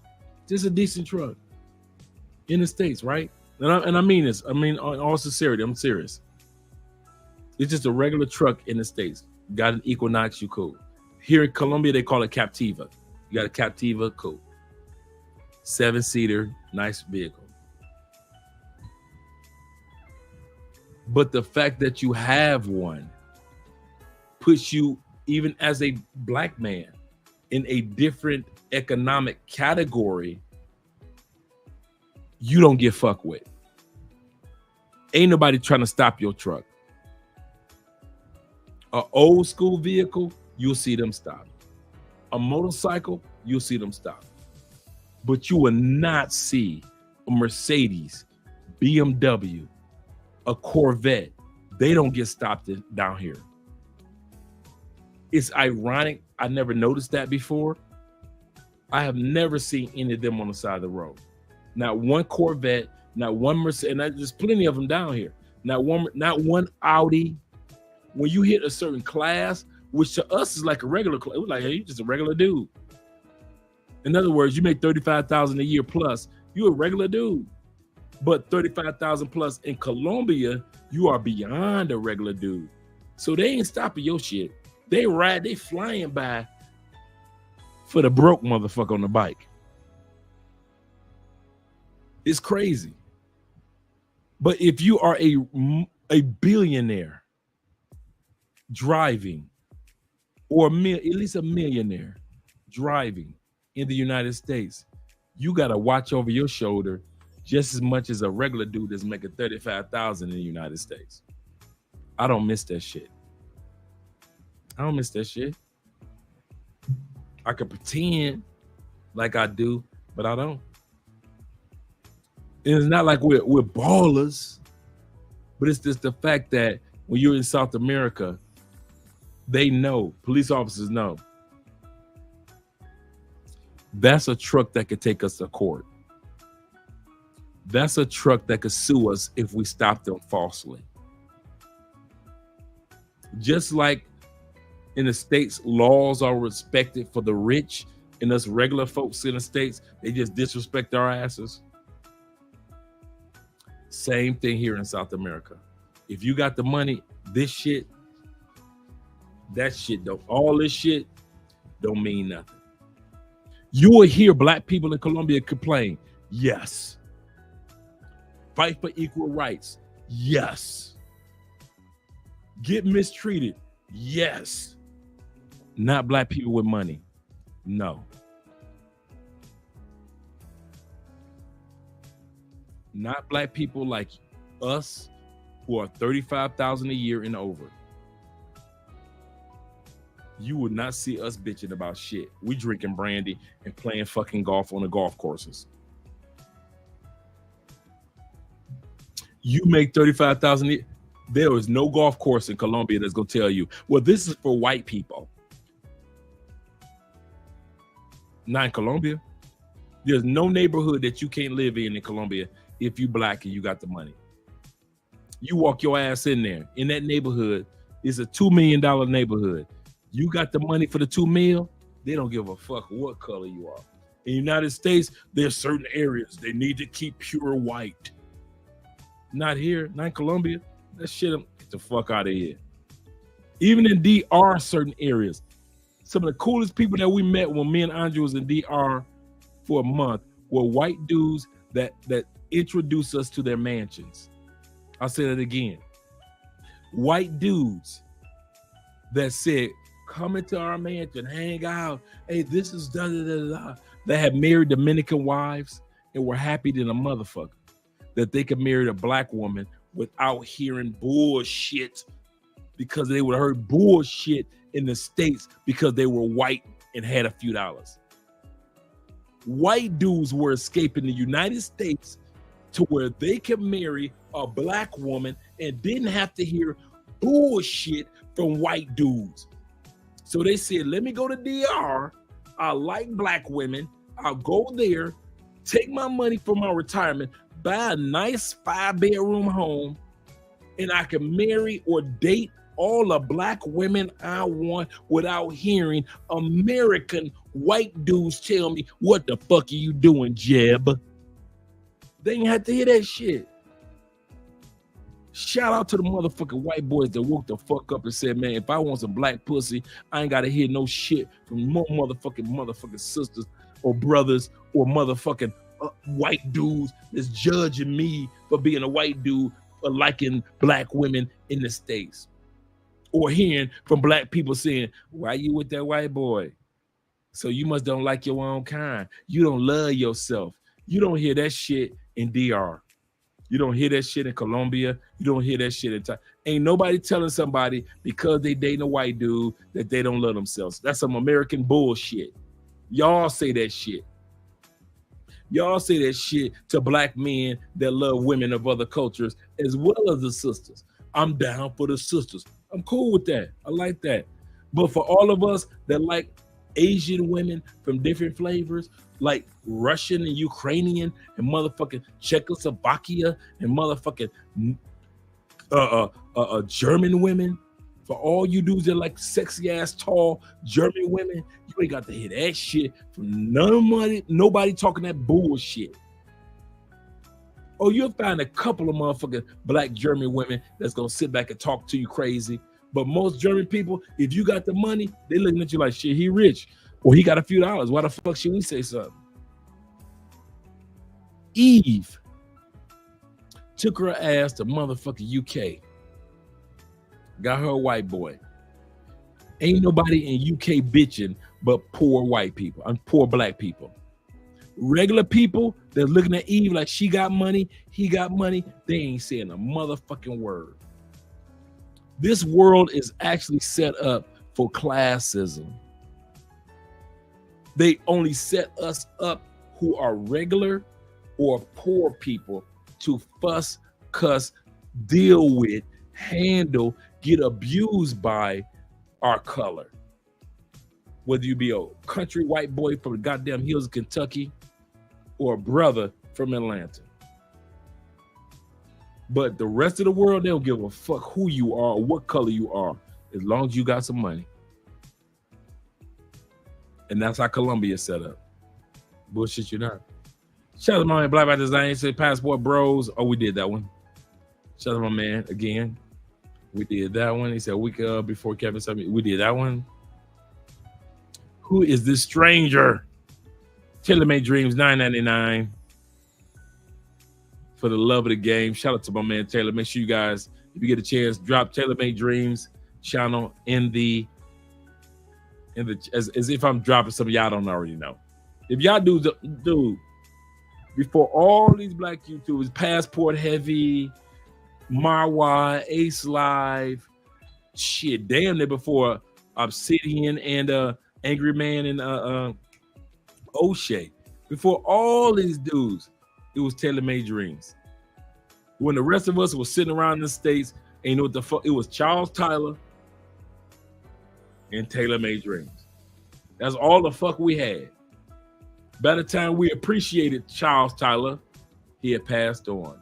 By the time we appreciated Taylor Made Dreams, he like, fuck this goddamn YouTube. This is my Taylor Made Dreams invitation. Fuck this goddamn YouTube. I got more things on my mind. I got property to buy and bitches to fuck. So he ended his first channel. And then he started his second channel, which he already know I'm mad at him because I wish we had some footage from the first channel. If I'd have known that if my ass would have known, pause, if I would have known that Russ would have ended his first channel, man, I would have recorded all that shit. I would have recorded all that shit. I wish I had some Taylor Made Dreams original channel. Friday Night Drinking Hands started because of Taylor Made Dreams. For all you dudes that don't know it, dude, I had never seen a black man laid back, relaxed with a motherfucking microphone talking about the difference between Brazilian women and Dominican women are. And he just laid back with a drink, and I'm like, who the fuck is that? That's a black man on YouTube with a drink in his hand, talking like he got some goddamn sense. That's what created Drink in Hand Friday night. Just in case you guys wonder where it came from, Taylor Made Dreams. Bullshit you not. Watching him just talking shit and telling truth at the same time. Shout out to my man Taylor Made Dreams, Russ, in the building. He saw Mr. Right volume of Mr. Right value. Give it up and run. Yeah, for real. That's serious. Joey in the building. I done missed all the man. I missed a lot of cash apps. Super chats. Remember, once again, guys, the cash apps are going toward the Children Foundation, Cancer Foundation. Joey says, he said, you know when God is getting ready to move, and you are blessed. When he isolates you from the mind, from the mindset, and that's true. Let's start right there for a minute, Joey. I'm gonna come back to you in a second, Joey. I'm gonna talk about what you said. Let me. I'm gonna come back to you. I'm gonna come back to you. Saudi Balls, I'm gonna come back to you, brother.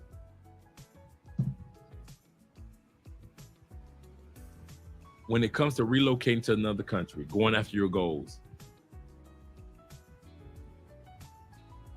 other than the travel guys that you know, I'm gonna say this again. Other than the travel guys that you know, if you think that the people in Canada are going to be on your team, you can forget about that shit. All you guys in the UK, all you ladies in the UK that think that your family and your friends, your closest people are going to support what you're doing, you can forget about that shit. All you brothers in the States, your kids older, they're 21, 27, 25. If you think that they're going to understand without traveling why dad is talking about going to Peru, you can let that shit go. Joey is correct. That shit, I'm telling you right now, that is lonely as a fuck to do what I just did. I'm gonna say it again. Other than the guys that are like me, so you guys got the hookup. When it was Taylor Made Dreams by himself, it was just him by himself. When Ace Live did it, it wasn't none of you dudes was on top. It wasn't a 200, 500,000 Ace Live subscribe. Go Ace. It was just him, and I was the first goddamn Cash App, Super Chat, Patreon that Ace got. With nobody supporting Ace. Marwa coming from motherfucking Africa, teaching in English in Bogota, Colombia. Started a YouTube channel. He ain't had nobody support him. Y'all got way more than what the fuck we had. And still, your family members do not understand you. They will never understand you. They think you crazy. They think everywhere you go is third world. You can take your ass to Europe. They think Europe is third world. Take your ass to motherfucking Japan. They think Japan and Australia and New Zealand is third world. Go ahead and pretend and take your ass to some of the most beautiful parts of Africa. They think all of Africa is third world. Bring your ass to Argentina, Colombia, Brazil. They think all of South America is third world. They never talk about second world.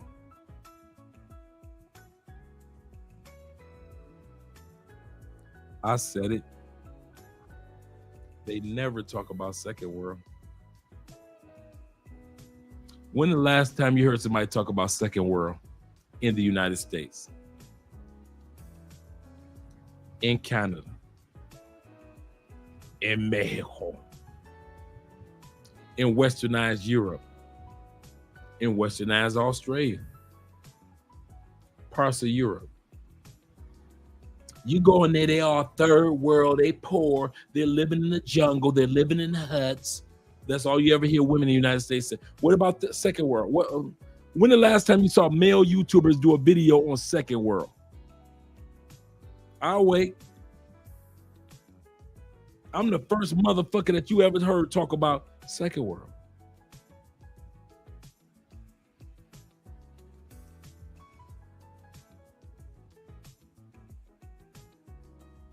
They don't never talk about what the fuck second world is supposed to be then. If this third world, if what I'm living in is fucking supposed to be third world, then what the fuck is second world? If your shit's supposed to be first world. Why did I say that? Because they don't know what the fuck they talking about. They just blabbering off some shit that you live in a third world. Who told you that? I spend more time in consultations convincing y'all of shit that's already here. Y'all be sitting up here amazed. I say, yeah, I order everything from Amazon anyway. Y'all got Amazon in Colombia. Y'all be ready to jump out y'all fucking chairs during consultations that we got Amazon in Colombia. Y'all got Amazon? I'm like, bruh. How do you think Amazon is a multi-billion dollar company on its way to being at least one of the top $3 trillion companies? You think they're getting $1 trillion because they only sell to the United States or UK or Canada? That's how Amazon become to where it's almost $1 trillion. Because they only sell to the United States. They only got warehouses in the United States. So y'all thought that IKEA was just supposed to stay in the States. They ain't supposed to make no money nowhere else. Because we supposed to be third world. Where the fuck is second world then?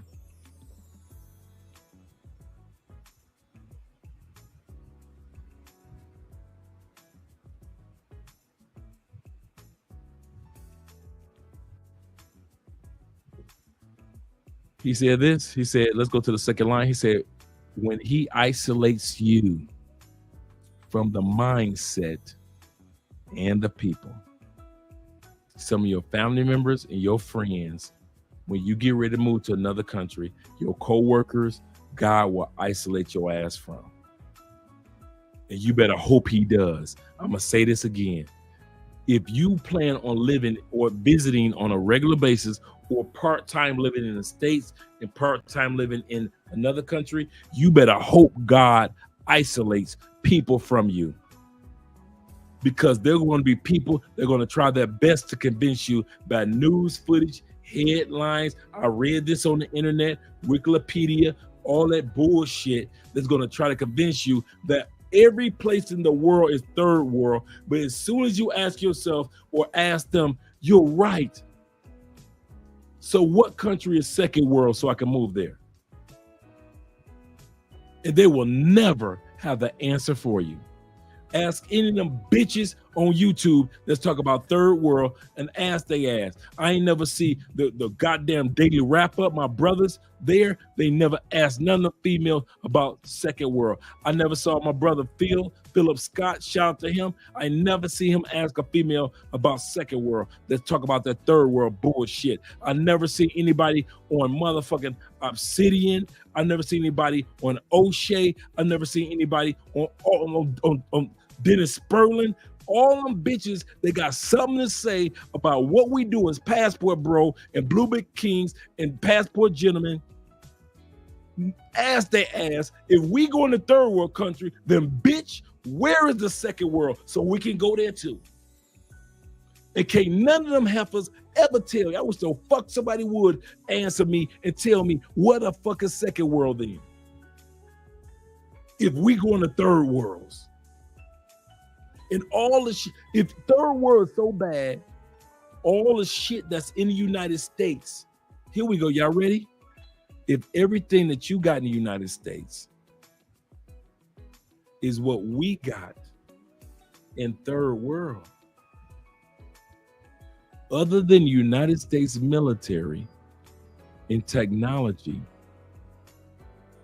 other than you take out the technology in the military, what the fuck you just said about the United States? You just said it's third world. I'll say this again. If we got everything that you got, everything, the same cars, the same jets, the same medical, even better, better water, goddamn same cologne, same everything. We got everything, same housing. If we got everything, what makes the United States, other than military, technology, and I even put a third in there, consumerism, because the United States, they train you to spend your money, not save it. Outside of those three, what makes the United States not third world? We got the NFL. I watch the NFL. You watch the NFL. Most of us in the United States don't play in the NFL. There's only 3,200 players in the NFL. Most United States citizens don't play NFL. We watch NFL. I'm in another country. I watch NFL. There's only a certain amount of basketball players, hockey players, soccer players in the United States. First world.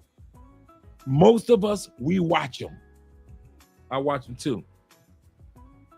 What makes your watch better than my watch?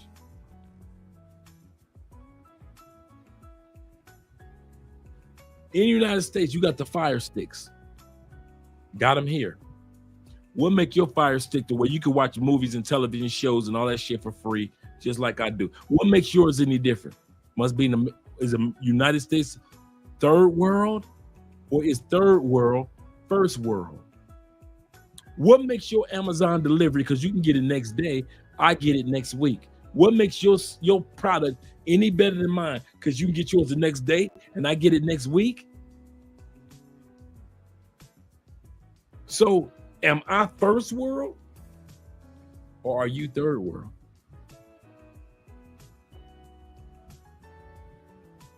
Colombia. It's shit that you can say on YouTube and other social medias, ain't no problem. United States, if you got something to say about a black woman, you got to put BW in the comment or they won't let your super chat through.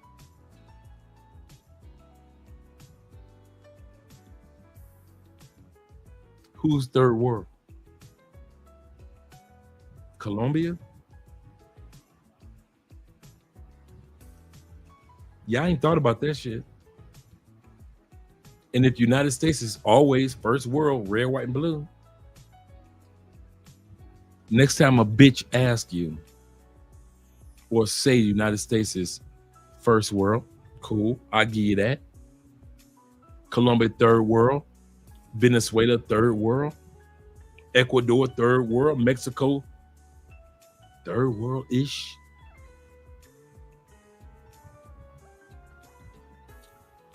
Ladies, who the fuck is second world?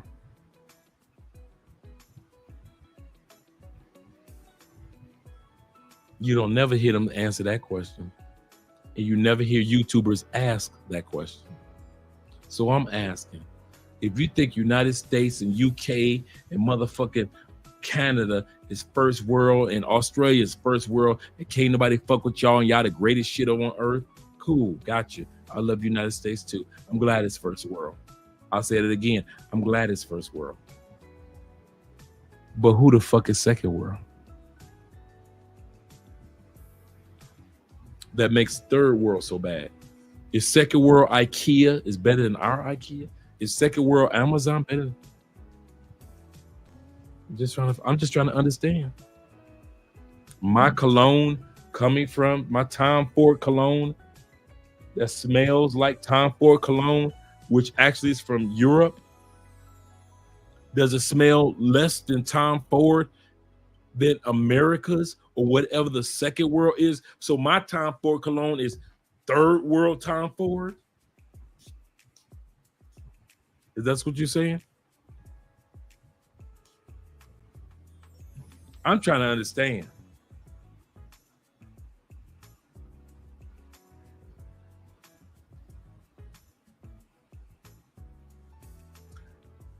Brother says this. He say those who are put to the pillow, those who are put to the plow, sorry, and look back are not fit for the kingdom of God. Jesus said this. He's right. I know I kind of hung out on this one for a while, but he's right. Have you ever saw somebody working, a farmer, no matter what country, pushing their plow, working the dirt? The dirt is tight, but he's pushing that plow. And look back at what has already been dug or not dug while he's pushing the plow. You can't. You can't accomplish what you're trying to accomplish ahead of yourself if you're too busy looking back at the life you had behind. I'm gonna tell y'all something in all sincerity. Shout out to Joy for this. I don't give a fuck about Andre of the past. I don't give a fuck about my being incarcerated. I don't give a fuck about all the money I made.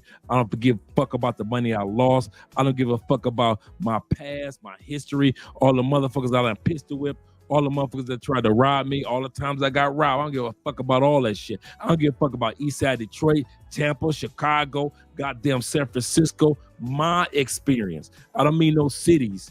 I mean my experience in those cities. I don't give a fuck about none of that. All the bitches that I fucked all my life, I don't give a fuck about none of that shit. You cannot push the plow forward and look back at every bitch that you done fucked in the States. All the money you made in the States. Your incarceration in the States. All the women that did you wrong in the States. Either you gonna move forward and not give a fuck about what happened in the past and learn from your past. Try not to experience your past in your new country, in your new life. But as far as giving a fuck, I don't give a fuck about how many bitches. I'll tell y'all my stories because we cracking jokes and we having fun. I'll tell you, but have y'all ever saw in my eyes where I missed the bitches that I fucked when I tell y'all a story? Ever. Do I ever tell a story like, man, I used to fuck them bitches? Dude, if I was fucking them bitches again, man, damn, boy. Damn, I wish I had them bitches. I wish I had Andre, but I wish I had them. You'll never hear me talk like that. Y'all don't never see in my eyes the nostalgia of fucking bitches in Chicago, fucking bitches in Indiana. You never see in my eyes the nostalgia of fucking a New York bitch. Bitch, I want you to come in with that New York accent. Bitch, I want you to, bitch, I ain't the first one to fuck you in your ass. I ain't gonna the last one. I won't be the last one to fuck you in your Atlanta ass. Stop that shit. Stop running. I'll fuck you in this ass like motherfucking gay dude fucking Tyler Perry in his ass. This Atlanta bitch. Asses will be fucked. I don't act like I miss none of that bullshit.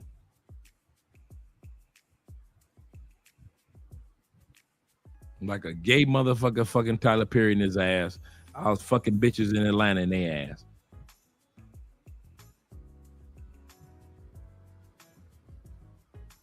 Everybody nothing. Shout out to the LBGTQ. But my point is, he right. You can't push forward in life and look back at the same time. You're going to fuck up what you got in front of you. You guys have heard me say this plenty of times. Getting out the feds, we had a, how can I put it? A saying, but it was superstition. If you look back, you go back. If when you get in a federal car and they about to drive you to the bus station or the train station, and if you look in that rear view mirror or if you look at any one of those rearview mirrors on the side, you going back to prison because you miss prison.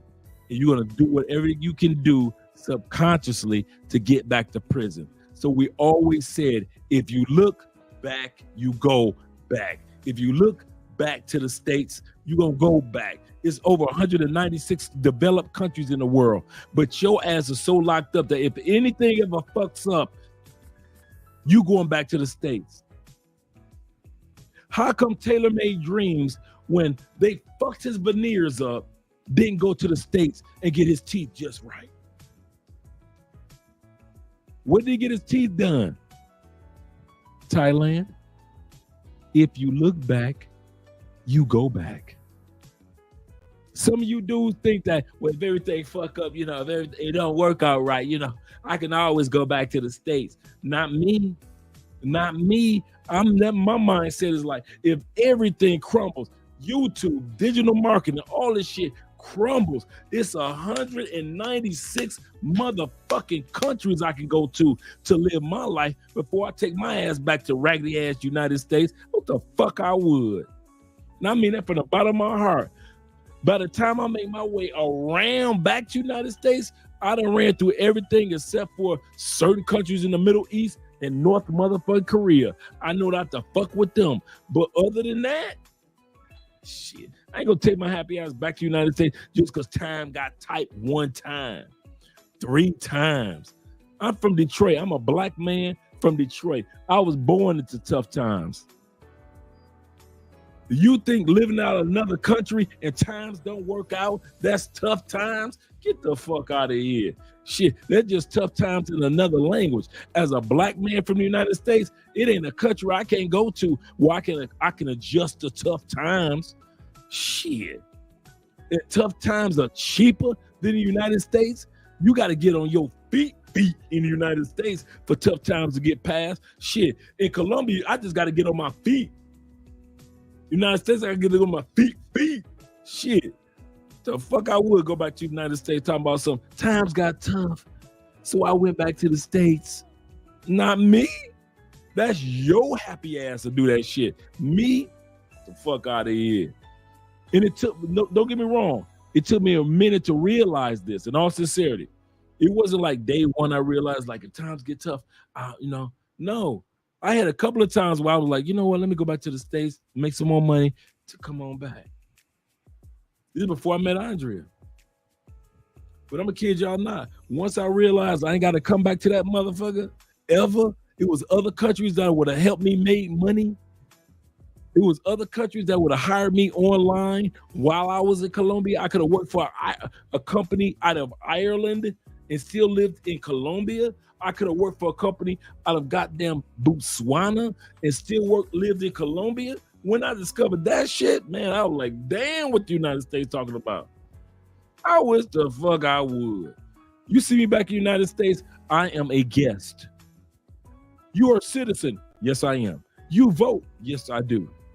And I'm a motherfucking guest. I'm a guest like I'm coming through with a plate and a fork. For Thanksgiving. Yeah, let me get a little bit of that. What's that taste like? I ain't never seen that. Let me get a little bit of that. All right, there we go. I'm coming through the United States with a plate and a fork, like it's Thanksgiving. I'm gouging, cleaning my plate, because I'm on my way to the next motherfucking house with my plate and my fork. The fuck I would. And I mean that from the bottom of my heart, man. I mean it. You do not have to compromise with all these countries out here that's waiting for your educated, successful, focused tail to come to their country. He said, I'll say this again. Shout out to my man, EKNL, for the $9.99. He said, I'll say this again.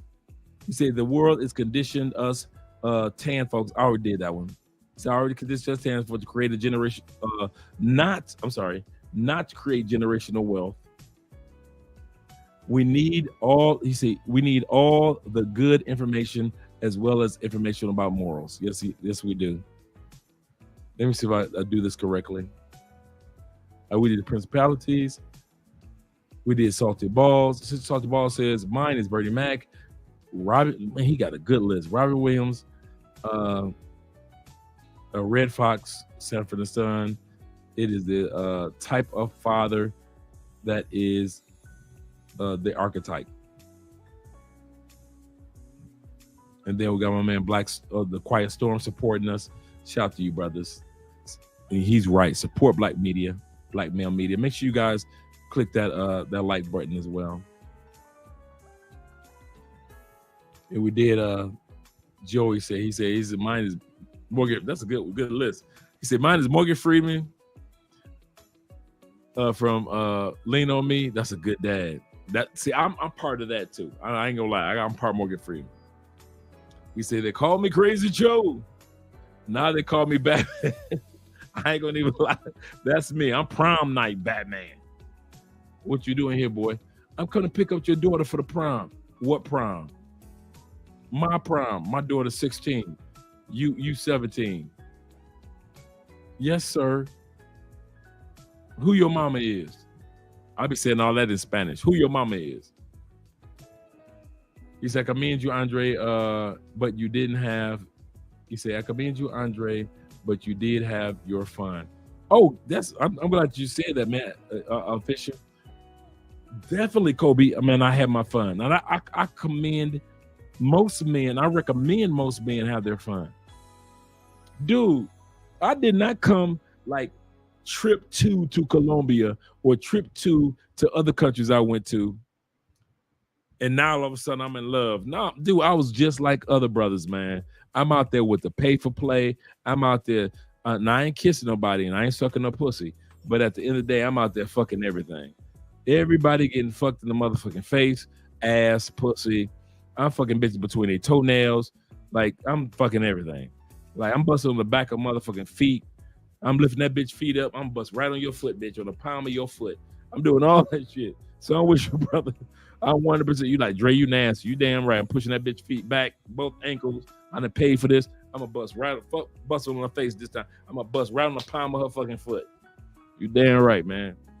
So I was out there having fun too, but then I realized there was a time for me to sit back and say, okay, since I'm about to move here, let me chill.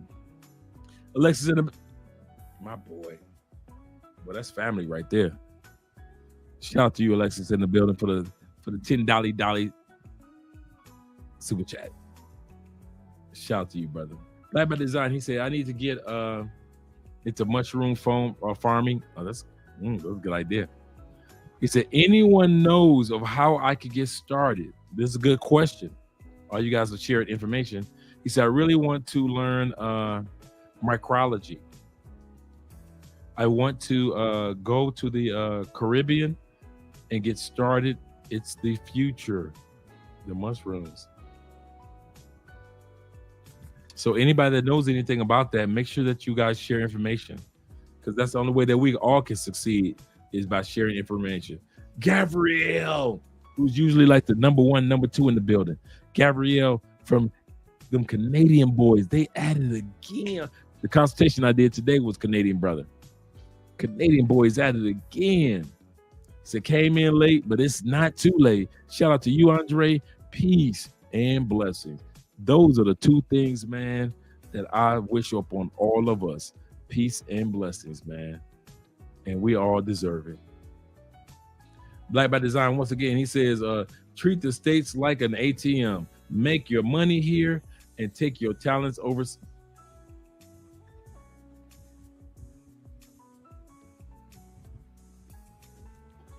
If y'all only knew how true what he just said is. Nobody will ever tell you to leave United States broke. Man, if you don't get your money, get it. White boys getting it. Asian boys getting it. The dudes from India, they getting it. You know why the Indian population is so small in the United States?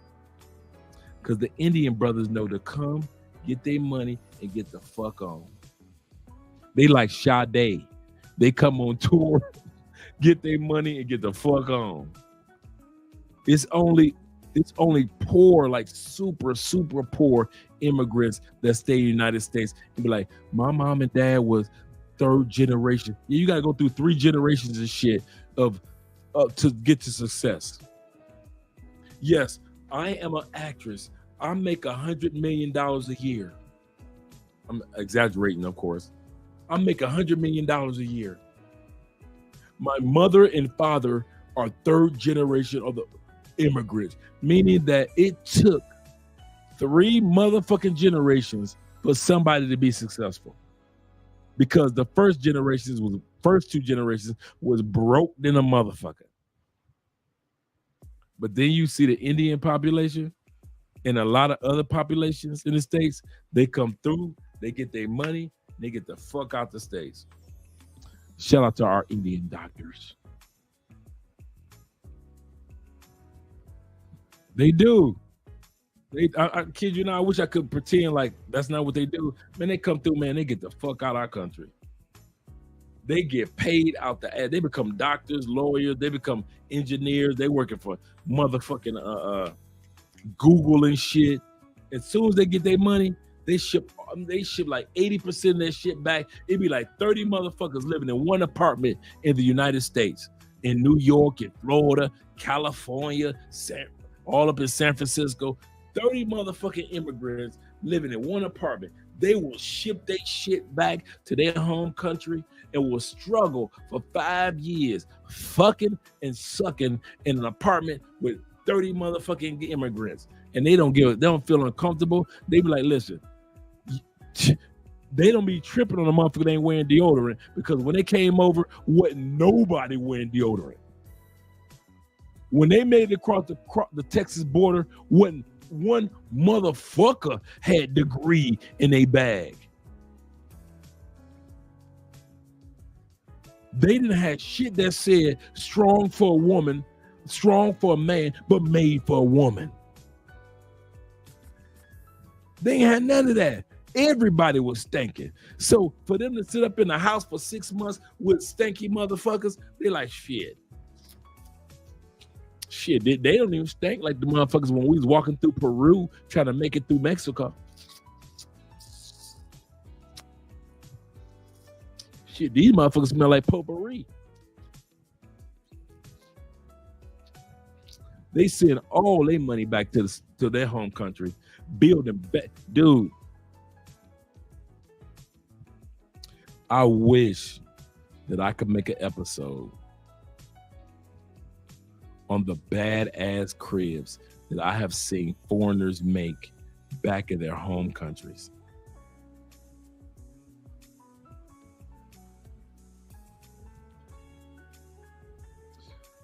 When I was in prison, we worked for Unicor. You can find Unicor on the New York Stock Exchange. Unicor is the federal prison system that all your tilapia comes from prisons. Just in case you're wondering where you get your tilapia from in the United States, all federal prisons, all stateside prisons.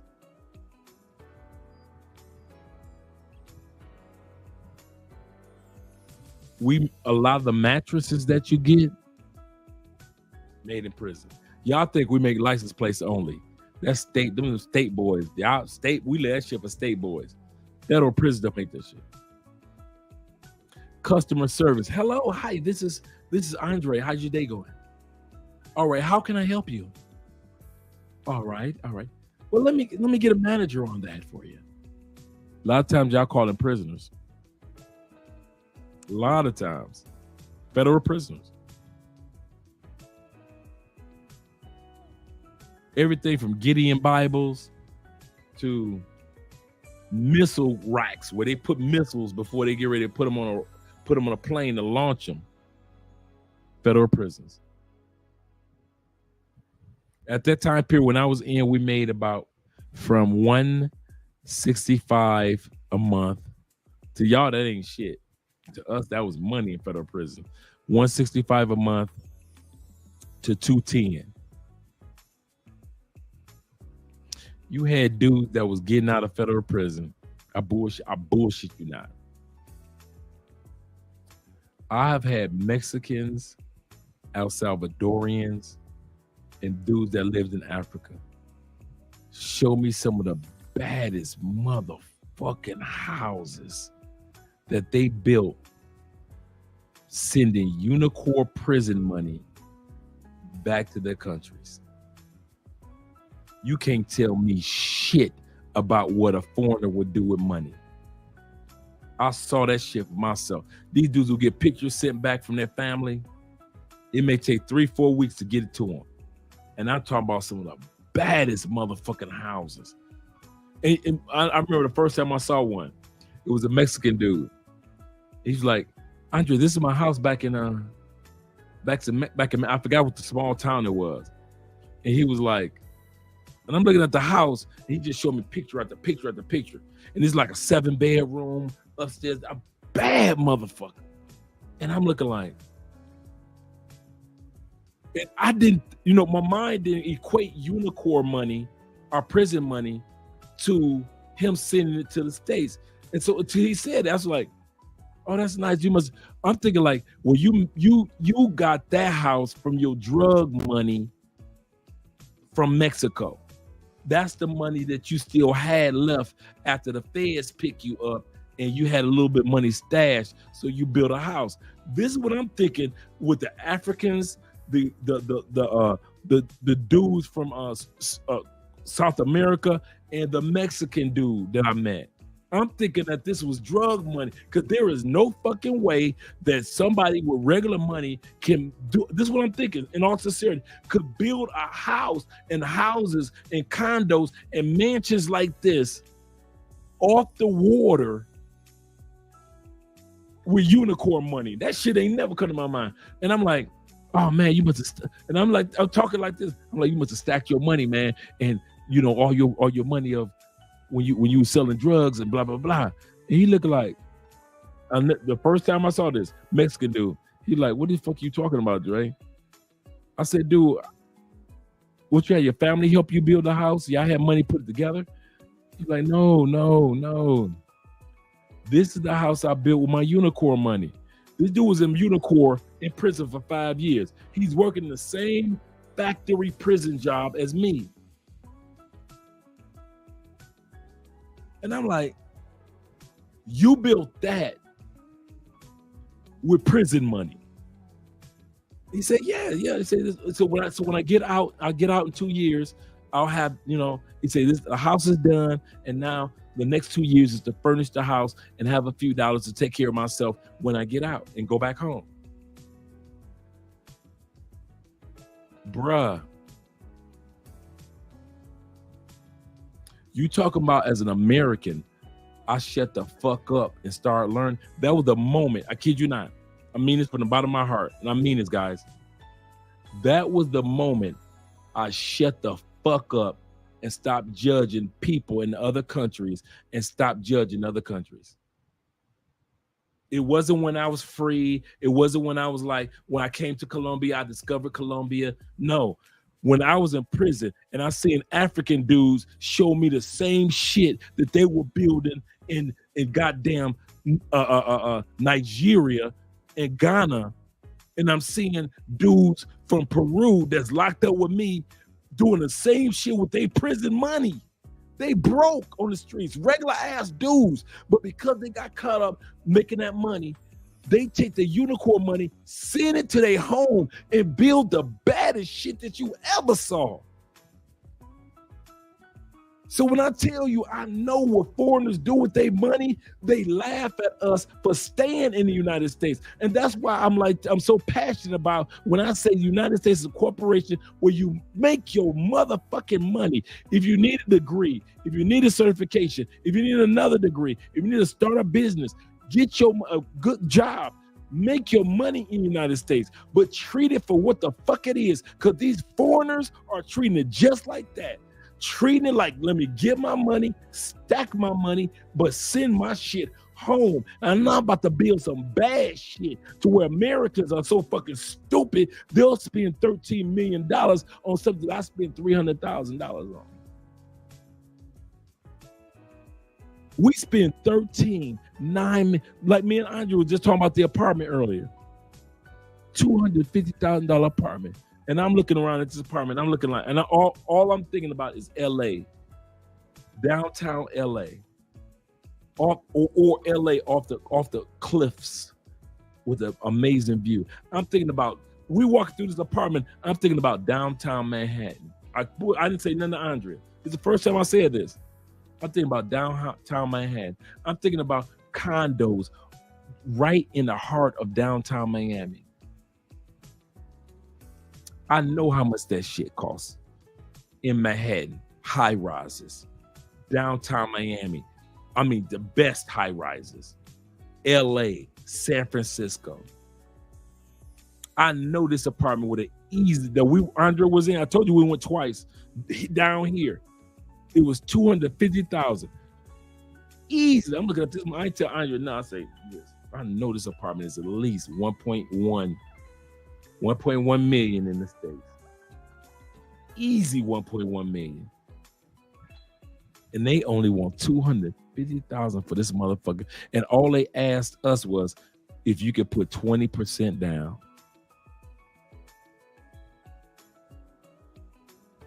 You mean all we got to do is put up 40K? And we can. Oh, gotcha.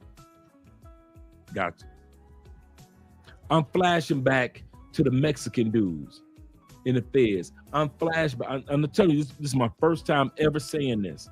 I'm flashing back to the Mexican dude in the feds. I'm flashing back to the motherfuckers that was building mansions and shit in the feds from Nigeria, all the dudes from Peru that built badass cribs, because I finally got it.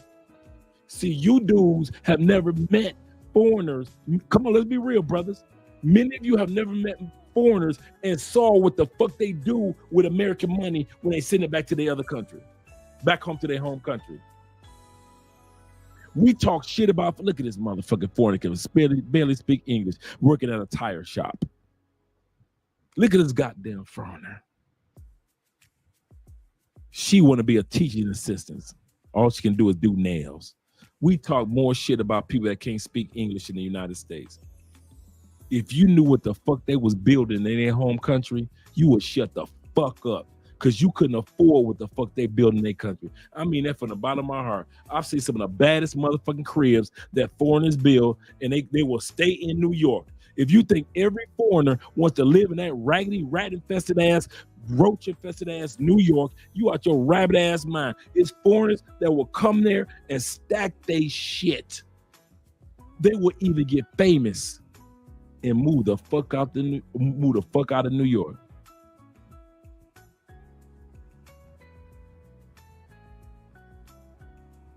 Don't never think that foreigners only want to live in America.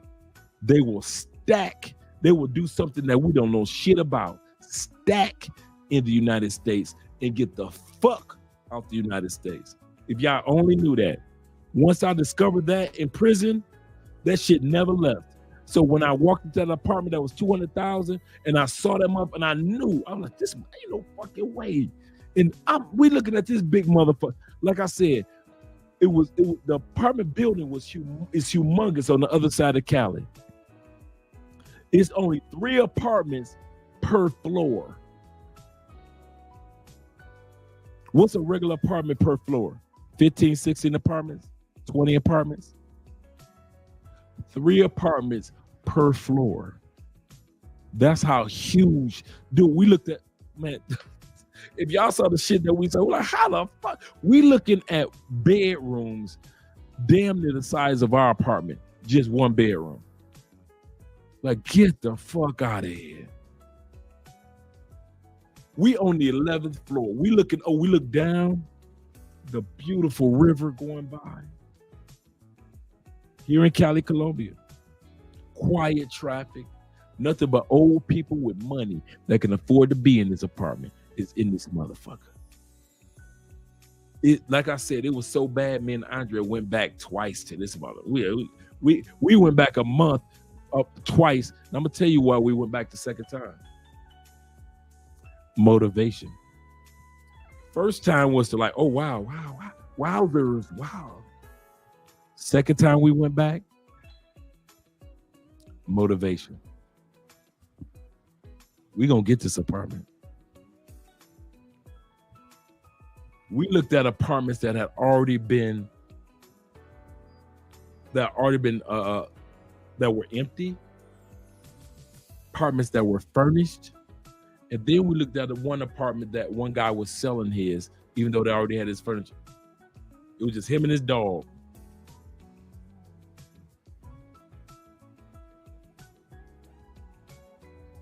His shit was so bad. His shit was bad, dog.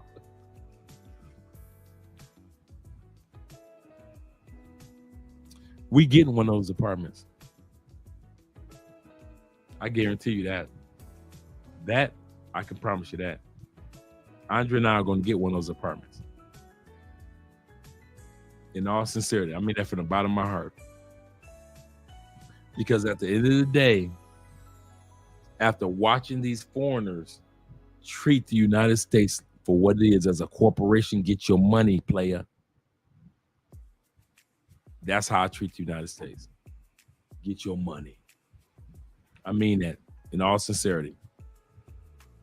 I'm gonna work my way up in the chats. He said, "You getting?" Yeah, I am. We are. We're getting that. We really are. Parking area was great. It was so quiet, so nice. I mean, the nicest neighborhood here in Cali.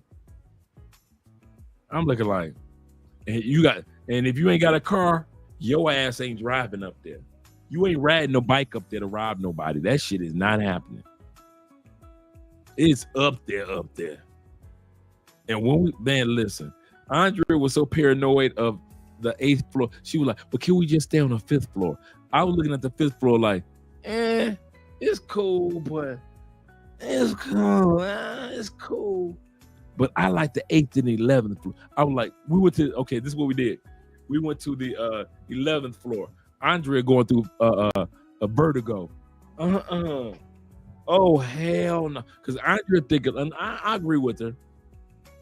She thinking like, because if we got kids and they try to look over this damn, kids inquisitive looking over this.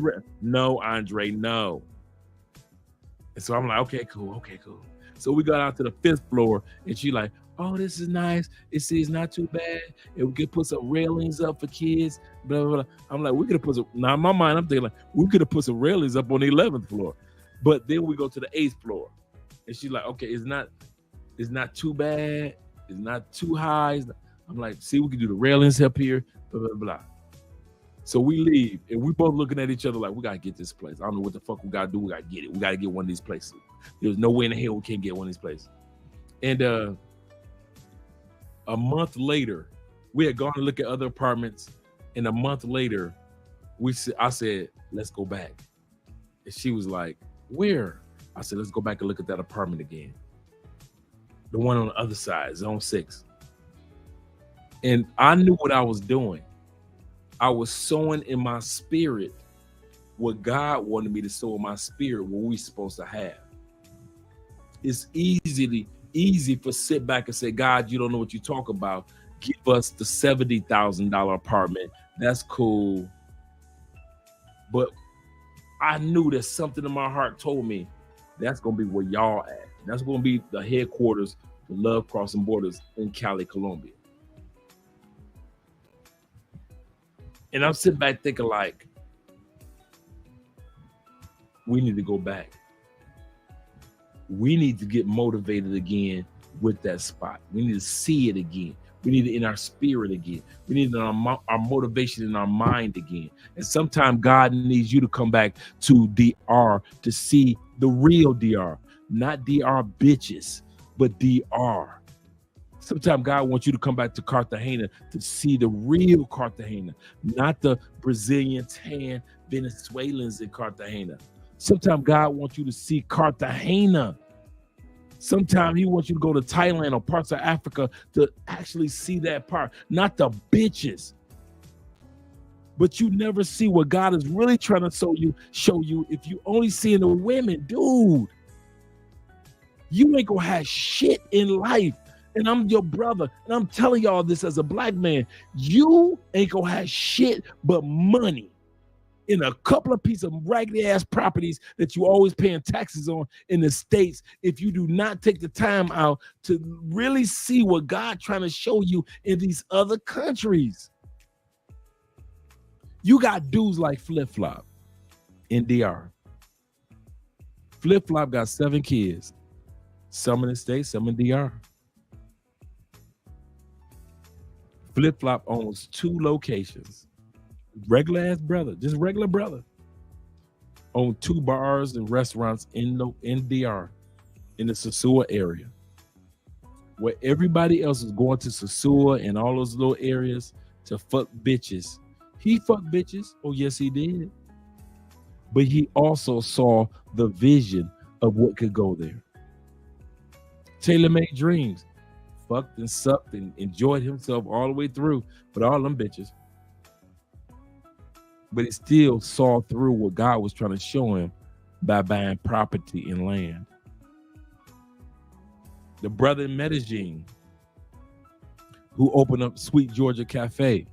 Did you not realize when his first few trips to Colombia, he was not fucking sucking bitches? He was married at one point in time down in Colombia. Of course he was fucking and sucking bitches. He still was able to open up a bar, a sports bar, and a restaurant.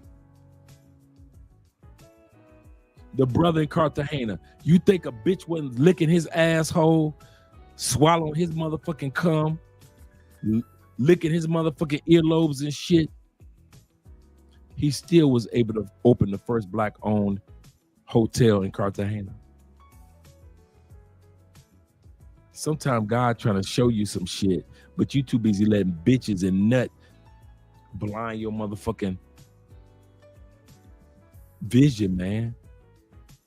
Just because them bitches know how to nut, cool. Just because a bitch can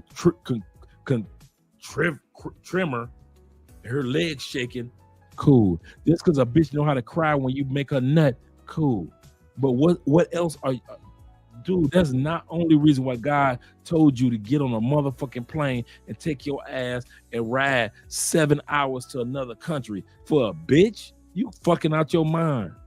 God got greater plans for y'all, man. Got greater plans for all of us. And until you realize that, you'll never be a flip-flop. You'll never be an Andre and Andrea. You'll never be a Taylor Made Dreams. You'll never be an Ace Live. You'll never be a Passport Heavy. You'll never be a Zoom to Thailand. You'll never be a goddamn Flyboy Way. You'll never be none of that shit. Because you too busy focusing on bitches only. Bitches cool, but bitches will not get you the dreams that you deserve. So go ahead, keep fucking bitches. I ain't gonna stop you from fucking bitches. Go ahead, keep pay for play only. Do you, bruh? But when you hit 55 and 65 and shit ain't working out for you, don't bitch about it. That's the only thing I have to say to men. I mean that from the bottom of my heart. I turned the microphone off. My bad. I didn't realize I turned it off. I mean this from the bottom of my heart. If you do not make it to be the person that you're supposed to be once you leave the United States, and you go to Zimbabwe, you go to Guyana, you're going to Ethiopia, and you're going to Madagascar, and your life is all fuckery by the time you hit 70, don't you say shit. And I mean, all you dudes that like to go to DR, and you still going to, in your life at the end of days ain't really worth shit but money and bitches. Don't bitch when you ain't happy. You didn't find the peace that you was looking for in DR because you're still spending money at 73 on bitches. You got money, you're breaking it on bitches. Don't you say a motherfucking word, because ain't nobody gonna feel sorry for you. Black women sure ain't gonna feel sorry for you. White men and women, nigga, please. And us brothers, that's passport kings and blue book gentlemen, passport bros, man, we don't give a fuck about your ass at 73, and you done fucked your damn life over. You ain't bought one piece of property, ain't bought one piece of land. You ain't started no businesses. You barely know motherfucking Spanish or French or Swahili or whatever country you in, but you can still buy bitches. Man, get the fuck out my face. Your ass gonna live alone and you gonna fucking die alone, and they gonna find your ass in an apartment 3 days later. The only reason they gonna find you, not because somebody gave a fuck about you and called the police, because your fucking corpse was stinking so fucking bad. Your neighbor said, "What the fuck is that smell? Do you really want to go out like that?"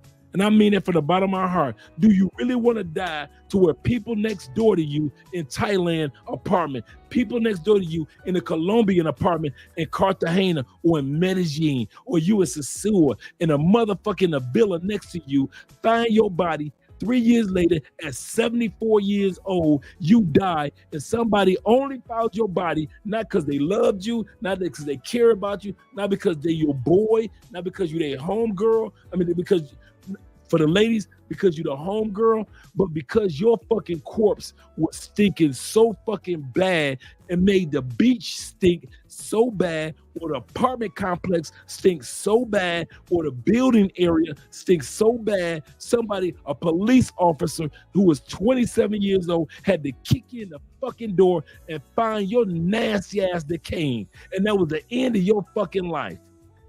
That's it. Somebody find your ass decrepit, smelling like the bottom of a fucking slave ship.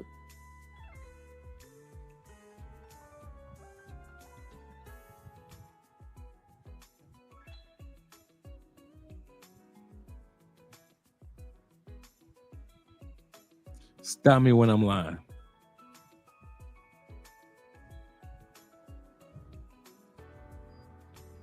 A part of being a passport bro, a blue book gentleman,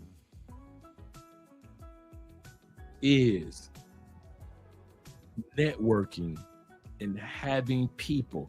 I'm not saying you got to get married. I'm not saying that, but at least having people in other countries that give a fuck about you. Because right now, many of us, Black men that live in the United States, we know no matter how much money you make, don't nobody really give a fuck about you as a brother. So now you go to other countries.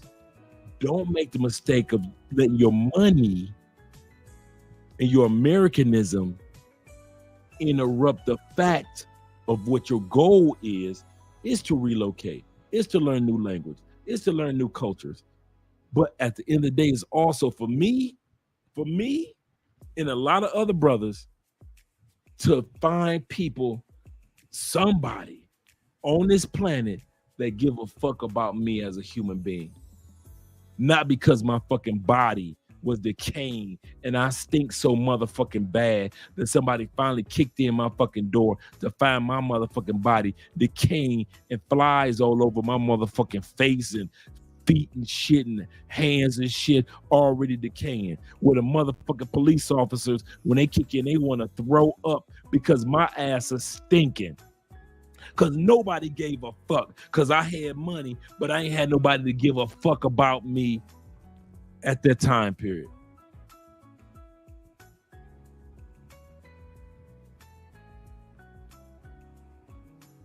But Andre don't know what the fuck he talking about. Fuck Andre, right?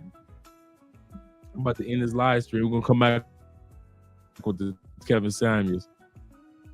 Andre don't know what the fuck he talking about. Fuck him. Nigga, that man, fuck what Dre talking about. That nigga always talking that bullshit, man. Man, everybody gonna end up like that. I ain't say everybody gonna end up like that. I didn't say that. I think that nobody should end up like that.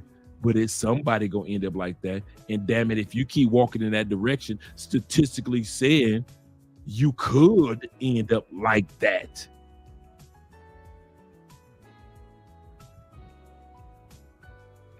I think the best gift that God gave me before I left prison is I don't give a fuck what y'all think.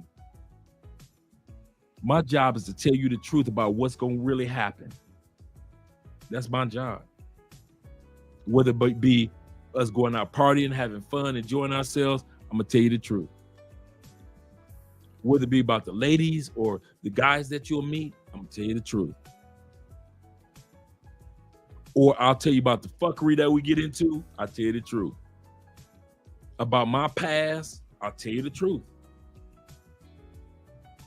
Or your future and my future, I'm going to tell you the truth.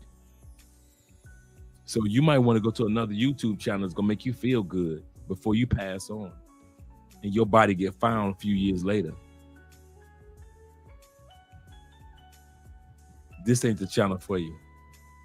This YouTube channel is about people that give a fuck about people.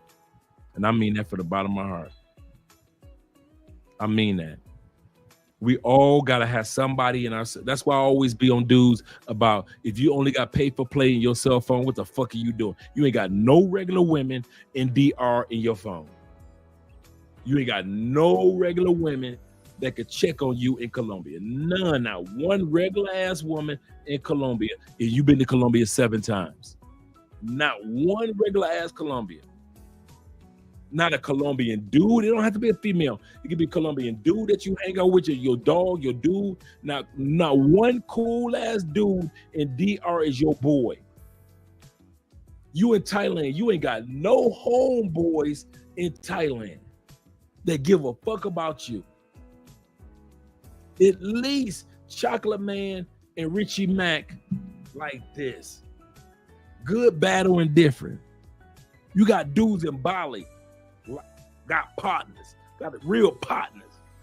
Some of you dudes ain't got no fucking partners, not one partner. And you done been to these countries 5, 6, 7, 8. You ain't found one partner? Well, I don't know Spanish. Nigga, I got dogs. I don't know not one lick of what the fuck they talk about half the time. They don't know the shit I'm talking about, but they will check on your boy. They'll check on your boy.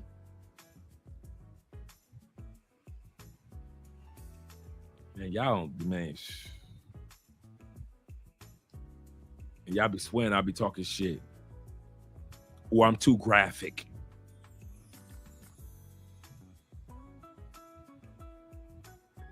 Yeah, we getting that crib, bro. We are getting that. I've already saw my vision of doing a live stream from the crib and showing you guys this is the crib. I never told Andrea this. I'm telling you guys before I tell her. I've already had the vision of like, yeah, walking through, doing a live stream, showing you guys the crib, blah, blah, blah. Yeah, brother. Oddly specific.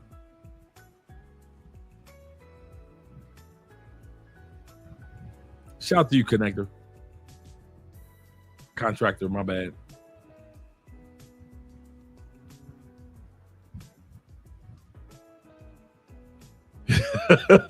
Not the rookie kicking in. Well, you know the veteran ain't gonna kick in. The veteran, like, I got 3 more years on the force. I'm not about to fuck my foot up for nothing or my pension. They're gonna make the rookies kick in the door with your rotten ass corpse. That's true. That's true.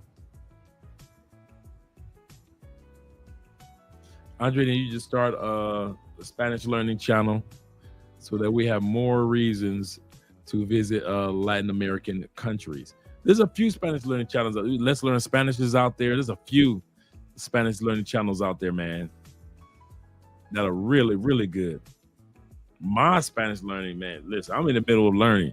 So I'm like Ace. Ace is he's always telling me, he said, man, shoot, y'all hear me talk Spanish. Ace said, my Spanish is trash. My ear is good. My ear is getting better. And it's amazing. It's like when I hear Spanish speakers, the words are finally starting to slow down as I hear them. That's why I could tell you guys earlier about the Afro-Colombian brother that I was talking to, the janitor dude in the mall. And he was asking me about my pension and retirement. He said, what do you do? Da, da, da. Where you get your money? We were able to just converse back and forth because now my ear is starting to slow Spanish down when I hear it. And that's what my problem was. I can hear somebody, I could speak Spanish, but I didn't understand what the fuck anybody else was saying. But now it's starting to slowly slow down when people speak. Now I'm like, I got you. I hear you. I understand you. And so now I'm slowly responding because of I understand what they're saying. But I'm not at that point to be able to speak Spanish. I mean, teach Spanish. Right. See, my conscious is EMB. EMB has been my conscious of Spanish for a hot minute. See, as you can tell. Absolutely correct. Shout again to Joey. Yeah, yeah, far too valuable, man. Our lives, far too valuable.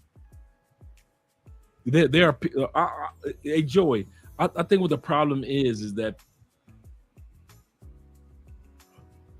men don't realize that there are cultures that want to celebrate us. I'm gonna say this: men. I'm not talking about black men or white men or any other cultures. I'm just talking about being a man in general.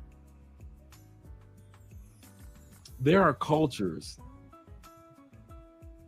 that really enjoy our culture, how we talk, how we our how we say the swag, our behavior patterns, our recipes. They want to enjoy that. But we are so guarded because we were trained to be guarded in the United States that every country is third world. We think about it. Correct me if I'm wrong. We're programmed to think you're either first world or third world. There is no second world.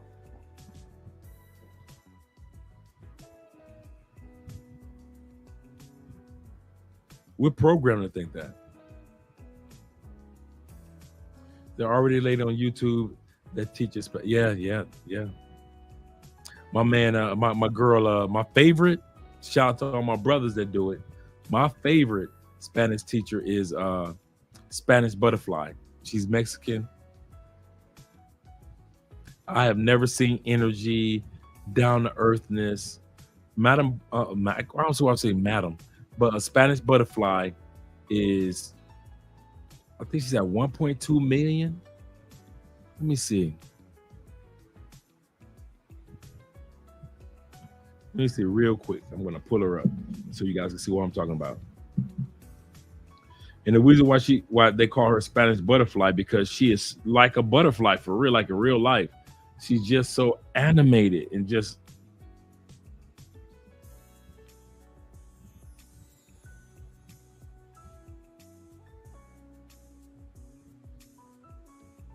See if I can pull her up. Spanish Butterfly. And she started off as like just a regular. She's at 1 point. Damn. She's at 1.5 million. Let me pull her over real quick so you guys can see what I'm talking about. I remember when she was at like 300,000. But as people began to become more and more expats and traveling, that's why black YouTubers, all you black YouTubers that teach Spanish, don't give up. Because as there becomes more and more expats, there will become more and more people that need your services and your channel. Don't give up.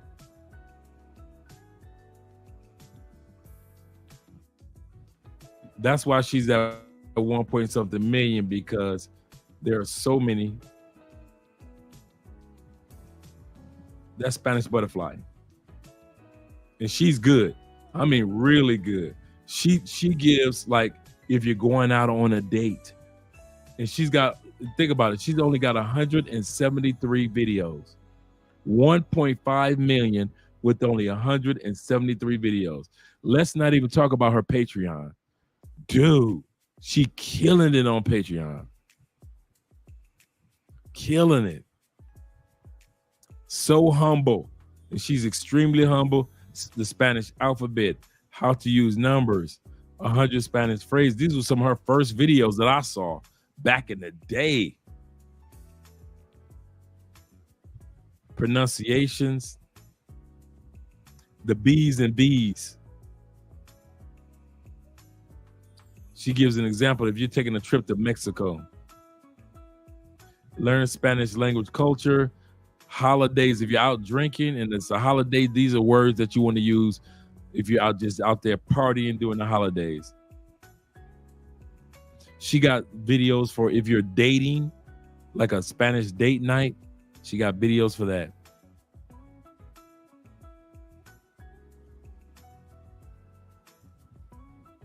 Let's look at let's see our popular. Let's see our. Let's learn how to say the letter sounds in Spanish. Just the letters. Y'all see that? Just the letters. 6.5 million views. That one video, the first one that you guys seeing right now, 6.5 million views. Go to sleep. You need to tell yourself that, Will. Dre, the citizenship exam isn't going further. I know it's going further away. I know. Just keep up your he said just keep you on your toes for it. Yeah, I know. I know. Yeah, and there's a brother that speaks Spanish, but he speaks it like from a Dominican point of view. And we all know Dominican Spanish is trash. Yeah, Butterfly Spanish. Yeah, she got 6.5 million from one video. Once again, she only has, yeah, she's doing it, man. I won't even lie. And she is so humble. She's just like she was 5 years ago when I first started watching her. Don't judge me. She breaks down the structure well for beginners. She does. I kid you not. She is probably my secret formula of Spanish. At least the grammatical pronunciation and things like that. Yeah, she really is. And speaks English as she explains it easier to learn. She does. She does it in English, all English. So guys, make sure you subscribe to her channel. I'm about to put her channel in the link.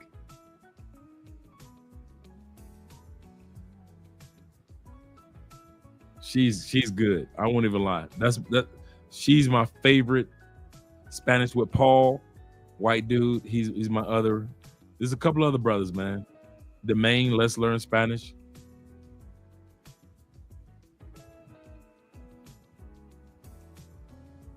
NBC, I find a good Colombian Spanish channel. That's why you should sound Caleño too. That's true. Hey, I already know from being here in Cali so much, my Spanish will be 1000% Caleño. I'll definitely sound like I'm from Cali, without a doubt. Without a doubt.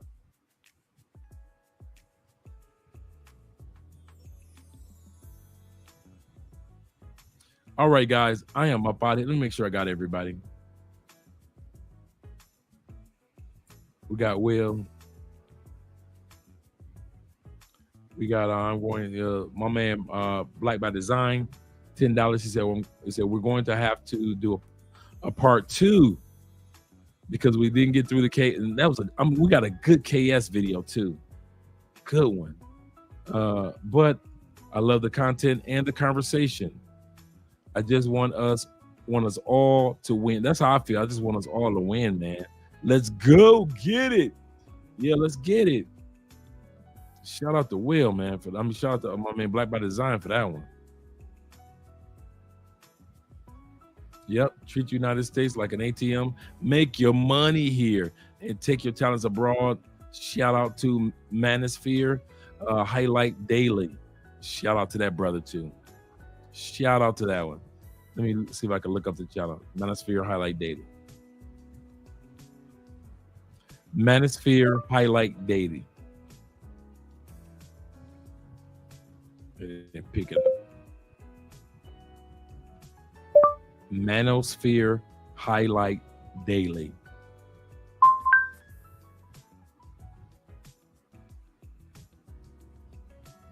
There we go. Let's put that out there. MHD. Let's make sure that we all subscribe to the channel. Manosphere Highlight Daily is at 190 subs, 500 plus videos. So let's make sure that we support the channel. Great content. Great content. They put the link out there before I shut it all down. Because I know your girl Andrea is knocked out sleep after after that big container, after that mega pint.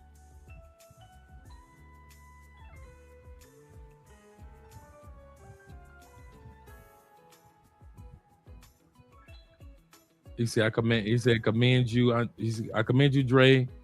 But did you have fun? He said, but did you have your fun? Oh yeah, I had my fun. We went through that video too. I mean, went through that live comment as well. So make sure you guys subscribe to these channels. And we are going to do next week. I'm going to shut my mouth. Actually, Sunday, shut my mouth. And me and Andre is going to do this video with Kevin Samuels. I'm up out of here, guys.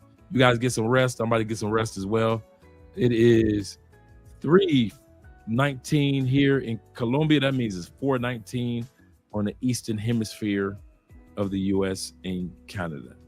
Get you some rest, guys. Love you, brothers, man. Love you guys. You say this is a great spot to meet every week. Salute. Yes, sir. Yes, sir. I'm out of here. And you guys are out of here too. Click that like button if you hadn't had a chance.